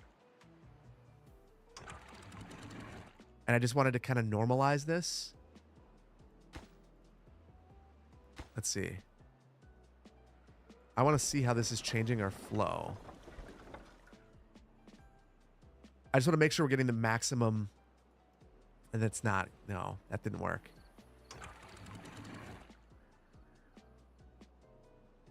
Or I need to give it more time. Okay. Oh, let's see. If we're not getting 50, I'm going to block off one of these. And initially I was thinking of, actually building a levee here, but for the bad water, we are not going to want that. So I think I'll do something like this. We'll leave one of these open partially, and that'll filter most of the water through here. Yeah, the automatic gates do kill the ability, the ability to micromanage things. And I think that sometimes you just need it.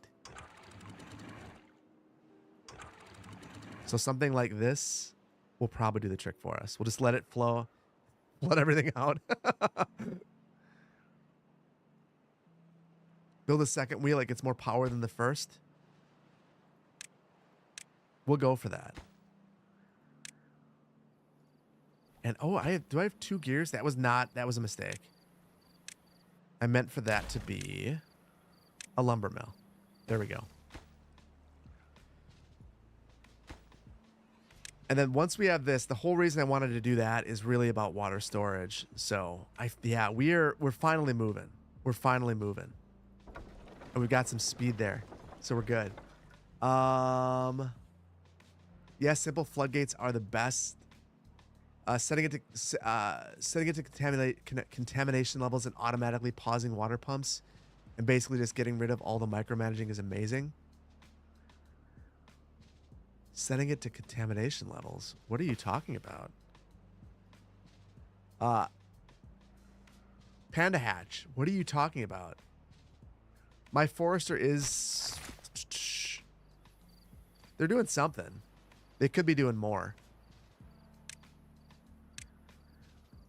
I think we should probably have a little dandelion patch now.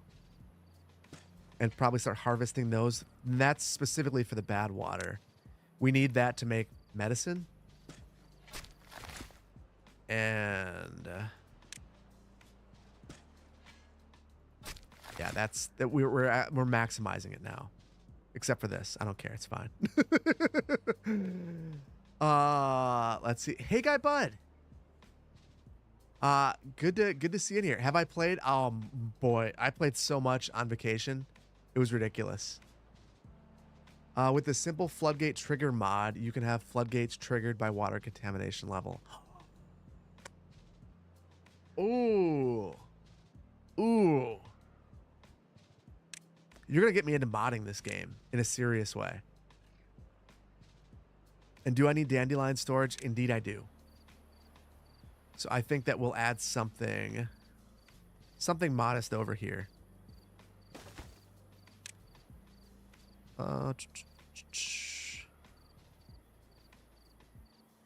Where is this? There it is, right here.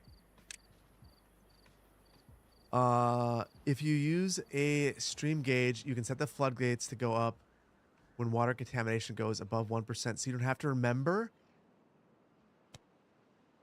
Thank you, Panda Hatch. We're gonna do that. We'll do that next time. But yeah, that's awesome. There's a picker. I did not realize that. Yeah, so at the start of the next one, which I should know by morning if I'm alone, and how long I'm alone on Saturday. If I'm alone, I'm gonna stream, and if so, we're doing this again, and then we'll go towards some of that, and we'll start out by picking some mods. I'll let you guys know. I will put a ping in Discord. I'll ping you guys. Out of curiosity, any thoughts in dabbling with Open Transport Tycoon Deluxe? Honestly, it's not at the top of my radar. Mostly because there are so many games that I want to play. And I've never played that one. I would probably play Tropico on stream first before that. Mods in this game are through the Thunder Store. Just like City Skylines 2. So I had the Thunder Store because of Timberborn first. And when I realized that that's how mods were being installed in City Skylines 2, I immediately felt super comfortable because I've used this for a while and it's been good. So felt good about that. I need a hospital bed. Medical bed. Get some injured beavers. We'll have a little hospital right here. What do these need? These need planks. Not that big of a deal. Right in our downtown area. You use mod.io instead. Is that better? Are there more mods there? Is that or is that using the same? Is it using Thunderstar for it?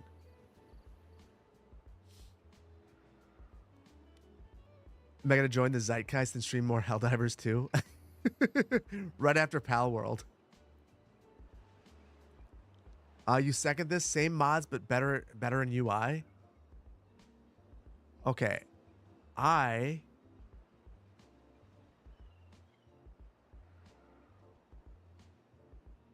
I'm going to...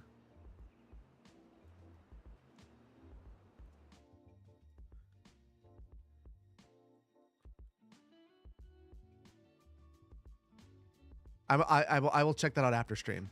I'm super excited about that. Panda Hatch. You use the same. You use mod.io as well. Okay. All right. I'm gonna jump on the train. I'm gonna do it. Pharynx, thank you so much for the Prime. Appreciate you. Thank you. Be sure to hop on over to Discord and check out City Hall. Lots of cool people in there, lots of fun stuff going on, and early access to things. Check it out. Woke up at midnight. It's midnight. You just woke up in Oslo, and you're actually, yeah. I am streaming. Sorry for the time. Hopefully, if it is a Saturday stream, it'll be midday here, which should be evening for you, so it'll be better. So all right, would you look at that? We've built everything. We've got 9 baby beavers. We've got lots and lots of. We got Bjorn. Kaylee, Jackson, David Montoya, Matt, and Bomb. Lots of baby beavers. I think we're in a good spot. I'm gonna slow this thing down and just kind of take inventory of it. I think that we're in a good spot to start actually making a beautiful city, start to diversify our food sources, and do more. So that's what the next one will be all about. Did I balance the farm? Yeah. So we've got one that's set. This one's set to harvest. This one's set to plant. So I think we're good there. I even got rid of the prioritization because at one point we were prioritizing potatoes. The one thing that I think we don't have correct just yet is we have no storage. Okay, I've got to fix this. Sunflower storage. And this is going to be ugly and silly. Actually, no, it won't be. I'll make it not ugly and silly.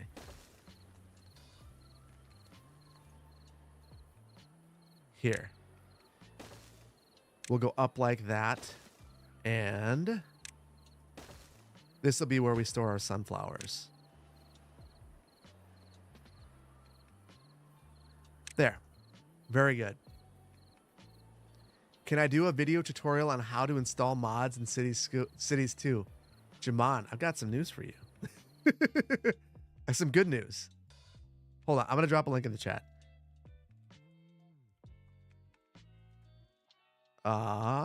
Let's see. Never seen this channel before. Right here.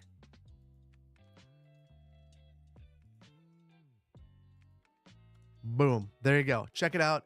I go through the whole thing. The only thing, and I've been talking to a couple of folks, I might redo a portion of the video and talk a little bit about alternative mod managers to Thunderstore, because R2 Modman is really I guess a lot of people like that one. So, and I don't know, can you use mod.io for that as well for City Skylines 2, or is it just for Timberborn? I'll have to look at it. I'll look into it. But either way, I want to give people options, and I guess we'll have to see what happens at the end of, well, in 2 minutes this month. It's almost March, so yeah, we'll have to see. Anyway, I'm gonna save this, and we're gonna do a round or two of Geoguessr, and then I've got to use the restroom before then, so we're gonna take a momentary break. So we're gonna say goodbye to our beavers. So yeah, I think we're in a good spot. We're in a good spot. So let me save this real quick. Then we'll do a bit of Geoguessr. We got points. We're good. We don't have a death wave. Everything is built. We've got lumber supply, food supply, water supply. Yeah, feel good. No City Skylines 2. Okay. You want more chair? I'm gonna disappoint you, my friend. Because the Be Right Back screen, I changed it, and it looks like this.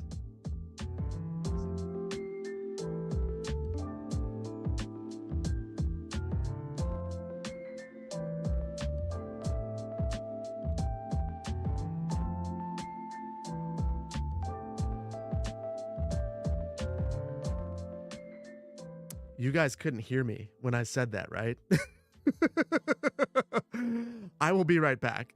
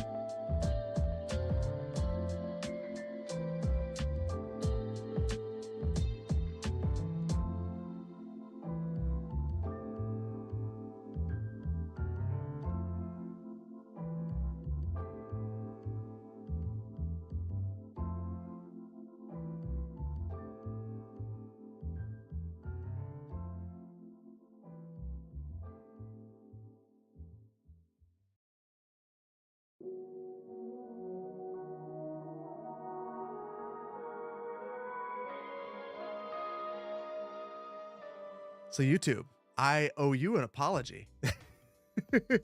You guys got to see the chair, but not the real chair. So I'm sorry, YouTube. I did not set the scenes to be the same. So apparently you guys got to see the welcome screen. Anyway, we are going to play a little bit of Geoguessr. I'm going to get things loaded up.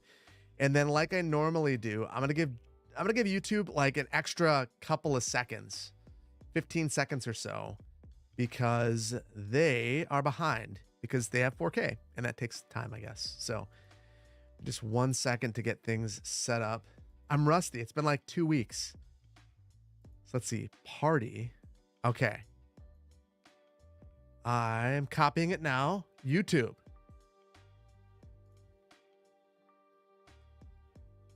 Let's play Geoguessr. And as soon as I start to see YouTube folks hopping in, I'll give it to you guys, Twitch.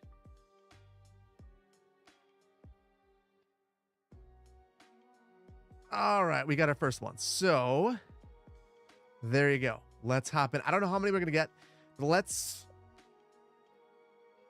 I'm going to fix the scenes quickly. Actually, we'll leave it there. It's fine. What kind of map should we play on? The legend chair came back. Yes.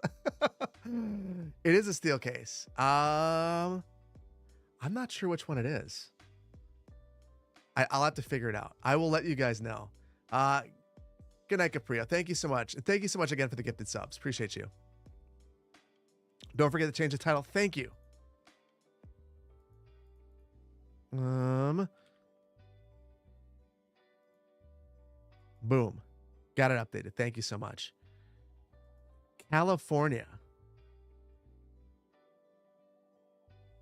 Oh, Easy Gaming. Thank you so much. 10 tier 1s. That is super generous of you. Thank you so much. Thank you, thank you, thank you, thank you, thank you. That is super nice of you. I really appreciate that. And DJ John Mary, thank you so much for the bits as well. Thank you so much. And for the resub. Super generous of you guys. Really appreciate that. We're gonna do 2. So we can do the US or the Americas if that's one, but we're gonna do something else as well. South America. Ooh, I like a challenge. I feel like we never get to do South America. So yeah. You know what? DJ, we're doing it.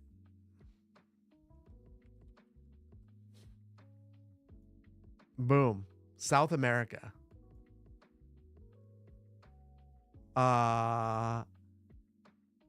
We did the McDonald's was a stream or 2 ago. That was pretty fun. That was a good one. You're prepared to finish last? Well, there's only 36 of us. So that should be better. I'm gonna post the link once more. And then I'll give it another couple of seconds. Now the funny thing is I had these timers set up on my stream deck and I totally screwed it up and now it's an hour. So that's not what I want to do. I'm gonna set an hour timer. You just want to finish in the top 36? Good news. I think after a little while, just like another minute or so, we'll go live and give it a go. I think this might be all we have. See, on YouTube. Narsuth, first time catching a stream, did not imagine this face while watching your videos. Thank you so much. Thank you for being here. Thumper, thank you for being here as well. Davey Leatherwood. Oh no, he's turned back into a chair again. Yes, thank you. Everyone on YouTube, I know that I have not been chatting on YouTube for the last number of streams. I thank you guys for still being there and turning up. Appreciate you. All right, I think we're going to roll with it. Good morning from Germany. Icy, good to see you here. Your partner loves watching the Geoguessr segment. Well, tell your partner to join. That's really, oh, okay. We've got an ad break for 1:20. So I will start this after the ad break because that's not the appropriate way to begin during an ad. Luke, love the videos, my man. Love the videos, man. As a guy from the Iron Range in Minnesota. Awesome. Love it. Luke, join us. I'm pressuring you in specific, Luke, on YouTube. You must make sure, you must play Geoguessr with us. Brain freeze. Good to see you in here. Yeah, the ad is why we're not starting yet. I want to wait. That seems like a terrible time to begin. Wait, who's not playing? Foggy Valley. Foggy Valley. Is that Diana? Is Diana in here? Diana's not online. So I don't know. I thought that I want to say, or was it Foggy Forest? Oh, either way, if Diana is here, I hope to see you in there. By the way, City Planner Plays, your hoodies are sent directly from St. Cloud, Minnesota to Germany. Ooh. That is not okay. Thank you for letting me know, Icy. They're supposed to be produced there. It means I picked the wrong ones. So I'll talk to Fourth Wall. Thank you. Sorry about that. I hope you didn't have to pay any VATs or anything like that. All right, we're gonna roll. We got 47 of us. I want to finish top 8. Chris, hello. Thank you for the wave. That's me waving back to you. 12 euro for VAT. That stinks. I'm sorry. I will get that. I promise I will get this fixed. So we're in South America. And we need to figure out where we are. So I guess the big question is going to be, is it Spanish or is it in Portuguese? This looks like Spanish. I don't know anything about South America. That makes me feel terrible too. I should say, I don't know. I know some things. I don't know a lot. Was that a fire? Chile. Is it? No mountains. I feel like everywhere I've seen. Of course, that could be. And that's, who knows? Check the URL. Oh, yes. Let's get back there. Oh, boy. This is a really rough area. Where am I even? Oh, there was something in that image. Yo soy Geoguessr.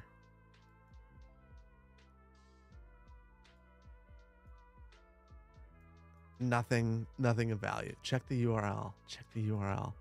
I don't know where it was. Okay. Oh, I gotta pick something. Oh, that's terrible. Oh, it was Chile. Oh. Okay, well, that's not a great start. But it's 28th. So apparently a lot of people had not great starts. Except for DJ, of course. Doing really well. Nice work. Maddie, Eric. Love it. Love it. You're in 6th? Nice work, I see. Okay. At least they're dropping us in populated places. So in theory, it should be possible to figure out where we are. What is that? It doesn't seem good.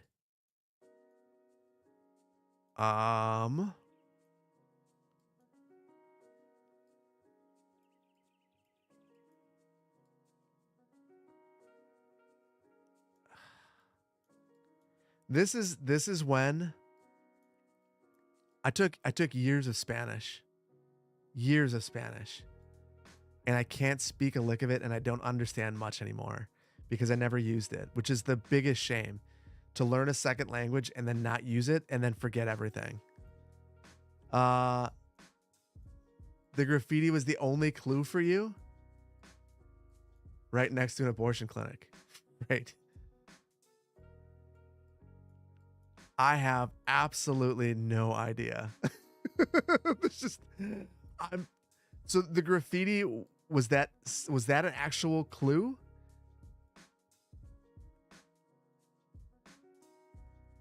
And now I'm trapped. I'm in one of those weird spots where you can't leave. Oh my goodness. I don't know. We're just, yeah. And of course, they speak English there. Good job. Ecuador. Okay. For the you got nothing either. Argentina? No. Well, I moved backwards. Some people are getting this, but to see that you could be in 6th place with 5,000 brain freeze, that's amazing. Like that's wild. Okay. We're gonna keep going. And the next one we've got to make easier. So this looks very lush and jungly. So are we in Brazil? What side of the road are we on? There's no vehicles and no people. I don't know how people are good. This is like the most difficult one ever that we've ever done. Without a doubt. Like there's just nothing around here. Or I need to become more well-versed. Maybe the real deal is we just all need to be better at South America. So I feel like we get dropped off in Southeast Asia, someplace in the US, maybe a place in Canada, and then a whole bunch of Finland, because that's what this game does. So I think that we're in the north. Oh, there's a vehicle and people. A rickshaw. Costa Sierra. We have a license plate. Brazil on the coast. Maybe. I mean, we've got 17 seconds to figure it out, so it's not like Sierra. You know what? Right there. That's my guess. It's going to be right on. Nope. Okay, not at all. Whoa, that one was brutal. Peru of all places. Yeah, we definitely need more South America practice. So, Maddie, that could be, that normally 3 rounds would be a moderate score, not even a good one, and you're in first place. Wow. This is nuts. So difficult. I got no idea. Again, we're in like a jungly place. This time it's not paved. And the only thing I'm seeing, I probably was dumb to go backwards because now I'm just seeing the dust from the Google car. Perfect. Reds. Okay. So this is Brazil.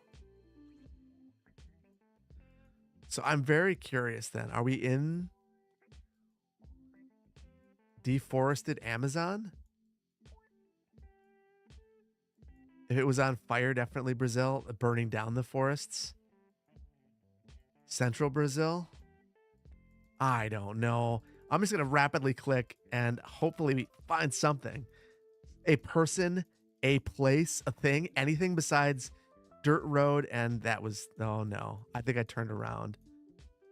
Oh no, that's not helpful. Okay. It seems like none of you guys have any ideas. YouTube.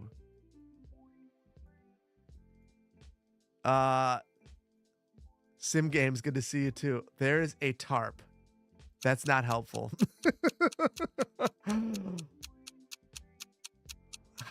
Argentina? I don't know. We're going Central Brazil. Oh, this is... We can't end like this, guys. This feels like... Oh my goodness. We only had... I might finish at the end. You went from... Vainglorious, you went from 28th to 8th. If you get one place right in this, you will jump so much. Oh my goodness. Finally a sign. That is Portuguese. Pointo Sombre Orico. That is not helpful, but I can at least look. Okay. We've got to be able to find this. This is rough. We've got a sign now, and it's in Portuguese. I'm pretty sure that looks like Portuguese to me. What do I know?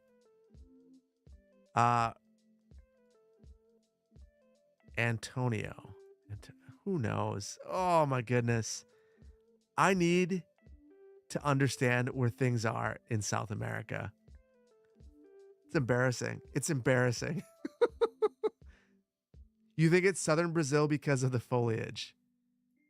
Really? I was thinking northern because of the foliage.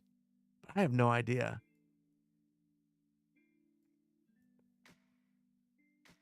It's drier there. Okay, eastern.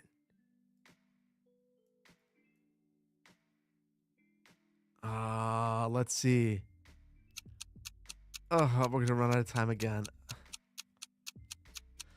Right here. That's where we are. Oh boy. Northern. 250. I'm going out with a bang, finishing 40th. This was really rough. Well, Maddie, excellent work. Chad, excellent work. JD Bizzle, excellent work. Good game, Eric and Peaches. Always near the top. So appreciate Vainglorious finishing 6th. Excellent work. You can't even cheat at this, Doc. You can't cheat when it's just a dirt road. What do you do? All right, guys, we can't do that again. That was brutal. What do we do? We gotta do something that's not quite that crazy. Europe. First ones were total luck, then you choked on the last ones. It didn't matter though. You still did really well. US. Do we just go for the pain? Thanks for South America. I feel like I got your butt whooped. DJ, that's what it was all about for me. I just wanted to make sure you didn't have too good of a time. We did McDonald's a time ago. I wonder what else could be that ubiquitous. Maybe Starbucks? No. No. Is there Wendy's? Walmart? I would be game for that, but I want to find one that has a lot of reviews. All the Walmarts in Newfoundland? That's probably not very many. I feel like we went rogue on one that didn't have a ton. Was that the one that we saw the same place multiple times? I mean, the Ace of Base reference. This one kind of speaks to me, guys. What do you guys think? I saw the sign. Do it. We're doing it. We're going to see the sign. So let's do it. All right. I'm going to give you guys a minute to hop in. So I'll give you guys the URL one more time. This will be how we wrap up. And we're either all going to have a great time or we'll all have a terrible time together. And then we'll figure out who we're rating tonight. So I'm going to be really stupid and say I want to finish top 6 this time. That's going to be my goal. Let me kick out all the inactives down to 39. Hop in, everybody. Let's go to, I'd love to get, if we get top 50, you're good. Flying a mug of justice.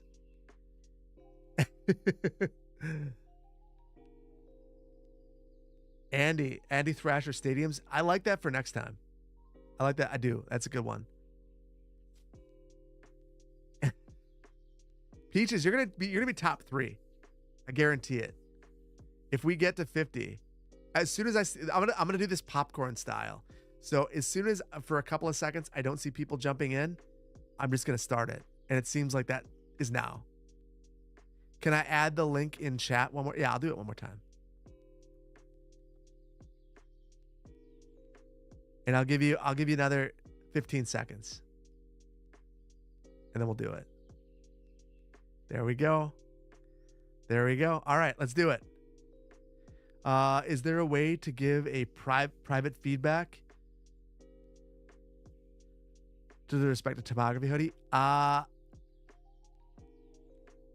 an Icy. This is top secret.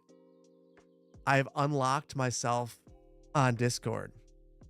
So if you add me as a friend on Discord, I will add you back. It's a temporary unlocking of it, but I'm wide open to be spoken to and added. So add me. It is risky business. But I feel like there's so few people still on that I can get away with saying it.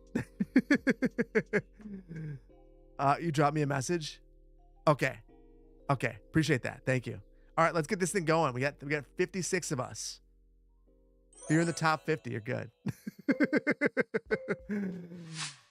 Okay, what is this? We're looking for signs. Euro cargo. Is this? So I don't exactly understand what I'm looking for.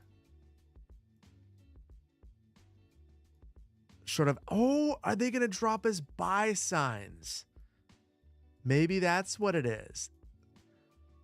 This is Hungary. I like how bright and sunny and nice it seems. Seems like a very nice place. Except that nothing is labeled.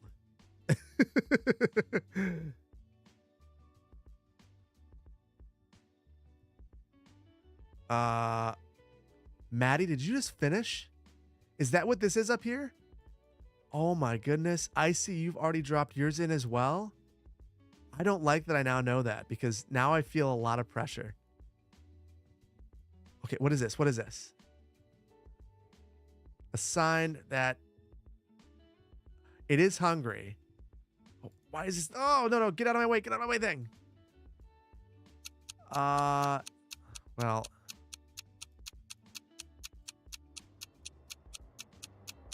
we'll go Budapest because I don't have any time. That's wrong. But you know what? That feels good. I know that that's good for 22nd place, but boy, oh boy, scoring 4,500 feels good.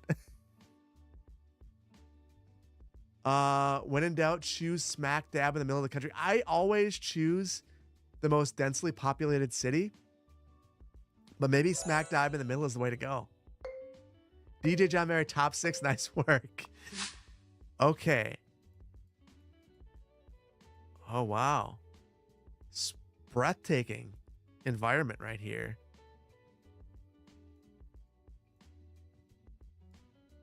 I have no idea where we are. Alps. This is the Alps. Could be. Oh. Went backwards. It's in English. Okay. Well, now I'm super confused. It's Cleveland. Austria? Is there? Okay. That's not English. Slovenia. I feel like I've been tricked by Slovenia a couple of times. Wherever this is, it is an absolutely beautiful environment. I feel like we're just chilling in industrial areas, but here, now we get into a more residential spot. No signs. Wait. Oh, URL. URL. Okay. I just need to go. Oh, where is Slovenia? I'm just.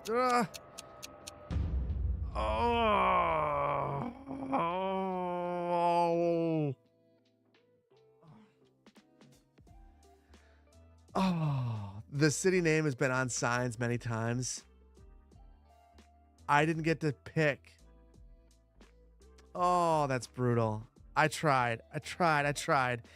DJ, nice work. JD Bizzle, nice work. Oh, that's a bummer. Wait. Who has JD Bizzle 10,000? I was about to yell at you, but now they gave us a sign. It's right there. I don't know where this is in Utah, but if everyone gets 5,000 points, I know what you all did.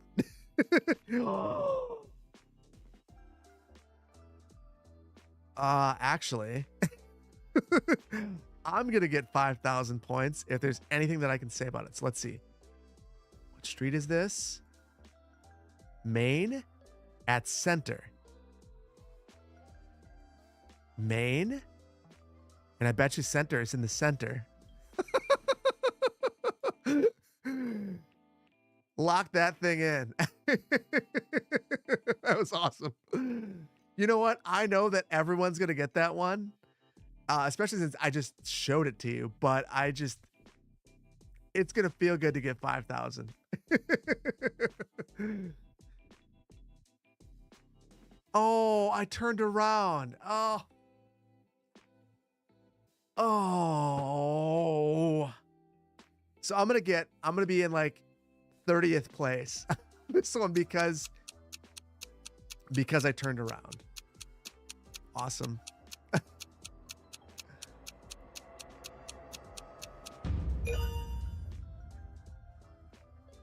Oh, I got the 5,000. I wasn't the closest, but I'll take it. I will take it. That's awesome. So there we go.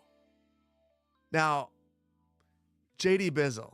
It's a little sus right there. A little, I'm just saying, just a little bit. Just a little bit. But we'll let it go. We'll let it go. I'm in 45th place because of that miss. That's brutal. Ad break. I'm sorry. I'm sorry for the ad, everybody who is, well, you guys can't hear me anyway. Evergreen. Oh, cool. We're in Nicolay Bay. Good luck finding it, guys.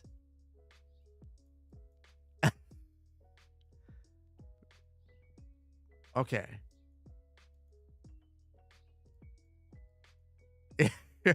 So many people with level 1 accounts are 5K. Yeah.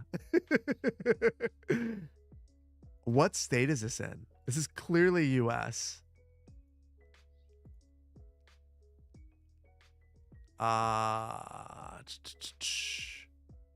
Southeast Inc. Southern state. Yeah.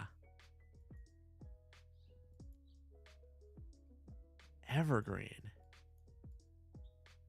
I could tell you the time of year before I could tell you where it is. More Money Tax Service. Alabama. Okay. You know what? I'm going to just look for some small town called Evergreen in Alabama. It's going to be so small. 10 seconds. 10 seconds. We're just going to place it somewhere. We'll take the in the middle. Just like you guys told me to. Oh, it actually was visible. Oh, that stinks. I passed it. I was literally, yeah. You know what? I'm going to take it. That's still all right. And I'm not going to win. Although, anyone below me, I don't want to say too much, but remember, I didn't select one. That's all I'm going to say. That place is a little depressing. We've seen some more depressing places. We've seen a lot of depressing places tonight. Dothan Civic Center. Who knows?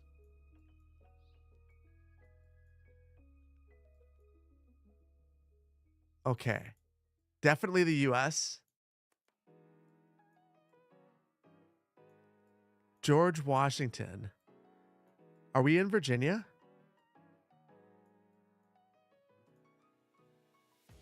Wait, we're in Alabama again?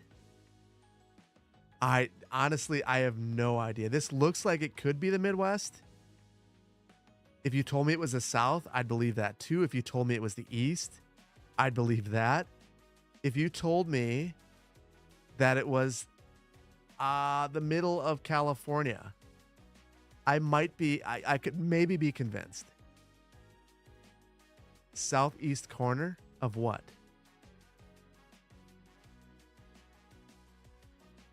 Houston County Sheriff's Office. That is not helpful either. It's Alabama. What city? Houston County. Okay. You know what? I don't know. I know. Okay. I'm going to select it. Oh, I thought I had more time. You know what? It can't be Evergreen.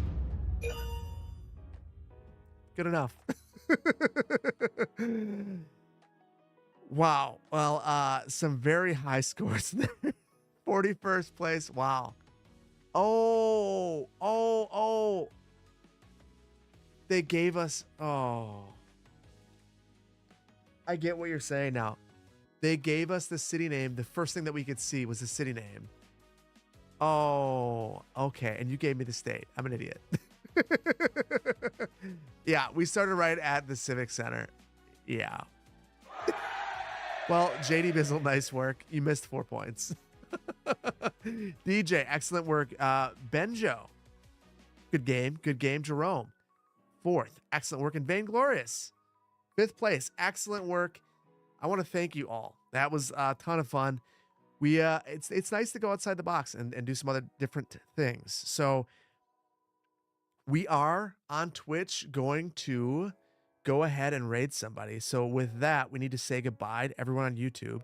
So on Twitch, everyone, can we give a heart to YouTube before we send them out? And in the meantime, I miss DJ John Mary. Thank you so much for the sub and for the bits. Easy Gaming, thank you for the gifted sub. And Lane Gandy, thank you so much for the Prime. Thank you so much. I missed all of those, but I didn't miss it completely. So YouTube, thank you so much for being here. I appreciate you guys sticking with me. And I can't wait to see you guys next time. I keep an eye out. We very well might be streaming in 36 hours. We'll have to see. We'll have to see. Mila, you came from YouTube. First stream. Thank you. Thank you for being over here too. Oh, yes. Yes, you're right. Cats walking. How could I forget? How could I forget? Here you guys go on YouTube. Thank you so much, guys. Thank you so much. Saturday, yes. That's what I'm going for. My family might all be out of town, and because I was gone, I'm not going anywhere. I'm gonna stay. I'm gonna stick around. So thank you all so much for being here. YouTube, stick around. Twitch, we're gonna raid someone, even if you don't want to say anything besides hello and chuckles for governor. That's good enough. So YouTube, thank you so much. I'll see you in the next one. Take care. Bye-bye.